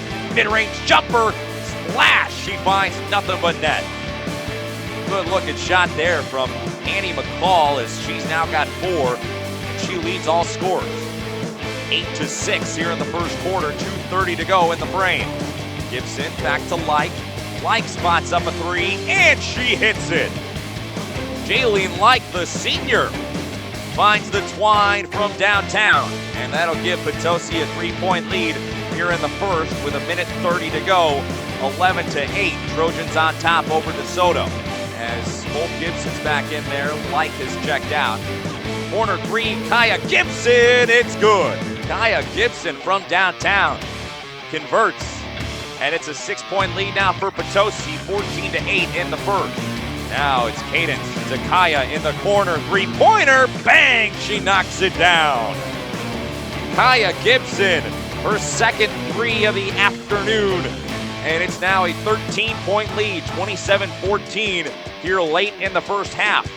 Looking down low to Joyce. Joyce, kick out pass, three-pointer is up, and it's good. Taylor Jones at the buzzer knocks it down from deep for DeSoto. And with that, we head to the break with a 12-point margin, 29-17. Potosi on top. And there they are. Your first half highlights brought to you by the Doe Run Company. The Doe Run Company providing the minerals and metals we need to power our future. Big shout out to Chase Sellers back in the studio, spinning the dials, helping to bring you those highlights right there, and really just helping to bring you all the sights and sounds here from the Class 4 District 2 tournament. The first day, the quarterfinals. 2 games in the books, third one underway. We'll have one more coming up after this. And also going on right now, we have some other stuff if you want to go check it out. As quick check of the Hearing Care Partners broadcast schedule. Hearing Care Partners, they listen so you can hear. Going on right now, Mizzou men's basketball. They're hosting Mississippi State. Coverage of that game can be heard on AM 800 KREI and AM 1400 KJEF. And then coming up later on tonight, you can hear the MAC men's basketball team as they are in the Region 16 Tournament Championship. Coverage of that game will begin at 5:45 on J98. So you can check that out there. That's going to be a really exciting game. It's going to be a lot of fun. So you're going to want to see that one. And also coming up after this, one more girls game here today. It'll be North County taking on Hillsboro. That's next here on the MyMO Info Sports Stream. But here on the Midwest Sports Center halftime show, let's quickly check out our first half stats, and then we'll throw it to a break and hear from head coach Jimmy Palmer of the North County Raiders boys team. 6 points for Potosi for Kaya Gibson and Madeline Bradley. 5 points for Sadler and Cadence Gibson. 4 points for Annie McCall and 3 points for Jaylene Like. And for DeSoto, 5 points for Jones, 4 points for Joyce, 3 points for Keith and Grobe, and 2 points for Pope. Those are your first half stats. As here at the break, a 29-17 lead. Potosi on top by 12 over the DeSoto Dragons. We'll take a timeout. When we come back, we'll hear from the head coach of the North County Raiders boys basketball team, Jimmy Palmer, as he talks about what he saw from his team in their first round win just a little while ago over the Potosi Trojans. So timeout. When we come back, we'll hear from Jimmy Palmer. That's coming up next on the MyMO Info Sports Stream. There's no need to be scared of flu season. Just say boo to the flu and head over to Parkland Health Mart Pharmacy for your flu shot. It's the perfect way to protect you and your family, and no appointment is necessary. Just pop in when you have time, and we will have you on your way in just a few minutes. Cash prices are available, or we're happy to bill your insurance. We know you have better things to do than be stuck at home with a nasty case of the flu. Come see us at Parkland Health Mart Pharmacy in Deloge, Fredericktown, Ironton, and Farmington.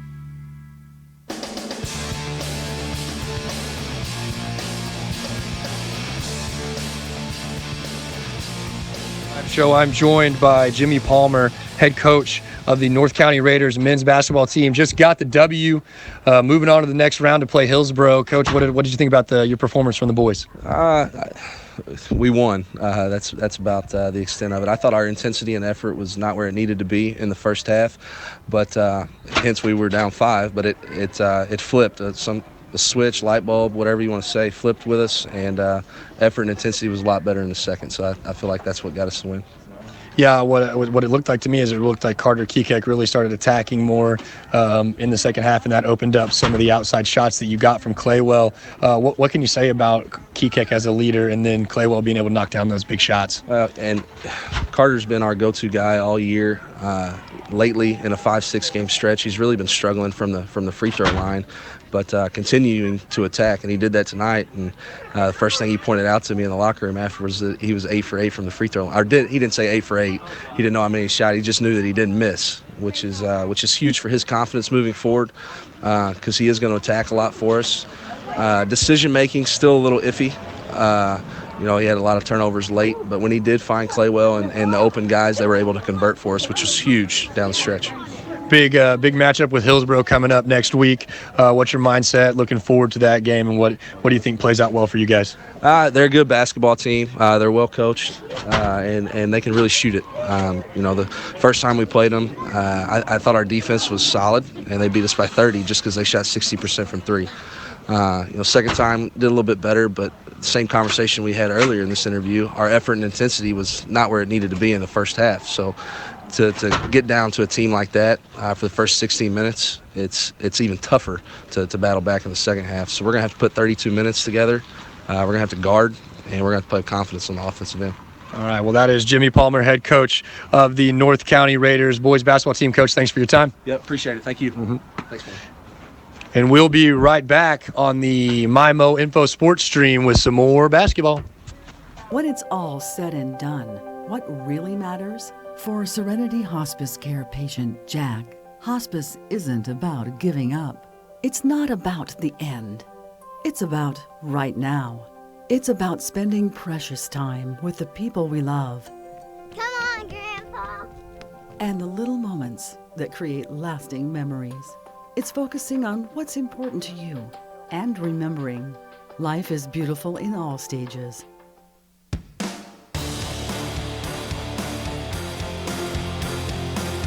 Welcome back here on the MyMo Info Sports Stream as we get set for the second half of action.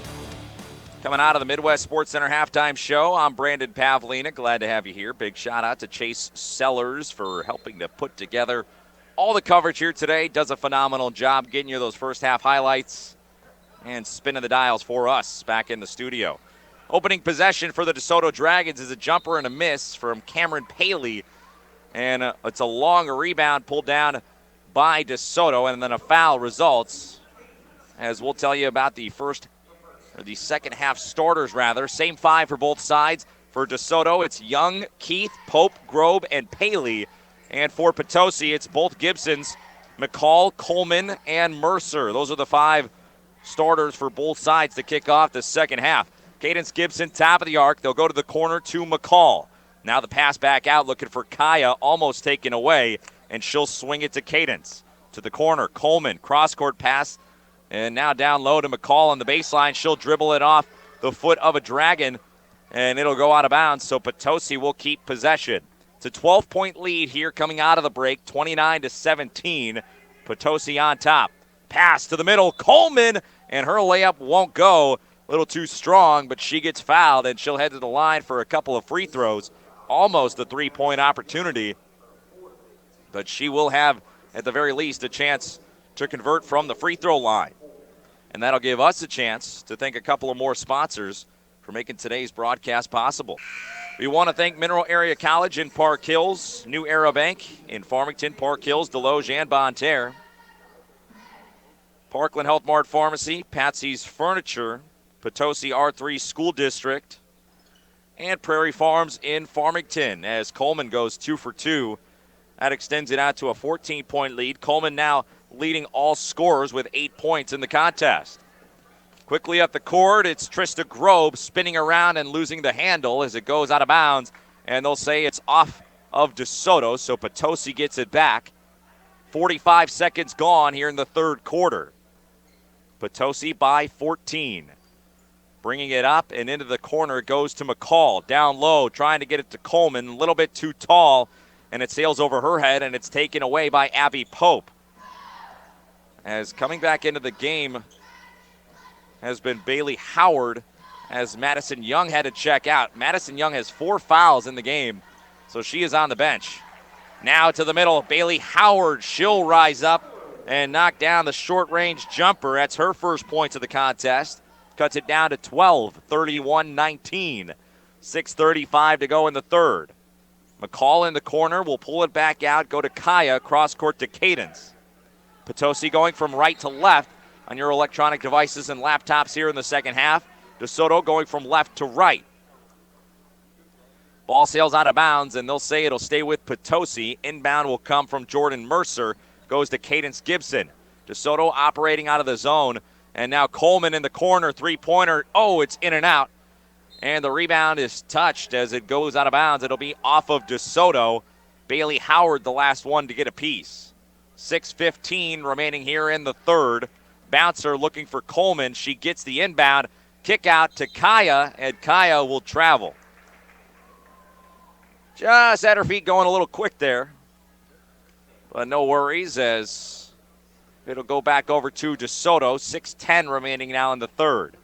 To the front court. Grobe Down low looking for Paley, and it's out of her reach, and it goes out of bounds. And it'll be taken back over by the Potosi Trojans. Leading by 12, it'll be Cadence Gibson who will bring it into the front court. She'll bounce it to her sister Kaya. Back to Cadence, to the corner McCall. McCall drives baseline, pass down low. Great find as they get it into the hands of Olivia Coleman, and Coleman lays it up and in.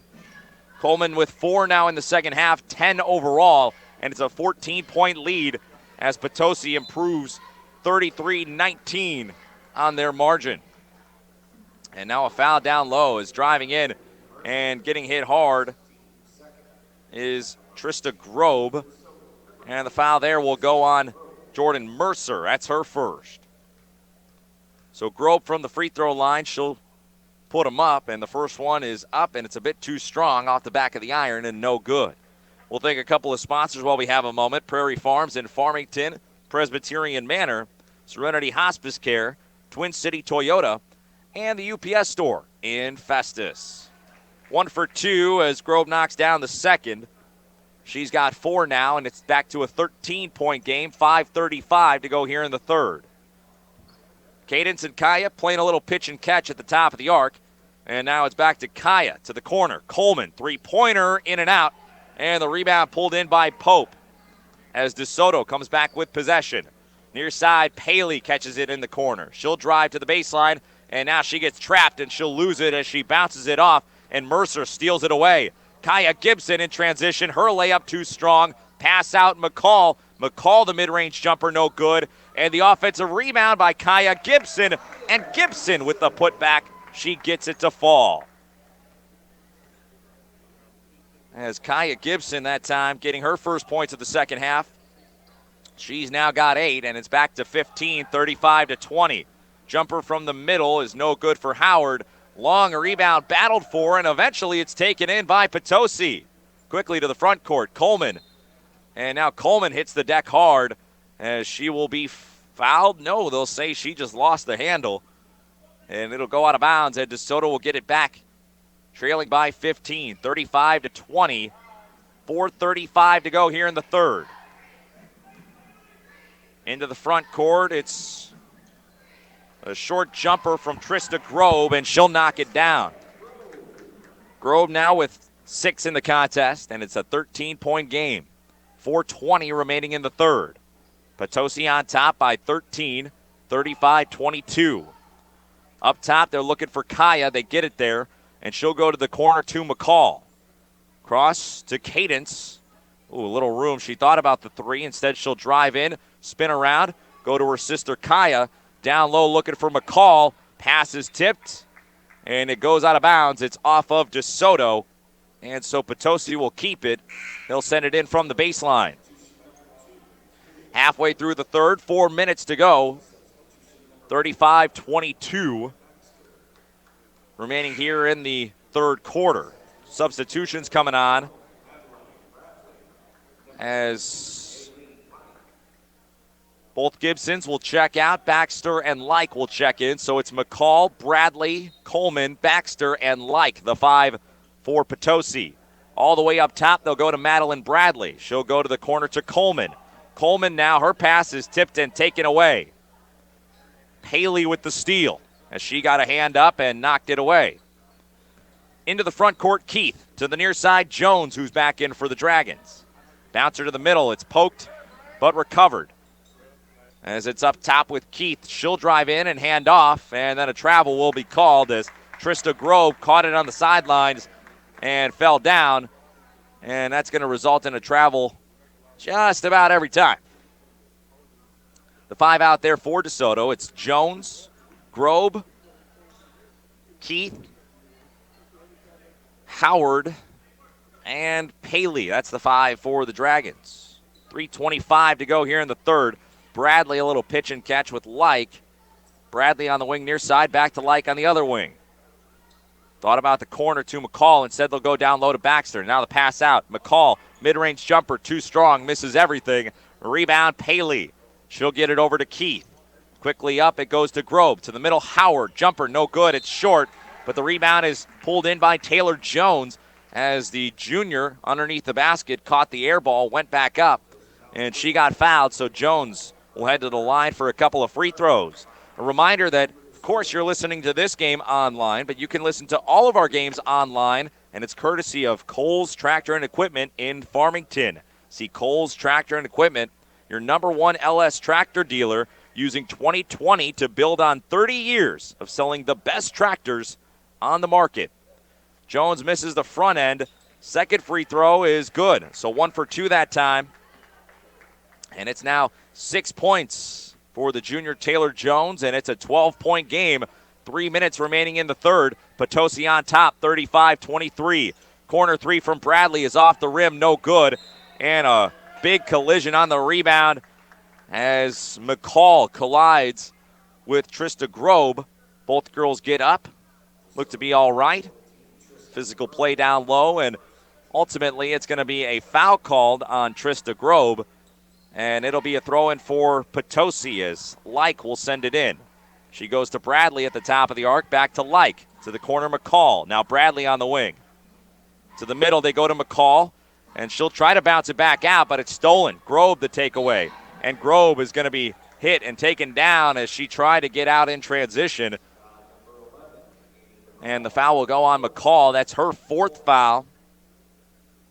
And so she'll likely head to the bench. Indeed, she will. Cadence Gibson will check back in. Cadence Gibson, Like, Bradley, Baxter, and Coleman, the 5 for Potosi. Three-pointer is up, and it rattles home. Kristen Keith, the senior. She'll find the twine from beyond the arc, and that cuts it to a single-digit game, 35-26. That's a big-time shot right there for Keith. She's got 2 threes in the game and 6 points overall. 2:10 remaining in the third. Cadence will drive and kick. Like gets it back out on the wing. She'll drive to the middle. Throw up a shot. It's no good. And somehow gets the rebound behind the back pass down low. And Baxter high off the glass. She gets the layup to go. Wow, what a save. Jaylene Like behind the back pass as she was falling out of bounds. And then Baxter, the nice touch down low. Great play there, and it's back to an 11-point lead, 37-26. Potosi on top. And now to the baseline, the pass down low into the hands of Trista Grobe, and Grobe goes up for the shot. She'll be fouled, and she'll head to the line for a couple of free throws. 37-26, Potosi by 11. And that check of the scoreboard is brought to you by Parkland Health Mart Pharmacy. Parkland Health Mart Pharmacy, committed to improving the health of their patients and positively impacting the communities they serve. Grobe knocks down the front end. Make it 4 for her in the second half, 7 overall. With a minute 45 to go here in the third. She'll go 2 for 2, knocking them both down. That cuts it back down to single digits. 37-28. Potosi still leading by 9. Quickly up court, Like drives in, throws up a wild shot, and they're going to call a foul. Pretty reckless on the drive, but Like able to draw the contact, and that's what she was looking for. And as a result, she's going to find herself at the free throw line. First one is up, and it's good. Nothing but net. Like knocked down a big-time 3-ball in the first half. She's been quiet since then, but the senior able to make a big save on that last possession. Got it right into the hands of Baxter with a nice behind-the-back pass as she was falling out of bounds. Really fancy play, and now she'll knock down both free throws. 2 for 2 that time for Jaylene Like, and it's back to 11 for Potosi, 39-28.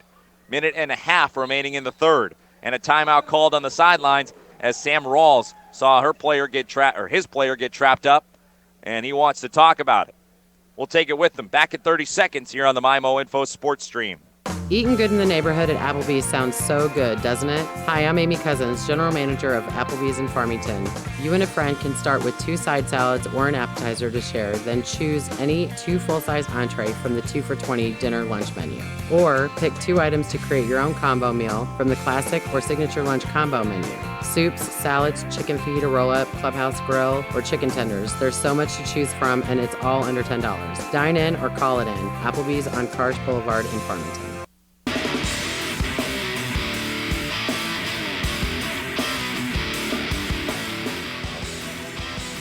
We're back here on the MyMo Info Sports Stream. I'm Brandon Pavlina. Minute 20 remaining here in the third quarter. It's an 11-point margin, 39-28. Potosi on top over DeSoto in the Class 4 District 2 basketball tournament.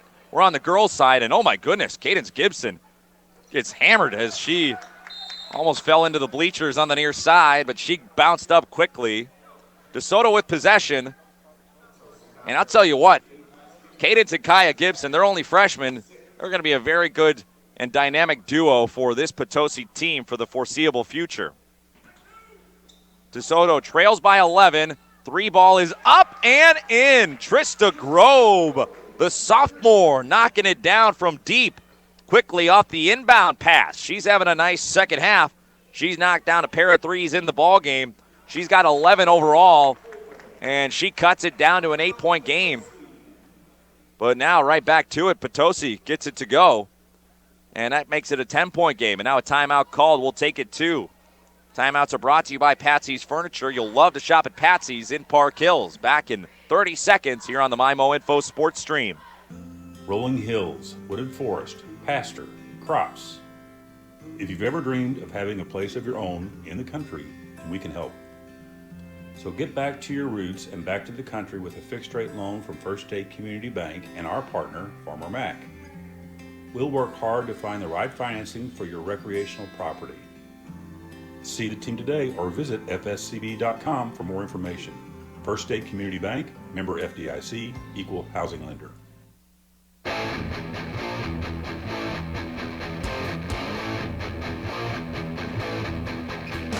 Welcome back in here as we continue on. 10-point game, 41-31. With Potosi leading DeSoto here in the quarterfinals of the Class 4 District 2 basketball tournament. We're on the girls' side, and Potosi, as I said, 10-point lead, 41-31, with 42 seconds remaining in the third quarter. Potosi with possession as the inbound, and it's stolen away. Taylor Jones knifed her way into the passing lane, and she stole it. Great play there. As DeSoto will get it back. 40 seconds remaining here in the third quarter. Beautiful day outside here today in the Show Me State. And now, if you can believe it, Potosi has already put themselves in trouble as they've got now 17 fouls here in the third quarter. And so that means the rest of the way, DeSoto is shooting free throws. 1-1, and Jones misses the front end. Coleman pulls it down, and she'll bring it up across half court. She'll bounce it on off to Cadence Gibson. Cadence will drive and kick. Coleman, corner, three-pointer is short. Baxter gets the rebound, and Baxter puts it up and in. The offensive glass dominated by Rain Baxter, and her putback results in a foul as well, so she's got a chance at a three-point play. Nice play there as Baxter's got 4 now in the ball game. And with 25 seconds left, a chance to add on. She cannot. She'll miss the free throw. It's a 12-point game, 43-31. Jones and DeSoto pass down low. It was tipped by Trista Grobe. No foul was called. A lot of contact there. And so DeSoto keeps possession. Inbound pass, 12 seconds to go. And now they'll get it in. Driving baseline and throwing up a shot and almost getting it to roll in is Paley. As Paley will head to the free throw line as she is fouled. And that means yet another foul and 2 more. And DeSoto's in the double bonus with a whole quarter still to go. First free throw is up and in, as these will be 2 free throws regardless because it was a foul on the shot. First one good for Paley, 1 more coming. It's up and in, 2 for 2 that time. She's got 6 now, and it's a 10-point game, 43-33, with 4 seconds remaining in the third. Like will inbound, head of steam. Cadence Gibson, she'll get it off to Coleman. Coleman, a Hail Mary heave, and no answer as it sails out of bounds and misses everything. And with that, the horn sounds, and we've hit the end of the third quarter. 43-33, Potosi on top by 10 as we've got one more quarter to go from the first game on the girls' side of the Class 4 District 2 tournament. Potosi and DeSoto battling it out. Who will come out on top? We will find out in the fourth. We'll be back in a moment here on the MyMo Info Sports Stream. Dear Wallet, Toyota President's Day is on. Load up on style and heat up the streets in the oh-so-sleek Camry. And prepare to indulge your sporty side. Load up on comfort and quality family time in the roomy Highlander with tons of tech and seating for up to 8. Load up on fun and adventure in the versatile RAV4 with plenty of room for all your gear. And load up on confidence. All these Toyota models come with our active safety system, Standard. Load up on style, load up on comfort, load up on adventure, and load up on savings. Hurry in during Toyota President's Day and get a historic deal before it's history. See you soon, your new Toyota. Find yours at buyatoyota.com. Toyota, let's go places. See Twin City Toyota, I-55 at the Herculaneum Auto Mall exit, or visit them online at twincitytoyota.com.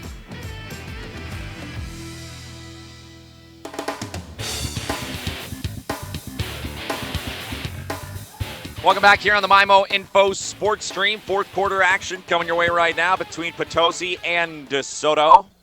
It's on the girls' side of the Class 4 District 2 tournament. Quarterfinal action here today. Potosi leads by 10, 43-33 here at the start of the fourth quarter. DeSoto and Madison Young putting up a shot. She's been on the bench for most of the game with some foul trouble. She's got 4 currently. As Potosi with it. Coleman, corner 3 is good. Olivia Coleman, she's been pouring it on. And she knocks down another one from deep. And with that, it's a 13-point game now with 7:10 remaining in the ball game. Mid-range jumper is up and no good from Trista Grobe. But the offensive rebound pulled down by Madison Young. Her putback attempt is no good. And now Potosi back with possession. Coleman drives in, floats up, off glass, no good. Battle for the offensive rebound, and eventually a foul is called. Coleman got there first, and it looks like it'll be a foul on the Dragons. I think it'll be on the shot, and so that's going to give Coleman a chance to knock down a couple of more free throws, and that'll give us a chance to thank a couple of more sponsors. Want to thank Applebee's in Farmington, Kohl's Tractor and Equipment in Farmington, Comtree, the Doe Run Company, Fleegs Equipment in Leadington and St. Genevieve, Gateway Motors, Gateway Region YMCA, Gilster Mary Lee, Hearing Care Partners, Hillsborough R3 School District, Home Pools and Spas, and Jefferson College. Coleman knocks them both down, and so that makes it a 15-point game, 48-33 here in the fourth quarter. Jump shot from the baseline, no good from Keith, but right there to clean it up and put it back in is Madison Young, as Young gets into the score column for the first time here in this one. Back down to 13. Coleman, corner 3 is good. Bang, bang here in the fourth. Olivia Coleman, back-to-back threes, and a big smile from her as she heads into the front court, giving her team a 16-point lead with 6 minutes remaining in the ballgame. How about that big-time shot right there? Olivia Coleman, the senior, pouring it on here down the stretch. As with 6:10 to go in the ballgame, she's given her team a comfortable margin to work with. Corner 3 on the near side is up and no good from Cameron Paley. And Paley gets fouled after the shot, but it's on the floor. It'll go to a throw-in for DeSoto. Corner mid-range jumper from Pope is off. Battle for the rebound. It's pulled in by Grobe. Grobe, her pass is stolen. Kaya Gibson the takeaway. Kaya Gibson will now slow it down. Coleman in the corner. Can she do it again? She can! Another 3 for Olivia Coleman. And with that, it's out to a 19-point lead, 54-35 here in the fourth. And then a steal and a putback. Kaya Gibson with the steal, and she lays it up and in. Quick succession, you blink your eyes, and all of a sudden it's a 21-point lead. Potosi 56, DeSoto 35. And a timeout is called. We'll take it 2. Back in 30 seconds here on the MyMo Info Sports Stream. Gateway Motors in Fredericktown, Missouri invites you to come on down and let us help you find your next vehicle. Purchasing a car, SUV, or truck can be an overwhelming experience. The Gateway crew will help you find the right vehicle for your personal or family needs. We offer 24-month or less, no-interest loans for qualified buyers. Come on down to 509 Lincoln Drive and let us help you find a reliable vehicle that fits your wallet.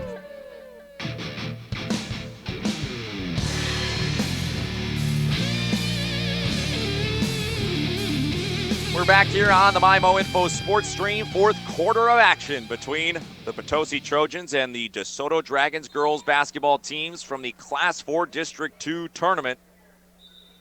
It's been a relatively one-sided affair as Potosi has led for most of the game, and they're up by 21 here about midway through the fourth, 56-35 is the difference. 21 is the difference. Numbers are hard sometimes. 5:40 to go, and a foul was called on the inbound, and that's the 9th team foul for Potosi. 1-1, and it's a miss for DeSoto, but a steal. And the takeaway, put back from Pope, won't go. And now Pope another steal. She can't get it to go, and now a foul is going to be called as a couple of A-plus looks from right around the basket won't go. And ultimately, it's going to wind up in the hands of the Trojans as the Gibsons will play a little pitch and catch. Those two are out there with Coleman, McCall, and Sadler. That's the 5 for Potosi. Coleman in the corner, head fake on a three. Thought about firing another one. Instead, she'll pass, and it's a turnover as Pope takes it away. Pope, now her pass almost stolen, but Jones gets to it. And Jones has her shot swatted back. Olivia Coleman doing it on both ends of the court. But DeSoto keeps possession as they work it around. And on the near side, three-pointer from Paley is good. Cameron Paley, the junior, knocking it down from deep. Cutting into that deficit, it's down to 18. 56-38, Potosi still leading. And another turnover. Trista Grove with the steal. Grove, the running shot, no good. Offensive rebound, Young, and her shot no good. And now it'll go out of bounds. And it'll be off of DeSoto as the Dragons give it up. Grove on the baseline. Tried to fall on it, but when she fell, her body was out of bounds, and so it's a turnover as Potosi gets it back. 4:30 to go here in the fourth. Driving in and passing out is Cadence Gibson, and it's just out of the reach of Kaya as it goes out of bounds, and that'll send it back on over to DeSoto. 4:25 to go here in the fourth. 56-38. Potosi leading as Sadler will check out and Bradley will check in. And now a timeout is called. We'll take it too. Timeout's brought to you by Patsy's Furniture. You'll love to shop at Patsy's in Park Hills. Back in 30 seconds here on the MyMo Info Sports Stream. What you put on your family's table does make a difference, and Prairie Farms is proud to play a role in your family's growth and good health. Since 1938, Prairie Farms has been providing high-quality products and fresh, wholesome, and nutritious milk to you and your family. From yogurt, dips, and sour cream to cottage cheese, ice cream, and milk, the next time you're at the store, reach for the Prairie Farms label and know you're serving the best. Prairie Farms, dedicated farmers, happy cows, and real milk.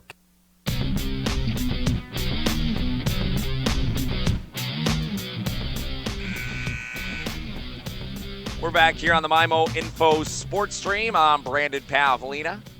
Big shout out to Chase Sellers back in the studio. He's been spinning the dials and bringing you all the sights and sounds from the TJ Foulon Fieldhouse here in Park Hills all day long. Big shout out to him. We're winding down our third game of the afternoon. It's the first girls game of the day between Potosi and DeSoto, and Potosi leads by 18, 56-38, with 4:20 remaining here in the ball game. And Potosi had possession in their own backcourt, and then a foul was called. That's the 7th team foul on the DeSoto Dragons, and so that means that now the Trojans will be shooting 1-1 for the next couple of fouls, and it's going to be Annie McCall who will have a chance to knock down her first couple of free throws. First one is up and good as she'll knock down the front end of the 1-1. McCall's now got 5 in the ball game, but Olivia Coleman has turned things on in the second half. She has got over 20 points in the contest. And speaking of 20, 2 for 2 that time for McCall, and it's a 20-point game, 58-38. And now a turnover as DeSoto gives it up. Steal by McCall, quickly up to Kaya Gibson. And Kaya Gibson will go back to Bradley near half court. Now Coleman has it at the top of the arc. She'll bounce it off to Cadence Gibson near the scorer's table on the far side. Back to Kaya at the top of the arc. Now Kaya lost it for a moment but gets it back. Bradley, cross court, she'll go to Gibson. To the corner, Coleman, another 3, this one's short. Rebound by Paley. She'll get it up to Sarah Bone, who's checked back in. Bone will get it up to Grobe. And now Grobe's pass misses everything. It goes out of bounds, and it'll be off the DeSoto Dragons as Potosi will get it back. 3:35 to go here in the game. 20 points is the difference. Potosi 58, DeSoto 38. Coleman, corner, head fake, and she'll travel. Got her feet going a little quick, and the refs did not miss that one, as they're going to send that one back on over to DeSoto. 5:25 to go here in the fourth. And now some substitutions will come on as both Gibsons will head to the bench.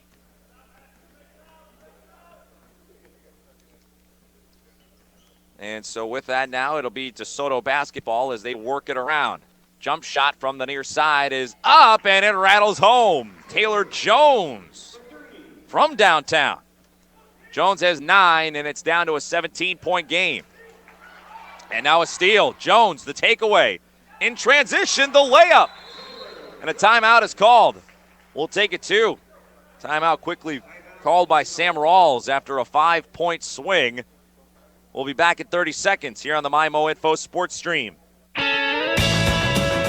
Stop by Dairy Queen in Farmington and Potosi for the best cheeseburger in town. And don't forget their chicken strip basket or 6 pieces of golden fried chicken strips, hot fries, Texas toast, and creamy white gravy. And remember, you'll love their new snack menu pretzel stick and a soft pretzel. Don't forget your fantastic lunch, which includes entree, drink, and a sundae for $6. That's Dairy Queen. 2 great locations, Potosi and Farmington, where they treat you right.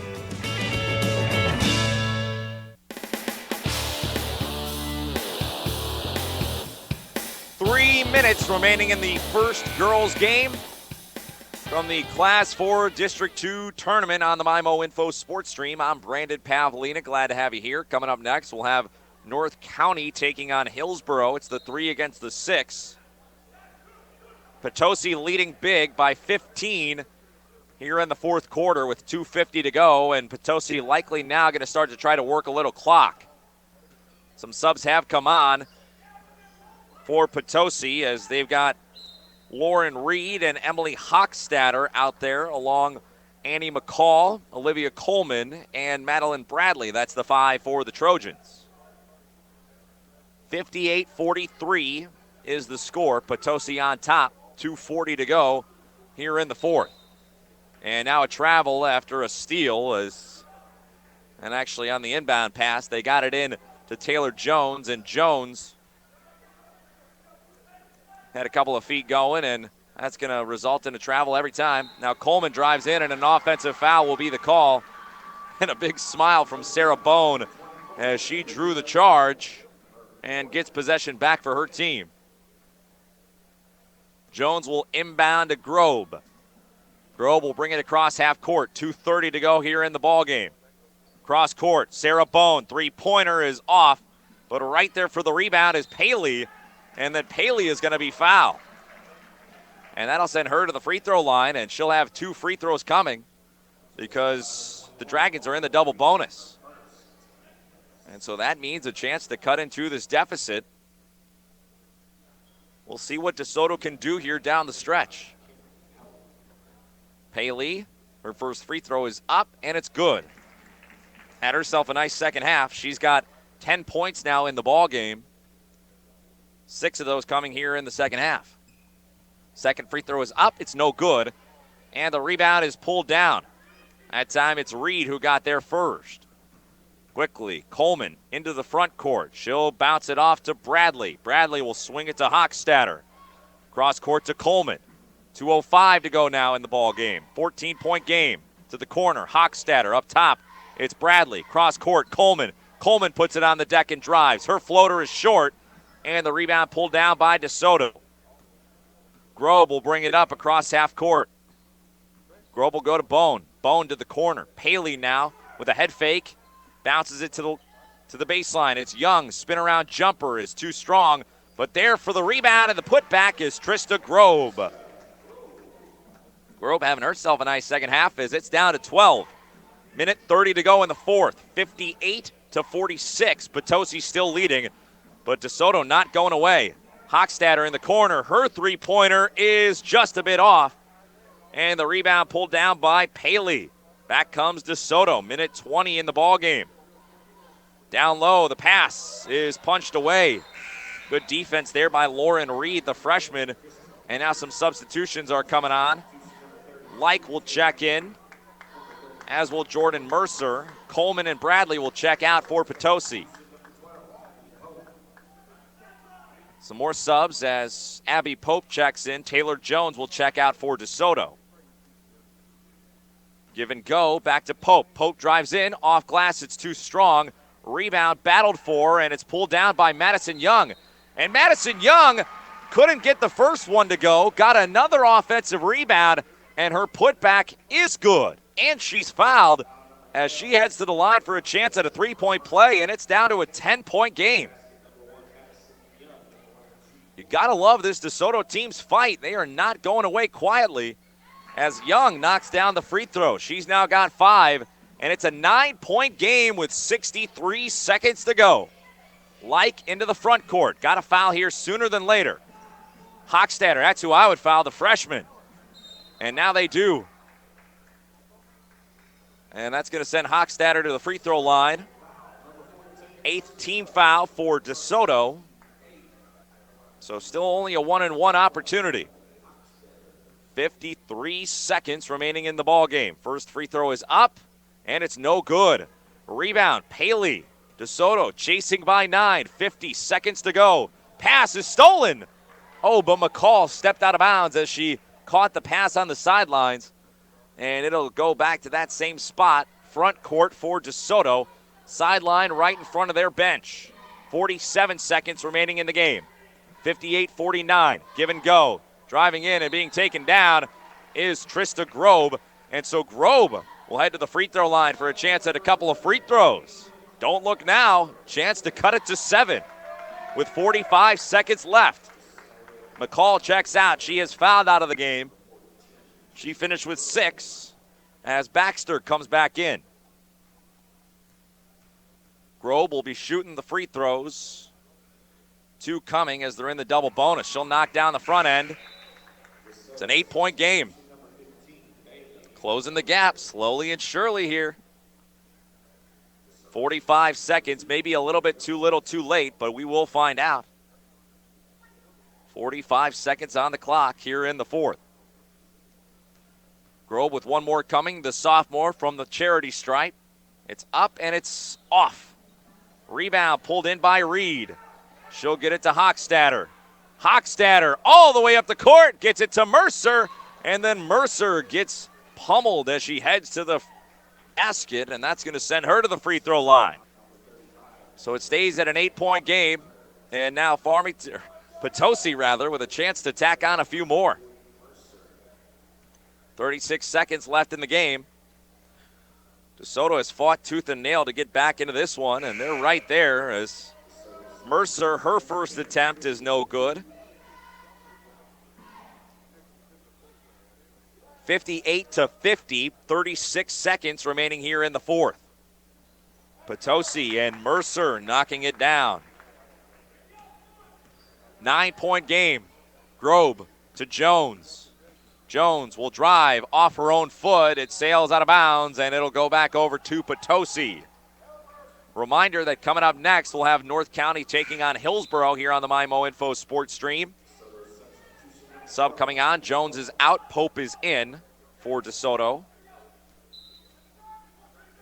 Hochstatter will send it in to Reed, to Like. Like, dribble drive, into the front court she goes. 20 seconds as the clock winds, and Like will be fouled, and she'll head to the free throw line. 20 seconds remaining in the ball game. 59-50 the score. Potosi staring down the barrel of a victory and a chance to advance to take on the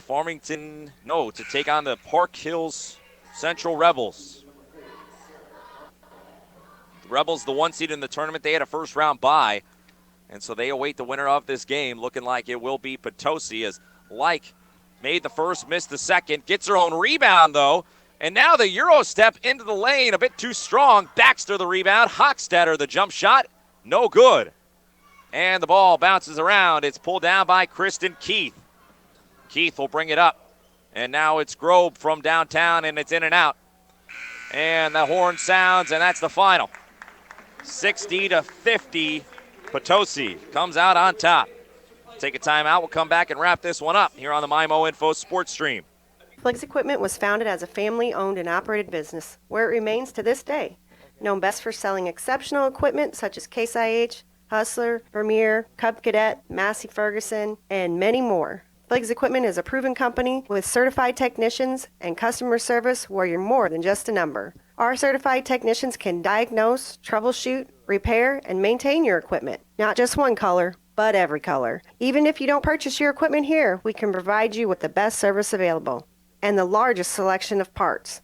As the months turn colder, it's time to service your equipment, get it ready for spring and summer. Winterize your equipment and tune up any equipment that you'll need over the winter. We do that here, and we do it well. If you're in the market for a new compact tractor, blades, whatever the need, see us here at Fliggs Equipment. Make us your first stop. Fliggs Equipment, Highway 32 in St. Genevieve, and on the Outer Service Road in Ludington. Online 24/7 at fliggs.com. Fliggs Equipment. Let our family serve your family. Kaya Gibson will now slow it down. Coleman in the corner. Can she do it again? She can! Another three for Olivia Coleman. And with that, it's out to a 19-point lead, 54-35 here in the fourth. There it is. That's your Doe Run Company play of the game. The Doe Run Company providing the minerals and metals we need to power our future.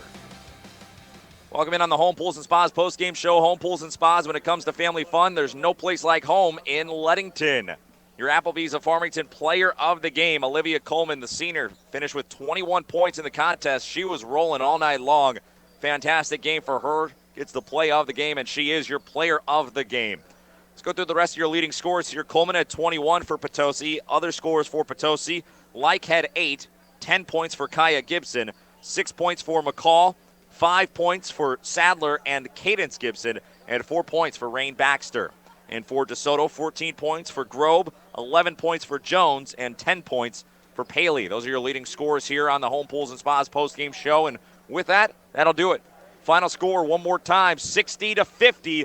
Potosi wins over the DeSoto Dragons, and now Potosi advances to take on the Central Rebels coming up on Monday. Quick timeout. When we come back, we'll have the Fleegs Equipment pregame show as we get you set for the final game of our coverage here today. Another girls matchup from the quarterfinals between North County and Hillsboro. Stick around for that. Back in 30 seconds here on the MyMO Info Sports Stream. The Potosi R3 School District is committed to excellence.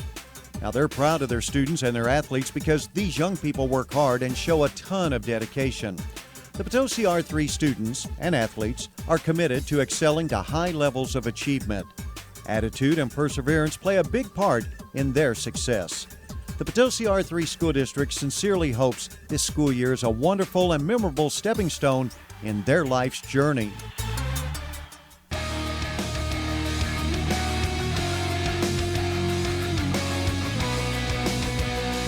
Welcome back in, folks. We are here at the Mineral Area College broadcast booth on the campus of Central High School in the TJ Foulon Fieldhouse for our fourth and final game of our coverage here today. One more on the girls' side, the Hillsboro Hawks taking on the North County Raiders.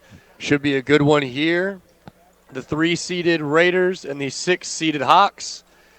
Now, to kind of set up this to set up this game a little bit, it's really going to be, can the Hawks stop the Winch sisters, Kaylee and Cameron, both 6 foot or taller, one being a senior, Kaylee the senior, and Cameron the sophomore. Both of them are really big in the post and can shoot. They've also got another 6'3" forward in Lainey Calkins. So a lot of size down low, a lot of height in the lane for the Raiders, and it's going to be the storyline of today will be, will the Hawks be able to slow down the post play of those three down there in the post? And if they can, they'll have a great chance of winning. They're going to rely on their outside shooting in their guards, like Abby Cole and Sophia Harrell, in order to make sure that gets done. Just a quick setup. We're going to take a quick break here, and whenever we come back to the Fleegs Equipment pregame show, we'll hear from the head coach of the North County Raiders, Zach McVeigh. Don't go anywhere. You're listening to Class 4 District 2 girls basketball on the MyMO InfoSportsStream. The staff and students at Hillsboro R3 School District would like to take this time to recognize all of their diligent athletes. They are proud of each and every one of their athletes and understands what it takes to be part of a successful team. They are honored to stand by each and every one of their athletes. Hillsboro R3 understands their efforts to be a hardworking and dedicated team member. The countless hours you have put in do not go unnoticed. Keep up the good work, Hillsboro Hawks. The faculty and staff at North County St. Francis County School District are proud of their students and athletes. It takes hard work, dedication, and commitment to be a good, successful student and athlete. Each student and athlete will have different goals and even different ways and timing of achieving those goals. So be yourself and excel to the very top. Good luck on a great year and a great season from the faculty and staff at the North St. Francis County School District.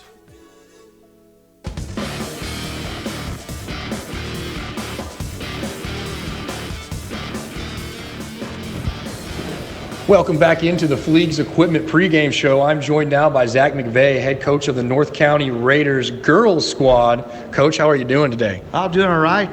Fourth game in about 6 days, so some tired legs, but hopefully we'll bring some energy. Well, you know, it's playoff time now. It's win or go home. What's the message and the mindset of the girls going into this game? Well, we want to try and get up and down the floor, and we definitely want to make sure that we contest everything. We play really good defense and rebound.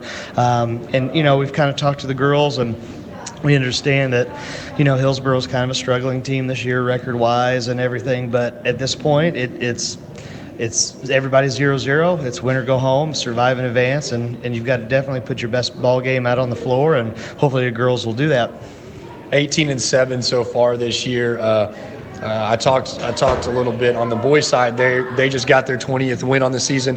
What would that mean for your squad to be able to win a couple more games and get to that 20-win mark and have both squads get the 20 wins? That would be exciting, you know. Both, you know, get a chance. If you're going to get to 20 wins, you're going to be playing for district title, and that's going to be exciting. And, you know, 20 wins in a season is a great benchmark and kind of shows just kind of how the team is and how the program, how just year after year you put together quality schedule, quality team in general. And, you know, that would definitely be exciting for the girls. I know that's a goal for them, but, you know, our focus today is really going to be Hillsboro, and hopefully we'll get past them. And, you know, it's a lifetime away. 20 wins is a lifetime away when you turn right around and play an excellent Farmington team on Monday. And you mentioned it a little bit earlier, but, you know, it's just been jam-packed with games in the past few days. How do you stay fresh, keep fresh legs in there and all that? How do you do that? Well, early on, we're gonna see what the energy level is with the starters. If I don't like what the energy level is, we might do a hockey style lineup, a 5 in, 5 out, just to keep things fresh. I'm hoping that, you know, we can, if we're gonna press or if we can just do what we normally do with our buzz defense, we can kind of create some turnovers and get some points off of the turnovers. And then, you know, like I said, hopefully we can kind of get a rotation. It's nice that we've got about 15 girls now, and like I said, I'm not afraid to do that hockey style 5 in, 5 out, just to kind of whether spell some girls or give some energy. And just final wrap things up. What's a couple keys to the game to get you guys the W moving on to the next round? Well, the big thing that we've talked about for this week is the goal tonight and really all week is the first thing got to be turnovers. Guard play wins you championships. You could have the best post players in the world, but guard play is what wins titles. So first and foremost, we want to make sure that we're trying to keep our turnovers below 20. We want to make sure that we continue to play solid defense. We want to win the rebound margin. And I think if we can do those two, maybe knock down a couple threes here and there, but really the turnovers and then the rebounding, that's going to be key for us. All right, that has been North County Raiders girls head coach Zach McVeigh. Coach, thanks for your time. Hey, always. Thanks so much for the coverage. And we'll be right back on the MyMo Info Sports Stream.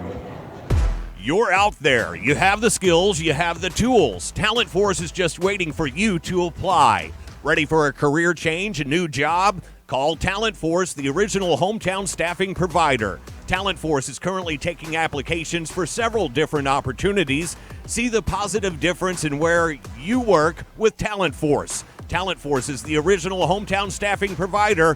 They're located in the Farmington Industrial Park. They're ready to help you. Call Talent Force today. Farmington High School is proud of their student athletes for striving to live out the core values of excellence, integrity, and purpose. Excellence is achieved in all they do through hard work and dedication. Integrity is displayed by doing the right thing, even if it's not the popular one. Purpose discovered by understanding that life is more about what we can do for others than what we can do for ourselves. The Farmington School District encourages all of their students to continue to pursue those high ideals in every area of their lives, both now and in the future. Go Knights!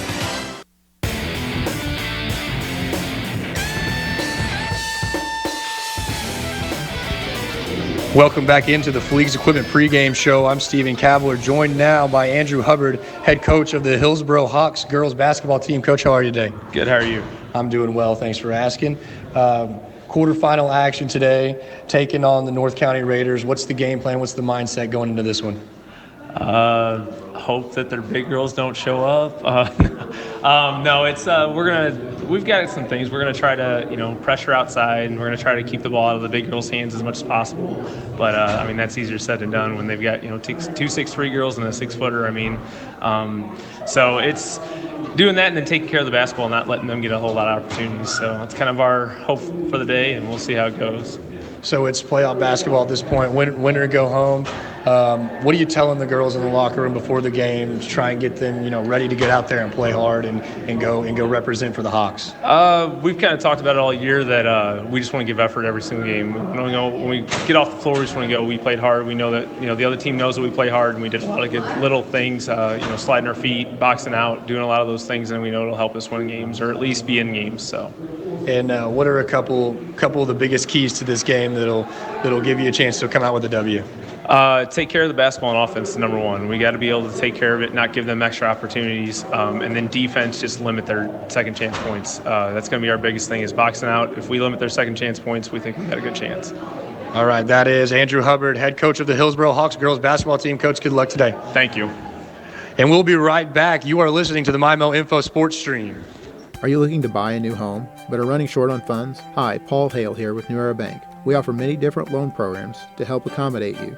Currently, VA, FHA, and USDA are just some of the loan programs that we offer. Our experienced loan staff is ready and waiting to help you find just the right loan to fit your needs, because no two loans are the same. We have also enhanced our website and added many frequently asked questions about home ownership to our website. Visit today at www.newerabank.com. New Era Bank, member FDIC, equal housing lender.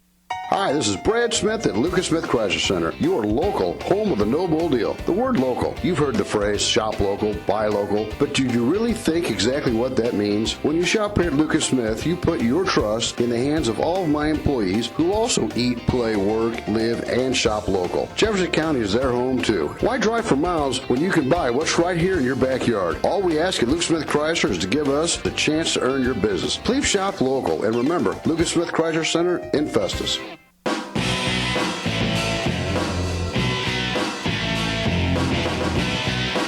And we're back here in Park Hills for Class 4 District 2 quarterfinal basketball action. This side, we're on the girls' side of the bracket. It is the North County Raiders taking on the Hillsboro Hawks in our final of 4 games that we've been bringing to you today on the MyMo Info Sports Stream. And we've been bringing you those games thanks to our wonderful sponsors, such as Applebee's of Farmington, Kohl's Tractor and Equipment, Comtree, the Doe Run Company, Fleegs Equipment, Gateway Motors, Gateway Region YMCA, Gilster Mary Lee, Hearing Care Partners, Hillsboro R3 School District, Home Pools and Spas, and Jefferson College. Those are just a few of the wonderful sponsors that help bring you guys these streams and games week in and week out. So just a little bit until tip-off here, so why don't we get into the starting lineups. Of course, the starting lineups brought to you by Presbyterian Manor, the way you want to live. For the Hillsboro Hawks, it is Abby Cole, Sophia Harrell, Zoe Wood, Maya LaPlante, and Allison Dietrich are your starters. Again, that's Cole, Harrell, Wood, LaPlante, and Dietrich for the Hillsboro Hawks. The North County Raiders, on the other hand, their starting 5 will be Emily Veach, Julia Christopher, Kaylee Winch, Lainey Calkins, and Ella Gant. Once again, your 5 for the Raiders: Veach, Christopher, Winch, Calkins, and Gant. The Raiders sitting at 18-7, as you heard in the pregame interview, and the Hawks at 4-20. So why don't we get a little bit of a uniform check here? Always brought to you by Serenity Hospice Care. Peace of mind when it matters most. SerenityHospiceCare.org. The North County Raiders are considered the home team today, so they will be in the white shorts and white tops. Lady Raiders across the chest in blue, outlined in yellow. The numbers on the front and back in blue, outlined in yellow as well. For the Hillsboro Hawks, they are the visiting team, so they will be in the blue shorts, the blue tops. The blue shorts have a red stripe around the waist. Blue tops with the red shoulders. Hillsboro across the chest in red, outlined in white. Numbers in white, outlined in red on the front and back. It is time for tip-off, brought to you by New Era Bank. It's easy to save your coins and change with New Era Bank's Roundup Savings. To see how easy it is, visit your local New Era Bank or online at newerabank.com. New Era Bank, member FDIC. To do the jumping, it will be Lainey Calkins and Allison Dietrich. The Lady Raiders are going left to right across your radio dial / streaming devices. And the Hillsboro Hawks will go from right to left. After the jump, the Raiders retain possession. And we are underway here for our final of 4 games in Class 4 District 2. Raiders have the ball. There's a 3-ball put up by Julia Christopher, and it falls for an early 3-0 lead. And that's how you get a game started. We're underway. Just 30 seconds gone by, and the Raiders have already put up 3 points on a 3-ball from Julia Christopher. Here come the Hawks, swinging it around the horn, looking to go inside. Ball is stolen by Veach, and she'll bring the ball into the front court. Swings it around to Gant. Go down low into the paint, looking for Winch, Kaylee Winch, and she goes down hard as the ball falls out of bounds, giving possession back to the Hawks. LaPlante will dish off to Harrell, who will go to Cole, right wing. Back to Harrell, top of the arc. She'll pull up, and that's a shot missed. 2-point jumper that goes off the right side of the backboard. Ball stolen by Harrell as she goes coast to coast, looking for an easy bucket and just can't quite get it to go, but a rebound and a putback by LaPlante, and that's two points for Maya LaPlante as she cuts into the lead. Now it is 3-2, Raiders lead. Easy bucket inside there for Lainey Calkins. She gets on the board for the first time tonight and extends the lead back to 3, 5-2. Ball is stolen, then stolen right back by the Hawks. Looking to go down inside. Pass just can't quite connect, and it's taken away by Veach. Veach up the floor to Christopher. She's looking. She pulls. She pops. No good off the back iron. 6 minutes remaining, and the score remains 5-2. The Raiders in front of the Hawks. Maya LaPlante with the ball, swings it around. Abby Cole has it left wing. She'll drive into the basket, dishes it off, down low to Dietrich. She'll miss the layup in the lane. Rebound out to Calkins, and the Raiders are going the other direction. Here's Christopher looking down low. Baseline jumper, no good. Offensive rebound by Calkins, and she'll be fouled on the putback. 2 free throws upcoming for Lainey Calkins. While she's at the free throw line, we'll thank some more of these sponsors. Lucas Smith, Midwest Sports Center, Mineral Area College. First free throw is up, and it finds a lucky home roll for Calkins, her 3rd point of the night. New Era Bank. We'd also like to thank Parkland Health Mart Pharmacy, Patsy's, in Park Hills, and Potosi R3 School District. Second free throw is up, and it rattles out. Doesn't get the friendly roll this time, and rebound goes out to Hillsboro. Harrell with the dribble. Kicks it to the left wing out to LaPlante. LaPlante drives, kicks back out to Cole, top of the key. She tries to swing it to the right to Harrell. Pass a little bit too high. Ball goes out of bounds. Possession back to the Raiders. Really, what we're gonna see a lot of tonight is a lot of interior post play, like I said in the pregame. Cameron Winch has entered the game for the first time tonight. She gets the ball down low, goes up, and can't quite get the finish. Thought she was fouled, but no whistle, and here come the Hawks the other direction. It is Harrell swinging left wing out to LaPlante. To Cole, top of the arc. Inside, great pass to Zoe Wood, who can't quite connect on the layup, and here come the Raiders going coast to coast. Looking for the finish is Gant, but she can't quite find the bottom of the net. And now we're picking up the pace a little bit as the Hawks have possession. They go down low to Wood, who misses, but the offensive rebound by Dietrich in the putback, and there's 2 more, making this a 6-4 game with 4.5 to play here in the first period. Raiders get the ball.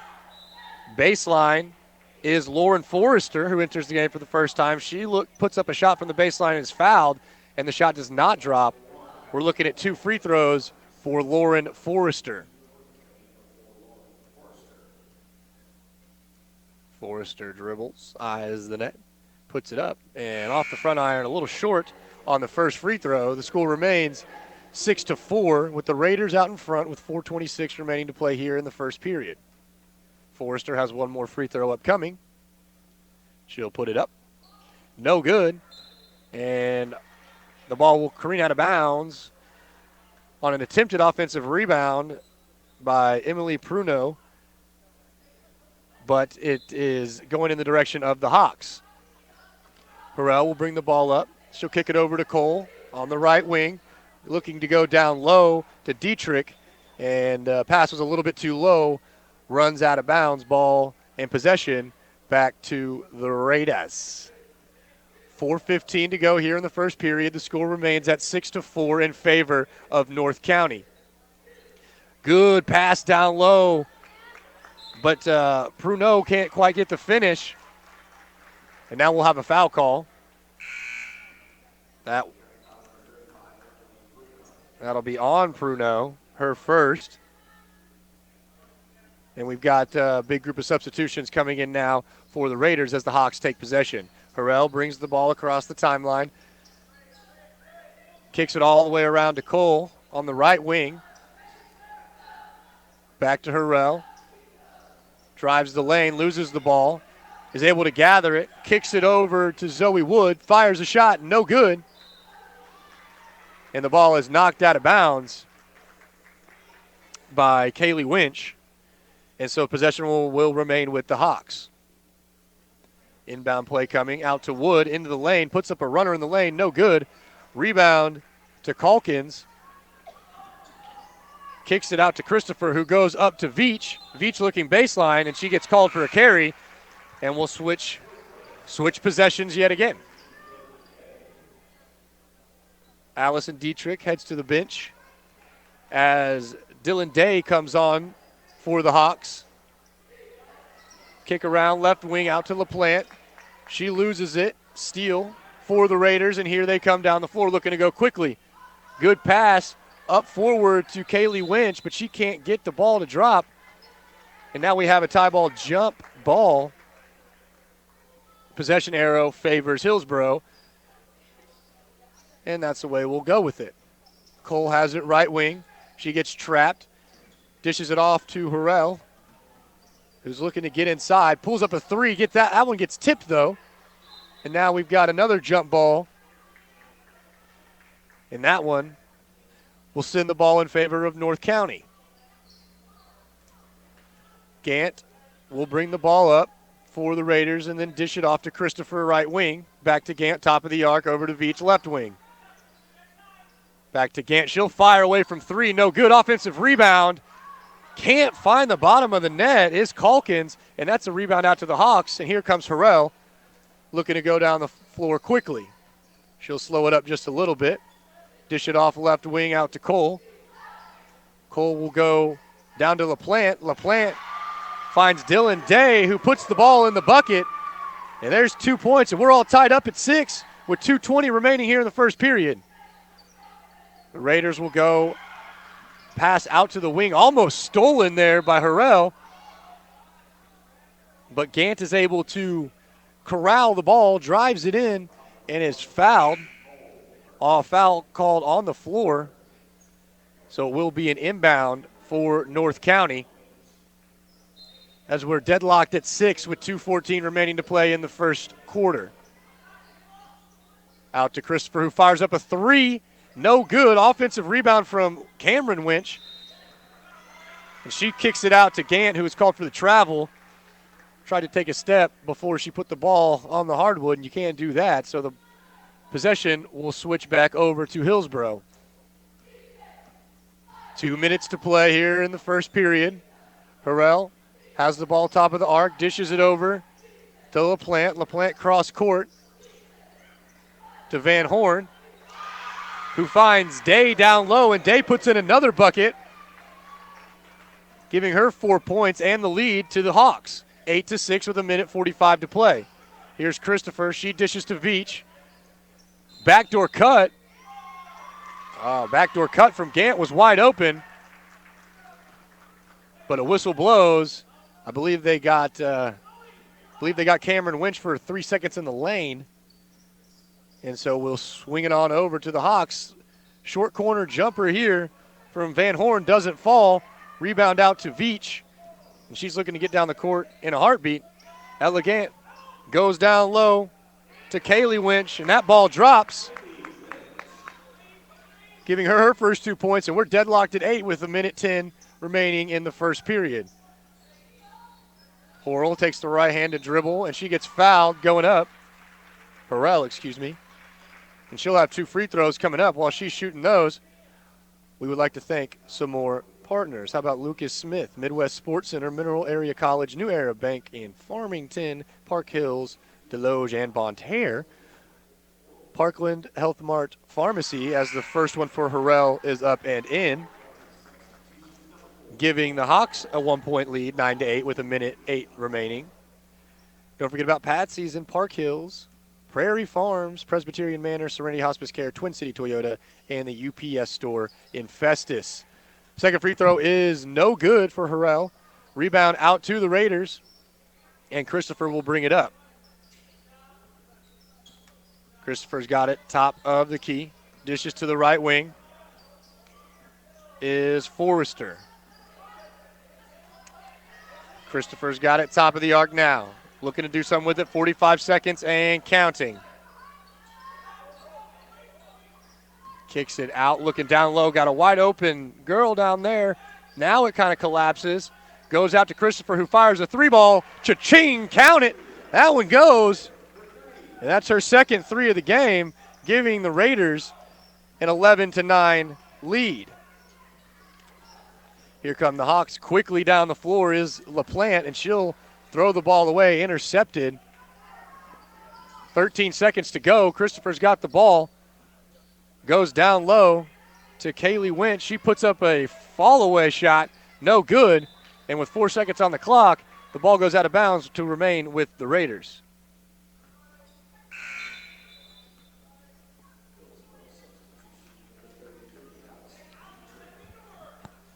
4 seconds remaining, 11-9. Raiders lead.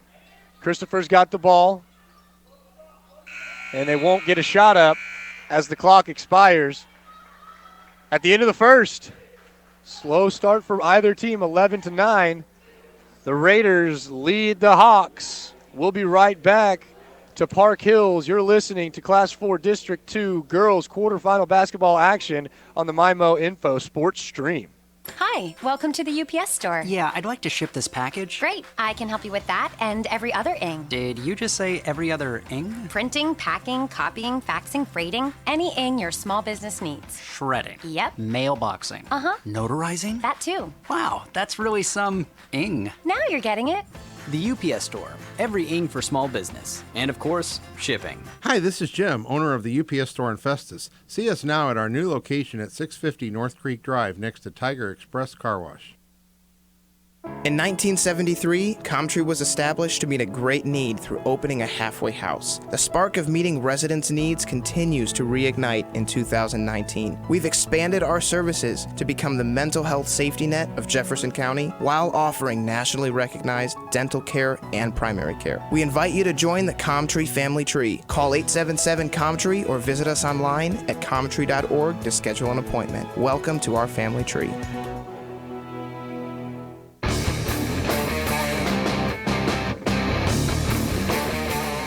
Welcome back into the Mineral Area College broadcast booth. I'm Stephen Kabler here for the Hillsboro Hawks and the North County Raiders. Our second girls quarterfinal game, our fourth and final game of broadcast today. It is 11-9. The North County Raiders lead the Hillsboro Hawks. Second quarter underway. Sophia Harrell takes the ball down for the Hawks. Puts up a shot, no good. Rebound out to Pruneau, and she gives it over to Veach. Moving quickly up the floor, wide open down in the lane is Lainey Calkins, and she'll get the easy bucket for two, extending this lead to 4 points. It's 13-9. Raiders lead with 7:10 remaining in the first half. And it's part of what makes this North County team such a challenge to play against. They just have so much height, and then they have some really good guard play. They're a well-rounded group, and they're showing it here in the first half of action. There's a drive and a shot that gets put up. That is Abby Cole. Shot does not fall, but is knocked out of bounds by Lainey Calkins, so it will remain in possession of the Hawks. Looking to get something going here. Only down 4 as Zoe Wood gets the inbound pass and tries to put up a shot, but gets rejected by Emily Pruneau. And then there is a foul on Wood. That is her second of the game. Raiders have the ball. It is Gant. Goes right wing to Veach. Goes all the way across the court. Great pass. That's Ashley Thomas. It was hanging out down low in the lane, and she gets the easy bucket. And that one goes for her first 2 points of the game. It is 15-9 with 6.5 to play here in the half. We have another whistle. That's going to be Gant. That's her second on the evening. Third team foul. It will be inbound here for the Hawks. Riley Hindle enters the game for the first time for the Hawks this evening. She has a right-handed dribble, goes corner to Kayla Van Horn, who has the ball stripped away and taken from her. And Emily Veach is headed the other direction for the Raiders. She goes down. Thomas again somehow ends up being in the right place at the right time. It's what she's good at. She puts the shot up and is fouled and has 2 free throws upcoming. Yeah, it does a great job of exactly that. And after a closely contested first quarter of action, we're starting to see North County putting their foot on the gas pedal a little bit, trying to create a little separation between these two teams. As the 3 seed North County thought perhaps they should have gotten the 2 seed here in this tournament. Of course, Farmington was awarded with that, and part of the reason for that, North County lost to Farmington in their most recent matchup. So I would expect North County playing with a little extra fire here in this game here today. Yeah, what we just saw there is that's a great piece of move right there Kaylee Winch gets the board on the missed free throw, puts the ball up and in, and the foul, so she'll have a chance at a three-point play here.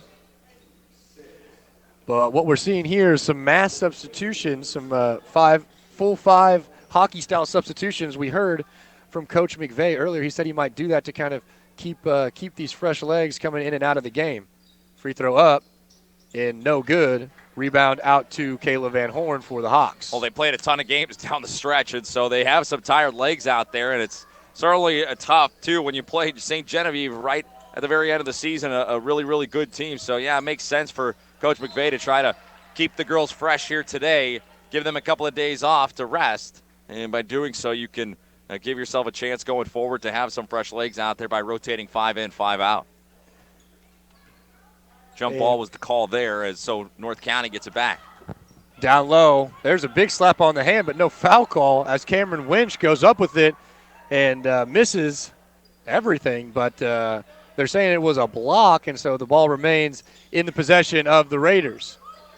Looking inbound here, good inbound pass over to Kaylee Winch. She looks to kick it out, but pass is stolen by Harrell, who will come up quickly, goes down to Van Horn, who loses possession on the pass. Was a little bit too much to handle, and it will go the other direction for the Raiders. Now remember, the winner of this game does play Farmington. You've got to think that North County wants to get another piece of that Farmington squad coming up. As an interior pass goes to Cameron Winch. She goes up and is fouled, misses the layup in the lane, but two free throws upcoming for Cameron Winch. She dribbles the ball. Eyes the basket, puts it up, swish, count it.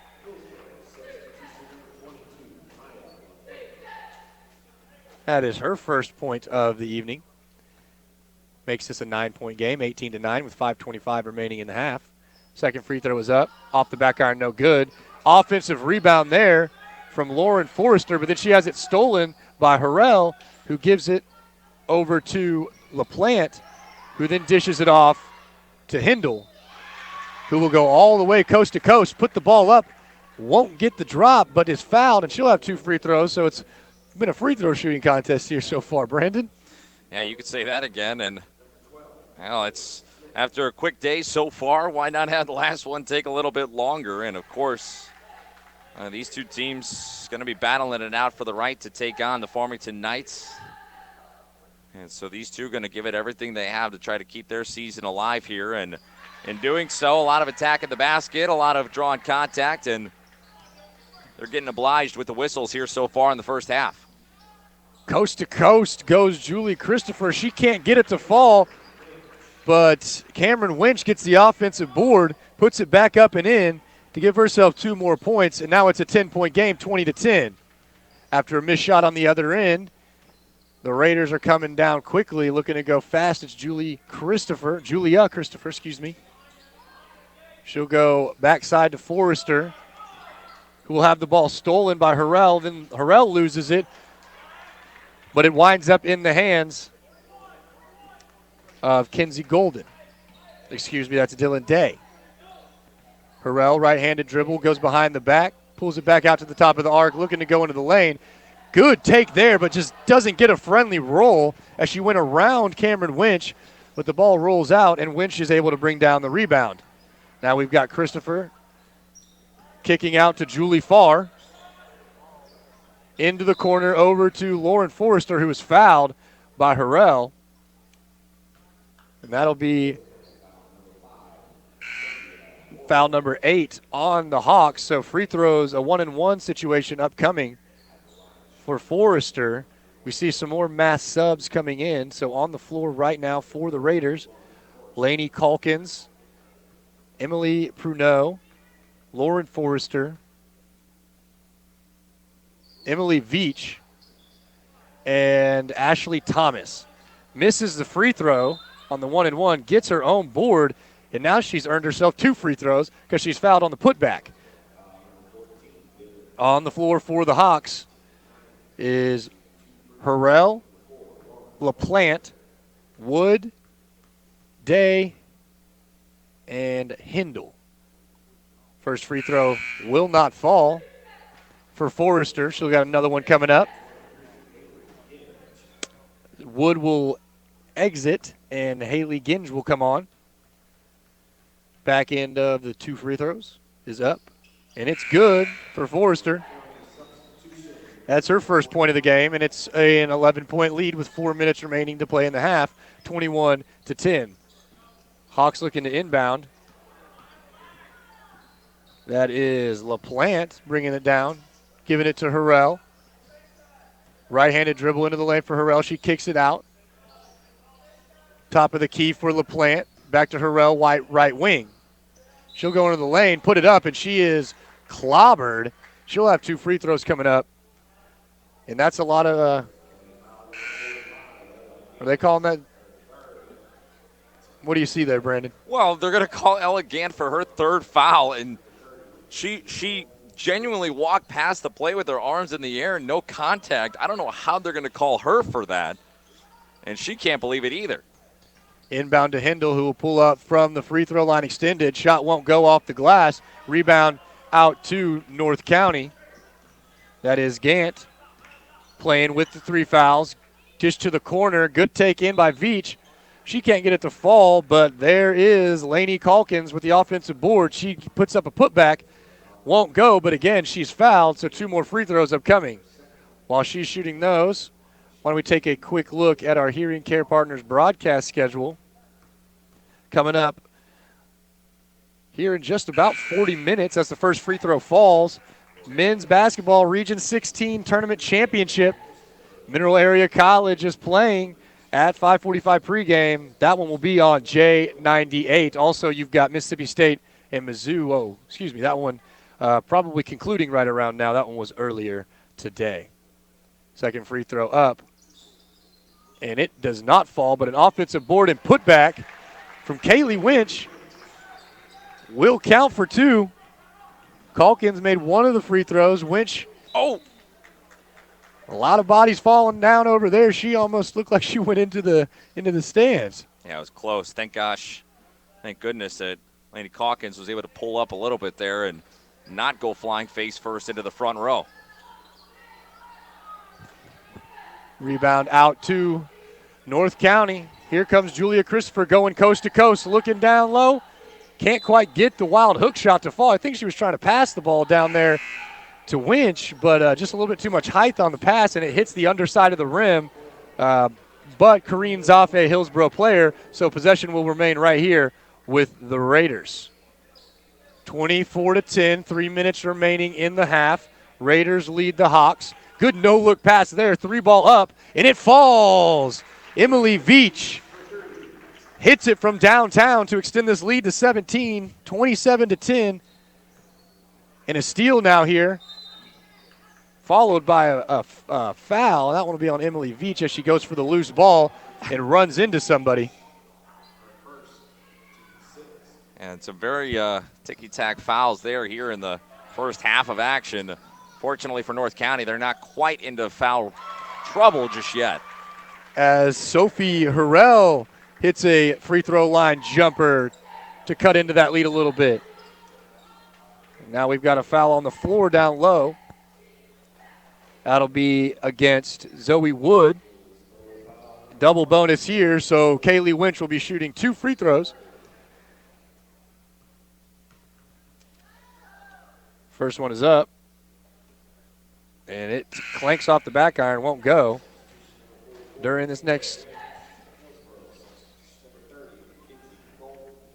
And how about that, actually? We're just being told by Chase Sellers, our board op back in the studio, that if you're going to be interested in checking out that Mineral Area College Men's Region 16 Championship here tonight, it got pushed back to 7 o'clock. So that means that we will have coverage of the MAC Region 16 Tournament Championship game beginning at right around 6:45, and it'll be on 98.5 FM, J98. So you can check that out after the conclusion of this one. Thought it might run into our game here, but no, fortunately, it'll be pretty evenly split out. So MAC in the Region 16 Championship starting at 7 o'clock. We'll have coverage beginning at right around 6:45 on J98.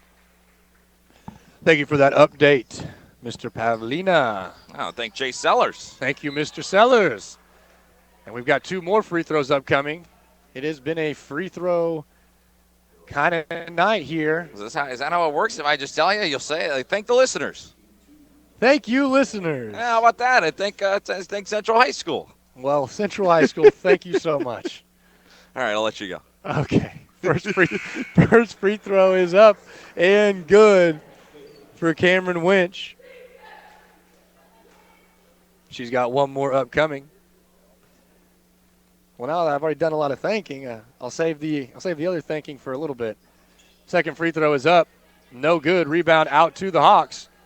But the ball is stolen by Veach, who goes up and is clobbered. Won't go. Kaylee Winch will get the offensive board, put it up and in for the bucket, and now has an opportunity for three-point play. And that's why you never quit on a play, folks. You never know where the ball is going to fall. The score is 31-12.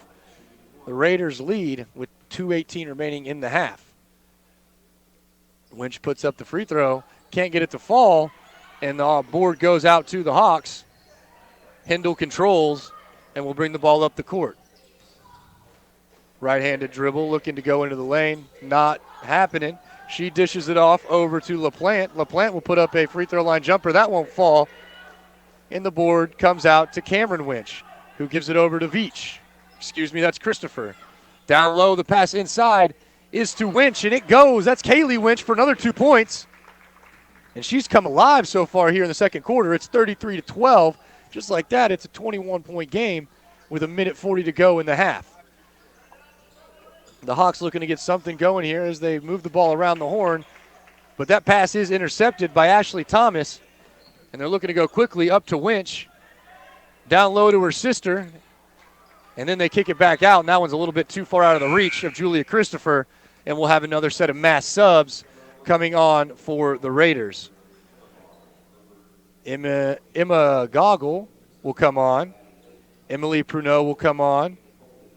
Hannah Polite will come on. Addie Layton will come on. And I believe that's everybody. Oh, Kate Jones, excuse me. That's 5, not 4. 5. 1:19 remaining here in the second period. Ball is up and in. Great runner in the lane there from Hindle. And she gets herself on the board. Missed shot down here on this end for the Raiders. And it's rebounded out to the Hawks. Abby Cole will control as she looks to get into the lane. She's being guarded by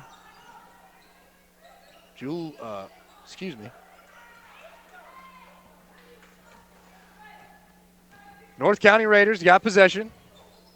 Addie Layton goes down low, kicks it out over to Kate Jones. Jones to Goggle, who goes baseline. She stepped on it. That is Paris Larkin, who has entered the game for the Raiders.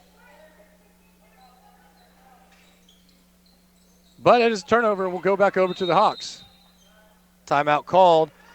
With 32 seconds remaining here in the first half, 33-14, we'll take it with them. You are listening to the MyMo Info Sports Stream. This is Dr. Karen Melton at Hearing Care Partners. We hope you don't miss a single thing this sports season. Stop by for a free hearing screening so you'll hear every play and the person sitting right next to you. One of the best parts of the game is chatting with old friends and making new ones. We wish all our local players a safe and healthy sports season. It's Hearing Care Partners. Find us online at hearingcarepartners.com.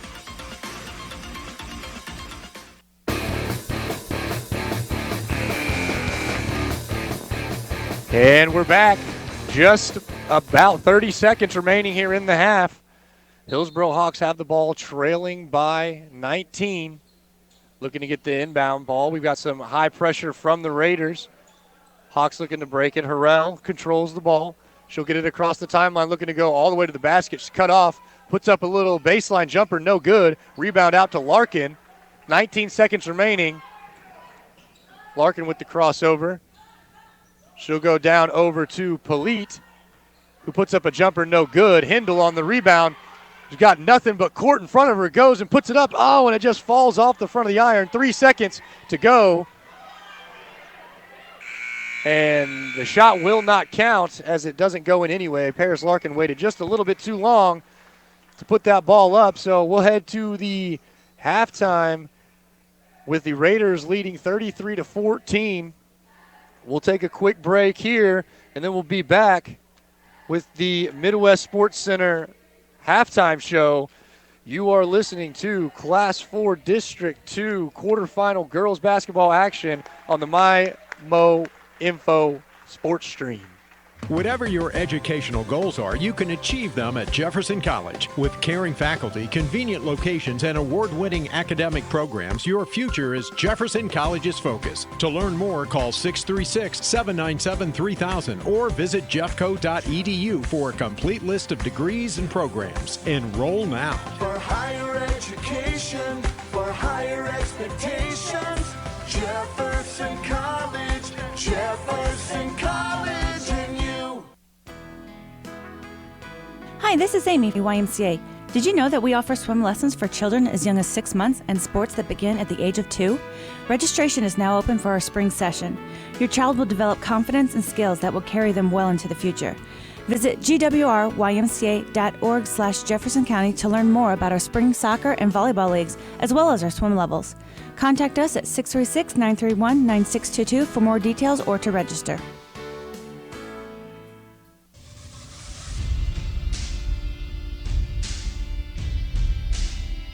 Welcome to the Midwest Sports Center halftime show on Regional Radio. This is Josh Harris, the owner of Midwest Sports Center in Farmington. Remember, for all of your on-the-road, off-the-road, or on-the-water fun, come and see us, Midwest Sports Center in Farmington. Midwest Sports Center halftime show. Stop by, see Josh and the gang at Midwest Sports Center today on Walker Drive in Farmington. Kawasaki, Suzuki, Polaris, Can-Am, Spider, and Sea-Doo. Like them on Facebook or shop them online at Midwest Sports Center. On the road, off the road, or in the water, Midwest Sports Center has it all. Looking to go down the floor quickly. She'll slow it up just a little bit. Dish it off left wing out to Cole. Cole will go down to LaPlante. LaPlante finds Dylan Day, who puts the ball in the bucket. And there's 2 points, and we're all tied up at 6 with 2:20 remaining here in the first period. 2 minutes to play here in the first period.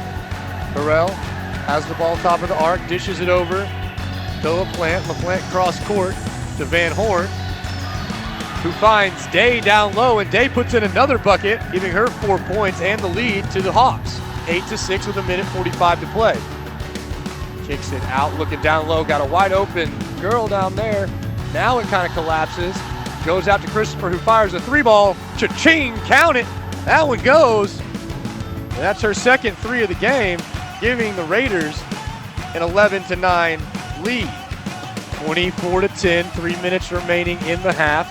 Raiders lead the Hawks. Good no-look pass there, 3-ball up, and it falls. Emily Veach hits it from downtown to extend this lead to 17, 27-10. Down low, the pass inside is to Winch, and it goes. That's Kaylee Winch for another 2 points. And she's come alive so far here in the second quarter. It's 33-12. Just like that, it's a 21-point game with 1:40 to go in the half. Those were your first half highlights, brought to you by the Dough Run Company, providing the minerals and metals we need to power the future. This is the Home Pools and Spas. Oh, excuse me. This is the Midwest Sports Center halftime show. Not quite at the end of the game just yet. So just at half, at halftime, we sit at 33-14 with the North County Raiders leading. Now, we're going to take a quick break, but before we do, or right whenever we come back, well, no, just kidding. Let's stay right here and talk a little bit about this. I'm going to give you some stats here. First half stats, Emily Veach had that 1 3-pointer. She's got 3 points. Julia Christopher with 2 3-pointers has 6 points, but your high scorer for either side is Kaylee Winch with 11, and she's followed by Lainey Calkins with 6, and then Cameron Winch has 4 of her own. So what we talked about in the pregame, those big post players down there needing to get started and get involved early, well, that's exactly what they've done. But they haven't really done it conventionally. They haven't done it necessarily through half-court sets. They've done it off offensive rebounds and putbacks and a lot of free throws here with a lot of fouls being called. For the Hillsboro Hawks, leading scorer is Dylan Day, she's got 4. And Sophia Harrell and Riley Hindle both have 3, rounding out the Hawks scorers. Maya LaPlante has 2, and Kayla Van Horn, Allison Dietrich has 2. So those are your first half stats. We will take a quick break and be right back here to the Midwest Sports Center halftime show. You're listening to MyMo Info Sports Stream. Well, let's check in with Josh Harris now at Midwest Sports Center in Farmington, Poplar Bluff, and Festus. And Josh, I understand the selection of off-road, on-the-road, or on-the-water vehicles is really great right now. Yeah, you know what? This time of year we try and stock up, Mark, and get ready for the riding season. But right now they've got huge rebates out, rebates up to $3,000 on select products. Stop in and see us.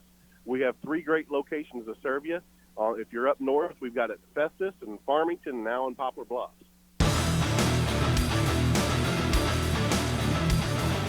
Welcome in here on the Midwest Sports Center halftime show as we're talking now with Matt Bradley, the head coach of the Potosi Trojans girls basketball team, as they got a nice win here today over DeSoto, and they will be advancing on to the next round of the Class 4 District 2 tournament. Coach, the floor is yours. Thoughts on how your team played here today? We were okay at times.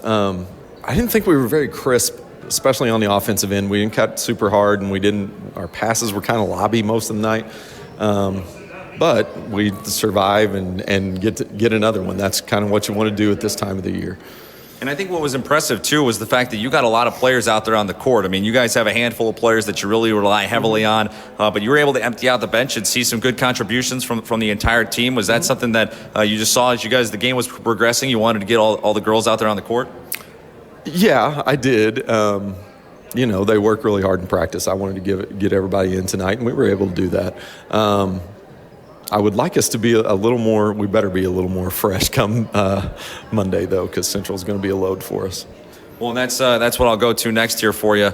Look, they're a juggernaut. They're going to be playing here at home, the Central Rebels. It's going to be an awfully tough matchup for you guys. But what do you know about Central, and what are you expecting to see from them coming up here on Monday? Well, we've played them a lot, so I feel like we know them pretty well. Now, we've got to figure out a way to try to slow them down a little bit.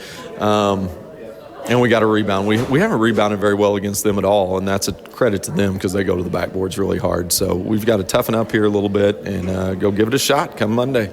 All right, it's all you can do. And actually, just one more quick question for you. Olivia Coleman was our player of the game. Of course, a senior, very talented for you guys. What does she mean to you in this program? She's been fantastic for us. Plays really hard and kind of leads us a little bit. We've asked her to do a lot of different stuff with the injuries, and I'm really proud of the way she's handled all that. Awesome. Well, we appreciate your time, Coach. All right, thank you.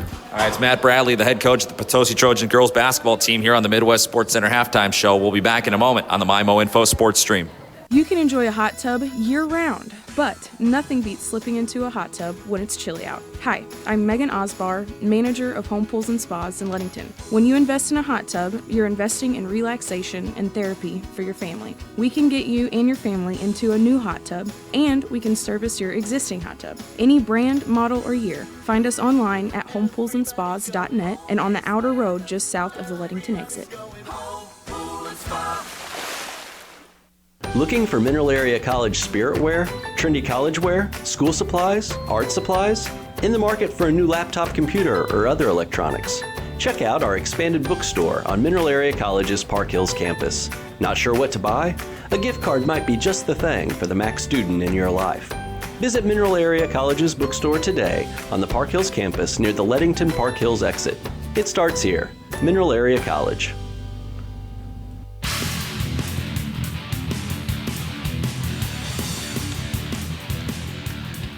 Welcome back in, folks, to the Mineral Area College broadcast booth. I am Stephen Kapler, joined alongside Brandon Pavlina for this, our fourth and final game of the day between the North County Raiders and the Hillsboro Hawks. It is Class 4 District 2 quarterfinal basketball action. Earlier in the day, give you a recap of our day. Farmington beating DeSoto. They will face Central. That'll be on March 3rd. Then you had the North County boys defeating Potosi. They will play Hillsboro. So far, it's all chalk. 1 seed will play the 4 seed, and the 2 seed will play the 3 seed. On the girls' side, you have Potosi defeating DeSoto, and they will play Central, and that will be on Monday. And then the winner of this game will play Farmington. Right now it is 33-14. Just getting underway here in the second half. Hillsborough has the ball. A 3-ball put up by Harrell was stuffed by Emily Veach. And here comes Gant controlling the ball. She'll go all the way into the lane, split the double team. Great move. Easy bucket up for 2. Ella Gant adds to her point totals of the evening.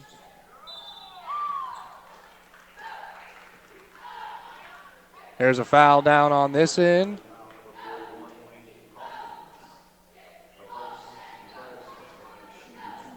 Two shots coming up for LaPlante. First one up, and no good. I'd like to thank some sponsors during these free throws. Applebee's of Farmington, Kohl's Tractor and Equipment, Calm Tree, the Doe Run Company, Fleegs Equipment, Gateway Motors, and Gateway Region YMCA. Second free throw is up and no good. Rebound out to the Raiders, and they'll go quickly. Here is Christopher into the lane. Nobody there, but she misses the runner. That's very unlike her, and the rebound is out to Harrell, who will take on her own, kicks it out, 3-ball up.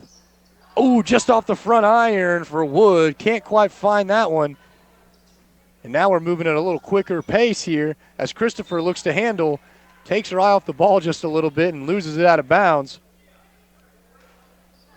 With a minute gone by here in the third period, it's 35-14. North County leads Hillsborough. Harrell bringing the ball down for the Hawks, kicks it out to Wood. Wood goes down low into Dietrich, who puts the ball up and in for 2 points. Allison Dietrich, and Chart starts to cut into that lead just a little bit more. It is 35-16. Gant dishes up top to Veach, who goes cross court all the way back to Gant. Will drive in the lane, put it up, no good. Good defending there from Harrell, who gets the rebound and tries to go up quickly off to LaPlante. LaPlante cross court to Wood. Wood in the corner loses it, and she will be fouled. Oh, no foul there, just ball out of bounds. The Hawks retaining possession. Here is Harrell. She'll pull up from the free throw line. Back iron, no good. Defensive rebound out to Gant, who will go all the way down low into Kaylee Winch, who puts it up, no good. Offensive rebound to Lainey Calkins. Another offensive rebound to Winch, no good on the putback. And there is LaPlante, seemed about to be the shortest girl in the paint, coming down with the rebound. LaPlante has the ball left wing. She goes into the paint, tries to dish it. Ball is knocked away, and Christopher has the ball. She'll bring it up down the right side of the court, kick it to the corner to Veach, swings it around to Gant, hesitate, pump fake, and she'll get hand checked, and there will be a foul call.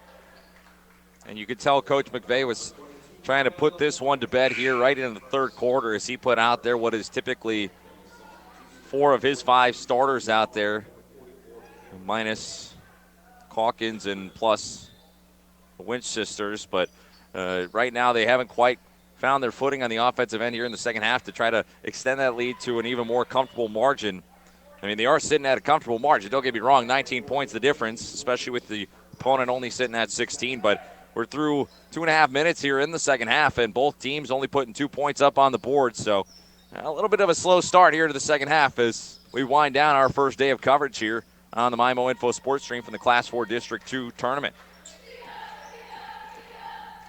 Drive into the lane by Zoe Wood. She'll put up a runner hook, won't fall. Rebound out to the Raiders. Here comes Christopher into the lane. She'll dish it out to Winch, who puts it up and in off the glass.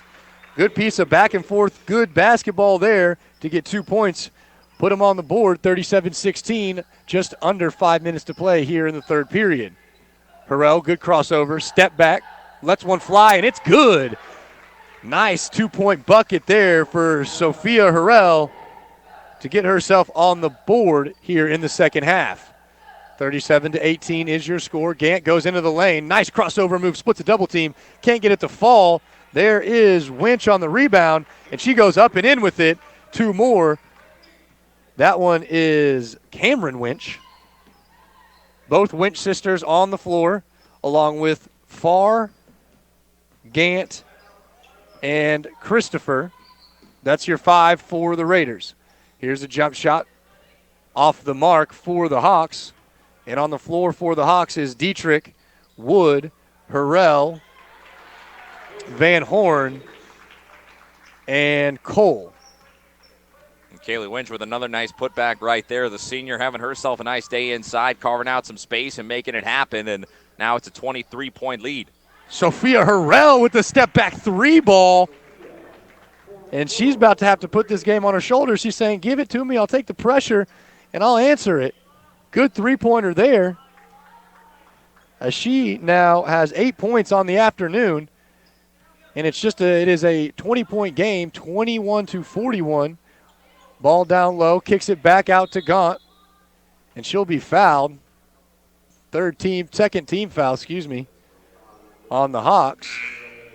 And Gant driving in there and got bumped, and I'd imagine some fouls not being whistled here so much in the second half. We saw a pretty clean played first half of action. Hillsboro did find themselves in some foul trouble. But here in the second half, 20-point margin, we'll see how much more aggressive Hillsboro and North County want to be here down the stretch with only 3:15 remaining here in the third. 20 points is the margin, 41-21. When you've got to think that Coach McVay may be thinking, trying to keep some of his players rested. If they do eventually go on to win this game, they're going to have a tough game coming up in the next one. Both teams will have a tough game coming up in the next one, despite who wins, because they will be facing Farmington, who is a tough out, no doubt. There is a foul call on the floor. Possession to the Hillsboro Hawks as they look to inbound. They'll get it to Hindle, who will lose possession for just a brief moment. LaPlante gathers and gives it back to Hindle. And Hindle will be fouled. Julie Farr going to be called for the foul there. 4th team foul on the Raiders. And they're just starting to rack them up here. Inbound coming. Good inbound pass down low. Up and in for the bucket is Zoe Wood. She comes off of a screen and was found cherry picking in the paint for an easy bucket. Here is Veach going baseline, and she gets fouled and hand checked a little bit. So fouls starting to rack up for either team. 3 for Hillsboro, 4 for North County, 2:43 remaining in the third period, 41-23. Here's a jumper, no good. Gets her own rebound is Ashley Thomas and puts it up and in. That's 2 points for her. 4 total on the day, 2 in the half. Emily Veach on the rebound off the missed jump shot. She's going down into the lane. She gets double teamed, decides, hey, it's better if I bring it back out. And then she's fouled, gets hit on the shoulder a little bit. And they're starting to call everything, as it were, right now. 4 fouls apiece, 2:25 remaining in the third period. 20-point ball game. Possession to North County. Inbound to Veach. Swings it up to Farr. Back in the corner to Veach. Lets a 3-ball fly. You betcha. That one will count. Emily Veach. And that's her third 3-pointer on the day. She's got 9 total, all of them from behind the arc. Harrell says, I got one for you. I'll answer. And it misses off to the right. Might have been tipped a little bit, but the referees say no. And it goes back to the Raiders. Veach will bring it up into the front court. Dish it around to Forrester. Down low to Pernod. And she'll be fouled. Slowing this game down a little bit with all these fouls. 1:54 to play in the third. 2 shots upcoming for Pruneau. She eyes the basket. Shot is up. And it won't go. Like to thank a few of sponsors here.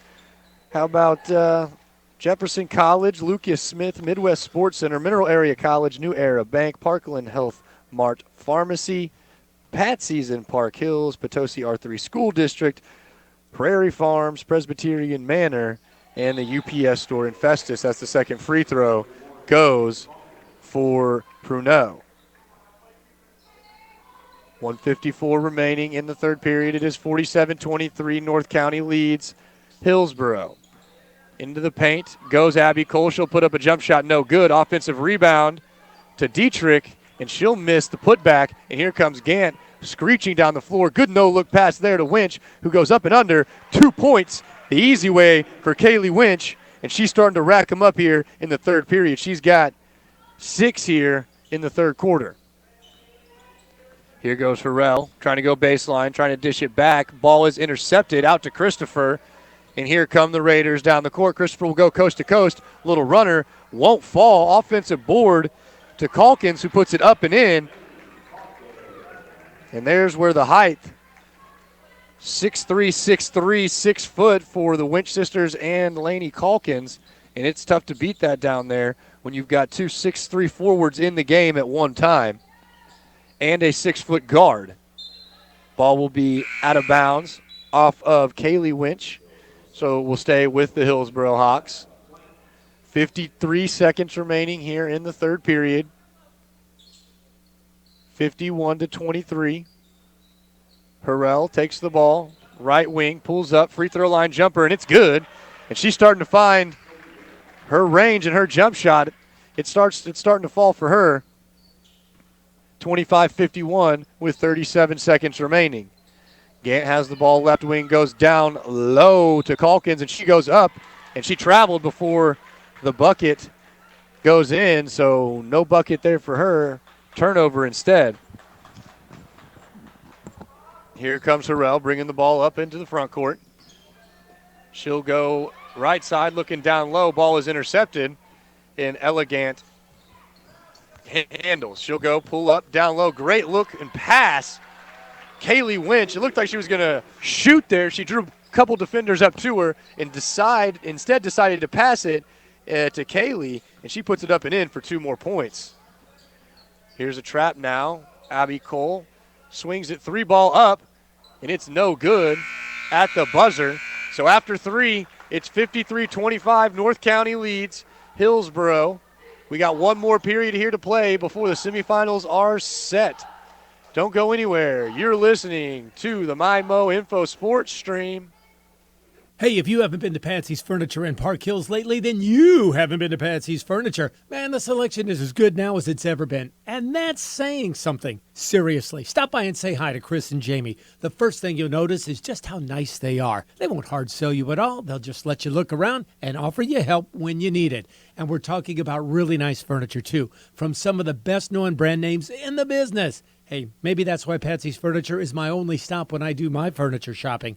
Patsy's Furniture, right off Highway 67 at the Parkway Drive exit. You'll love to shop at Patsy's. For 57 years, the staff at Farmington Presbyterian Manor have dedicated ourselves to providing our community the best independent living, assisted living, skilled nursing, memory care, and short-term rehab. We are proud to be part of the Parkland community and provide the quality health care you deserve. Call 573-756-6768 today and schedule a visit to find out more about Farmington Presbyterian Manor.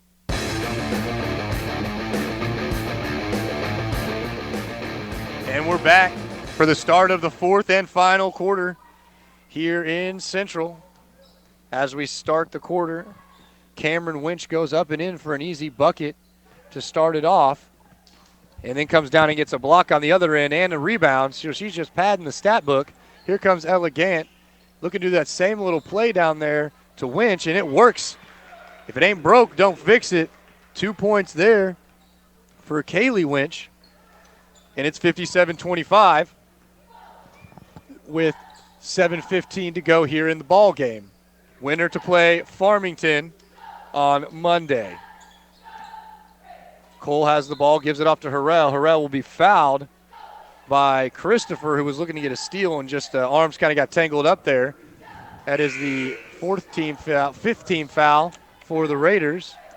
go ahead and take a quick check of our Hearing Care Partners broadcast schedule here. Tell you about what we got coming up here this week. Of course, we mentioned it earlier. We will have the Mineral Area College Men's Basketball Championship in the Region 16 tournament coming up later on today. That can be heard at right around 6:45 on J98. And then coming up on Monday, we'll be back out here as we'll have coverage of the Class 4 District 2 semifinals. Same place, MyMO Info Sports Stream. It'll be me and Steven alongside one another.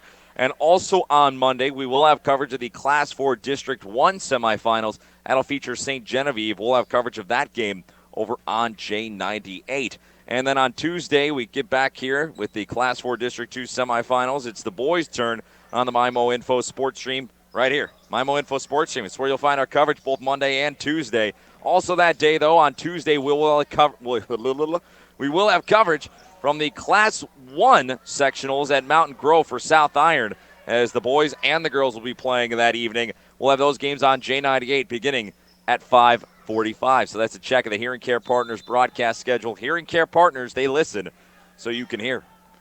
Great stuff there. Lots of different places to listen to a lot of good basketball that we can that we're bringing to you here in Southeast Missouri.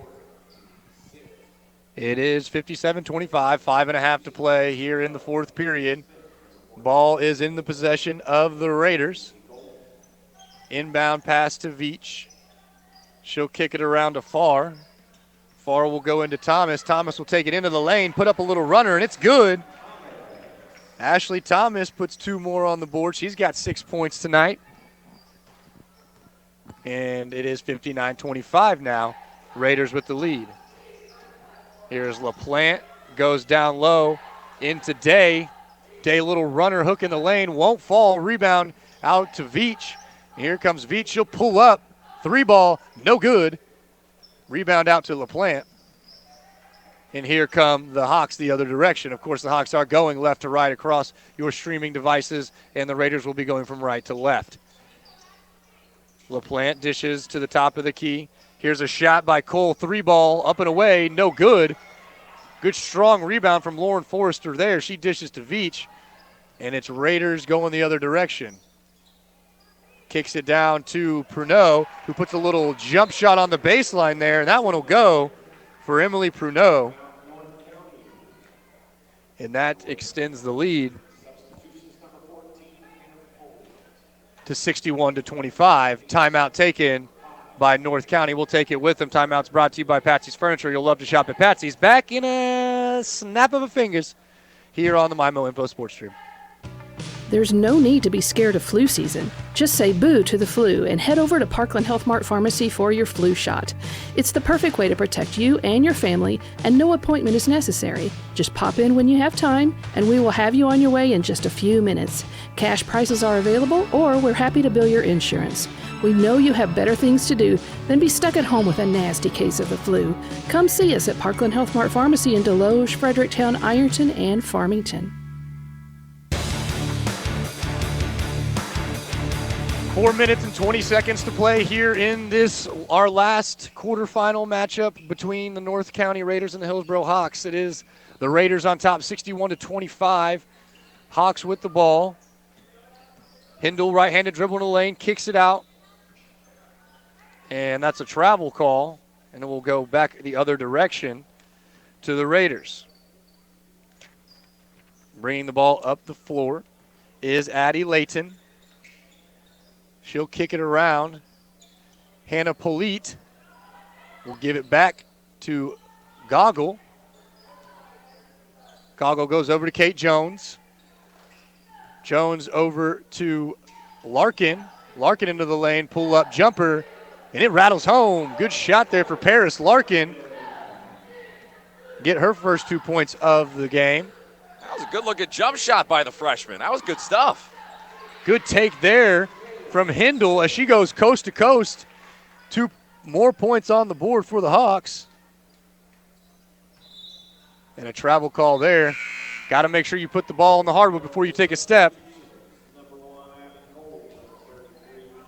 Mass substitutions coming here. Yeah, clock winding here as well in the fourth quarter, even at the stoppages, with a 35-point difference up on the scoreboard. Just under 3 minutes to play here in the fourth period. Hawks have the ball. They'll whip it around. Cole, 3-ball in the corner. It's good. Knocks it down. Abby Cole gets her first points of the game in great fashion with a corner 3 that looked pure all the way, making it a 33-point game. Good bit of defense there from LaPlante. And the ball will be out of bounds to the Hawks. 2:20 remaining here in the game. Harrell brings it up, dishes to LaPlante, left wing, goes into the lane. Good dish there, looking for Allison Dietrich, and she goes up and in with it. 2 points the old-fashioned way. 32-63 is your score at the moment. The Raiders are bringing it down on the floor. For the Raiders, you have Abby Layton, Hannah Polite, Kate Jones, Paris Larkin, and Emma Goggle. That's your 5 for the Raiders. Left wing, 3-ball up, no good. That was Polite who was shooting that one and missed everything on it. And so the ball will go back to the Hawks. The 5 on the floor for the Hawks, Abby Cole, Sophia Harrell, Maya LaPlante, Elena Riednauer, and Allison Dietrich, who puts up a jumper there and gets a bucket to fall, making it a 29-point game with 1:20 to go. Quick little jump shot there on the other end. Addie Layton puts it up and in. She gets her first points of the game with 1 minute to go. 65-34.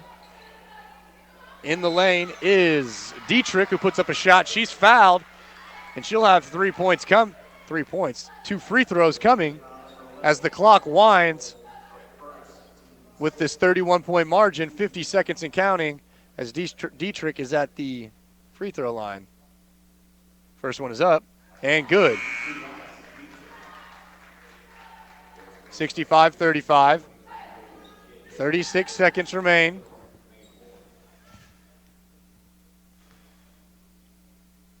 Shot is up, and it's good. 2 free throws for Dietrich fall, and she's got 6 points in the quarter and 10 overall on the game. Here come the Raiders going down low. Emma Goggle dishes off to Addie Layton, who puts up a baseline jumper. That one falls. 67-36 with 10 seconds remaining. Sophia Harrell looking to get one last shot off. Dishes over to Ginge, who misses. 2 seconds on the clock. Shot at the buzzer. Doesn't fall. And just like that, the quarter is over, and so is the game. 67-36 is your final. The North County Raiders prevail over the Hillsboro Hawks. We'll take a quick break and be right back with the Home Pools and Spas postgame show here on the MyMo Info Sports Stream. When it's all said and done, what really matters? For Serenity Hospice Care patient Jack, hospice isn't about giving up. It's not about the end. It's about right now. It's about spending precious time with the people we love. Come on, Grandpa! And the little moments that create lasting memories. It's focusing on what's important to you and remembering life is beautiful in all stages. Down low, the pass inside is to Winch, and it goes. That's Kaylee Winch for another 2 points. And she's come alive so far here in the second quarter. It's 33-12. Just like that, it's a 21-point game with 1:40 to go in the half. That was your play of the game, brought to you by Doe Run Company, providing the minerals and metals we need to power the future. And that was from Kaylee Winch, who is our Applebee's of Farmington's player of the game. 21 points tonight to lead all scorers. And she did it really on the offensive rebounds and the putbacks. Was really able to kind of get loose there in the second half. Had some wide open runners in the lane, some easy layups. All led to 21 points and a 67-36 victory. On the other end, Sophia Harrell is your top scorer with 10 points for the Hawks. And you've also got Allison Dietrich with 10 points for the Hawks as well. overall, great day of broadcasting here from Central High School. We're going to go ahead and wrap this up. We'll be back out here next week. One final time, it was 67-36 North County prevailing over Hillsboro. They will face Farmington on Monday. This has been your Home Pools and Spas post-game show, and you've been listening to the MyMo Info Sports Stream. I'm Stephen Kabler for Brandon Pavlina and our man back at the studio, Chase Sellers. I couldn't remember his last name. I'm It's so all right. sorry. It took me a while to remember it as well. But Chase Sellers, man. Chase Sellers twisting and tweaking the dials back there, getting up all those highlights queued up. We really appreciate your work. Everybody back home, give a round of applause to Chase Sellers. He always deserves it. He does a great job busting his hump back there in the studios to help bring you guys all the sights and sounds and make it sound as good as it does. So shout out Chase Sellers here today for spinning the dials back in the studio. That'll do it for us. This has been your Home Pools and Spas post-game show, and you've been listening to the MyMo Info Sports Stream. See you next time. Dear Wallet, Toyota President's Day is on. Load up on style and heat up the streets in the oh-so-sleek Camry, and prepare to indulge your sporty side. Load up on comfort and quality family time in the roomy Highlander, with tons of tech and seating for up to 8. Load up on fun and adventure in the versatile RAV4, with plenty of room for all your gear. And load up on confidence. All these Toyota models come with our active safety system, Standard. Load up on style, load up on comfort, load up on adventure, and load up on savings. Hurry in during Toyota President's Day and get a historic deal before it's history. See you soon, your new Toyota. Find yours at buyatoyota.com. Toyota, let's go places. See Twin City Toyota, I-55 at the Herculaneum Auto Mall exit, or visit them online at twincitytoyota.com.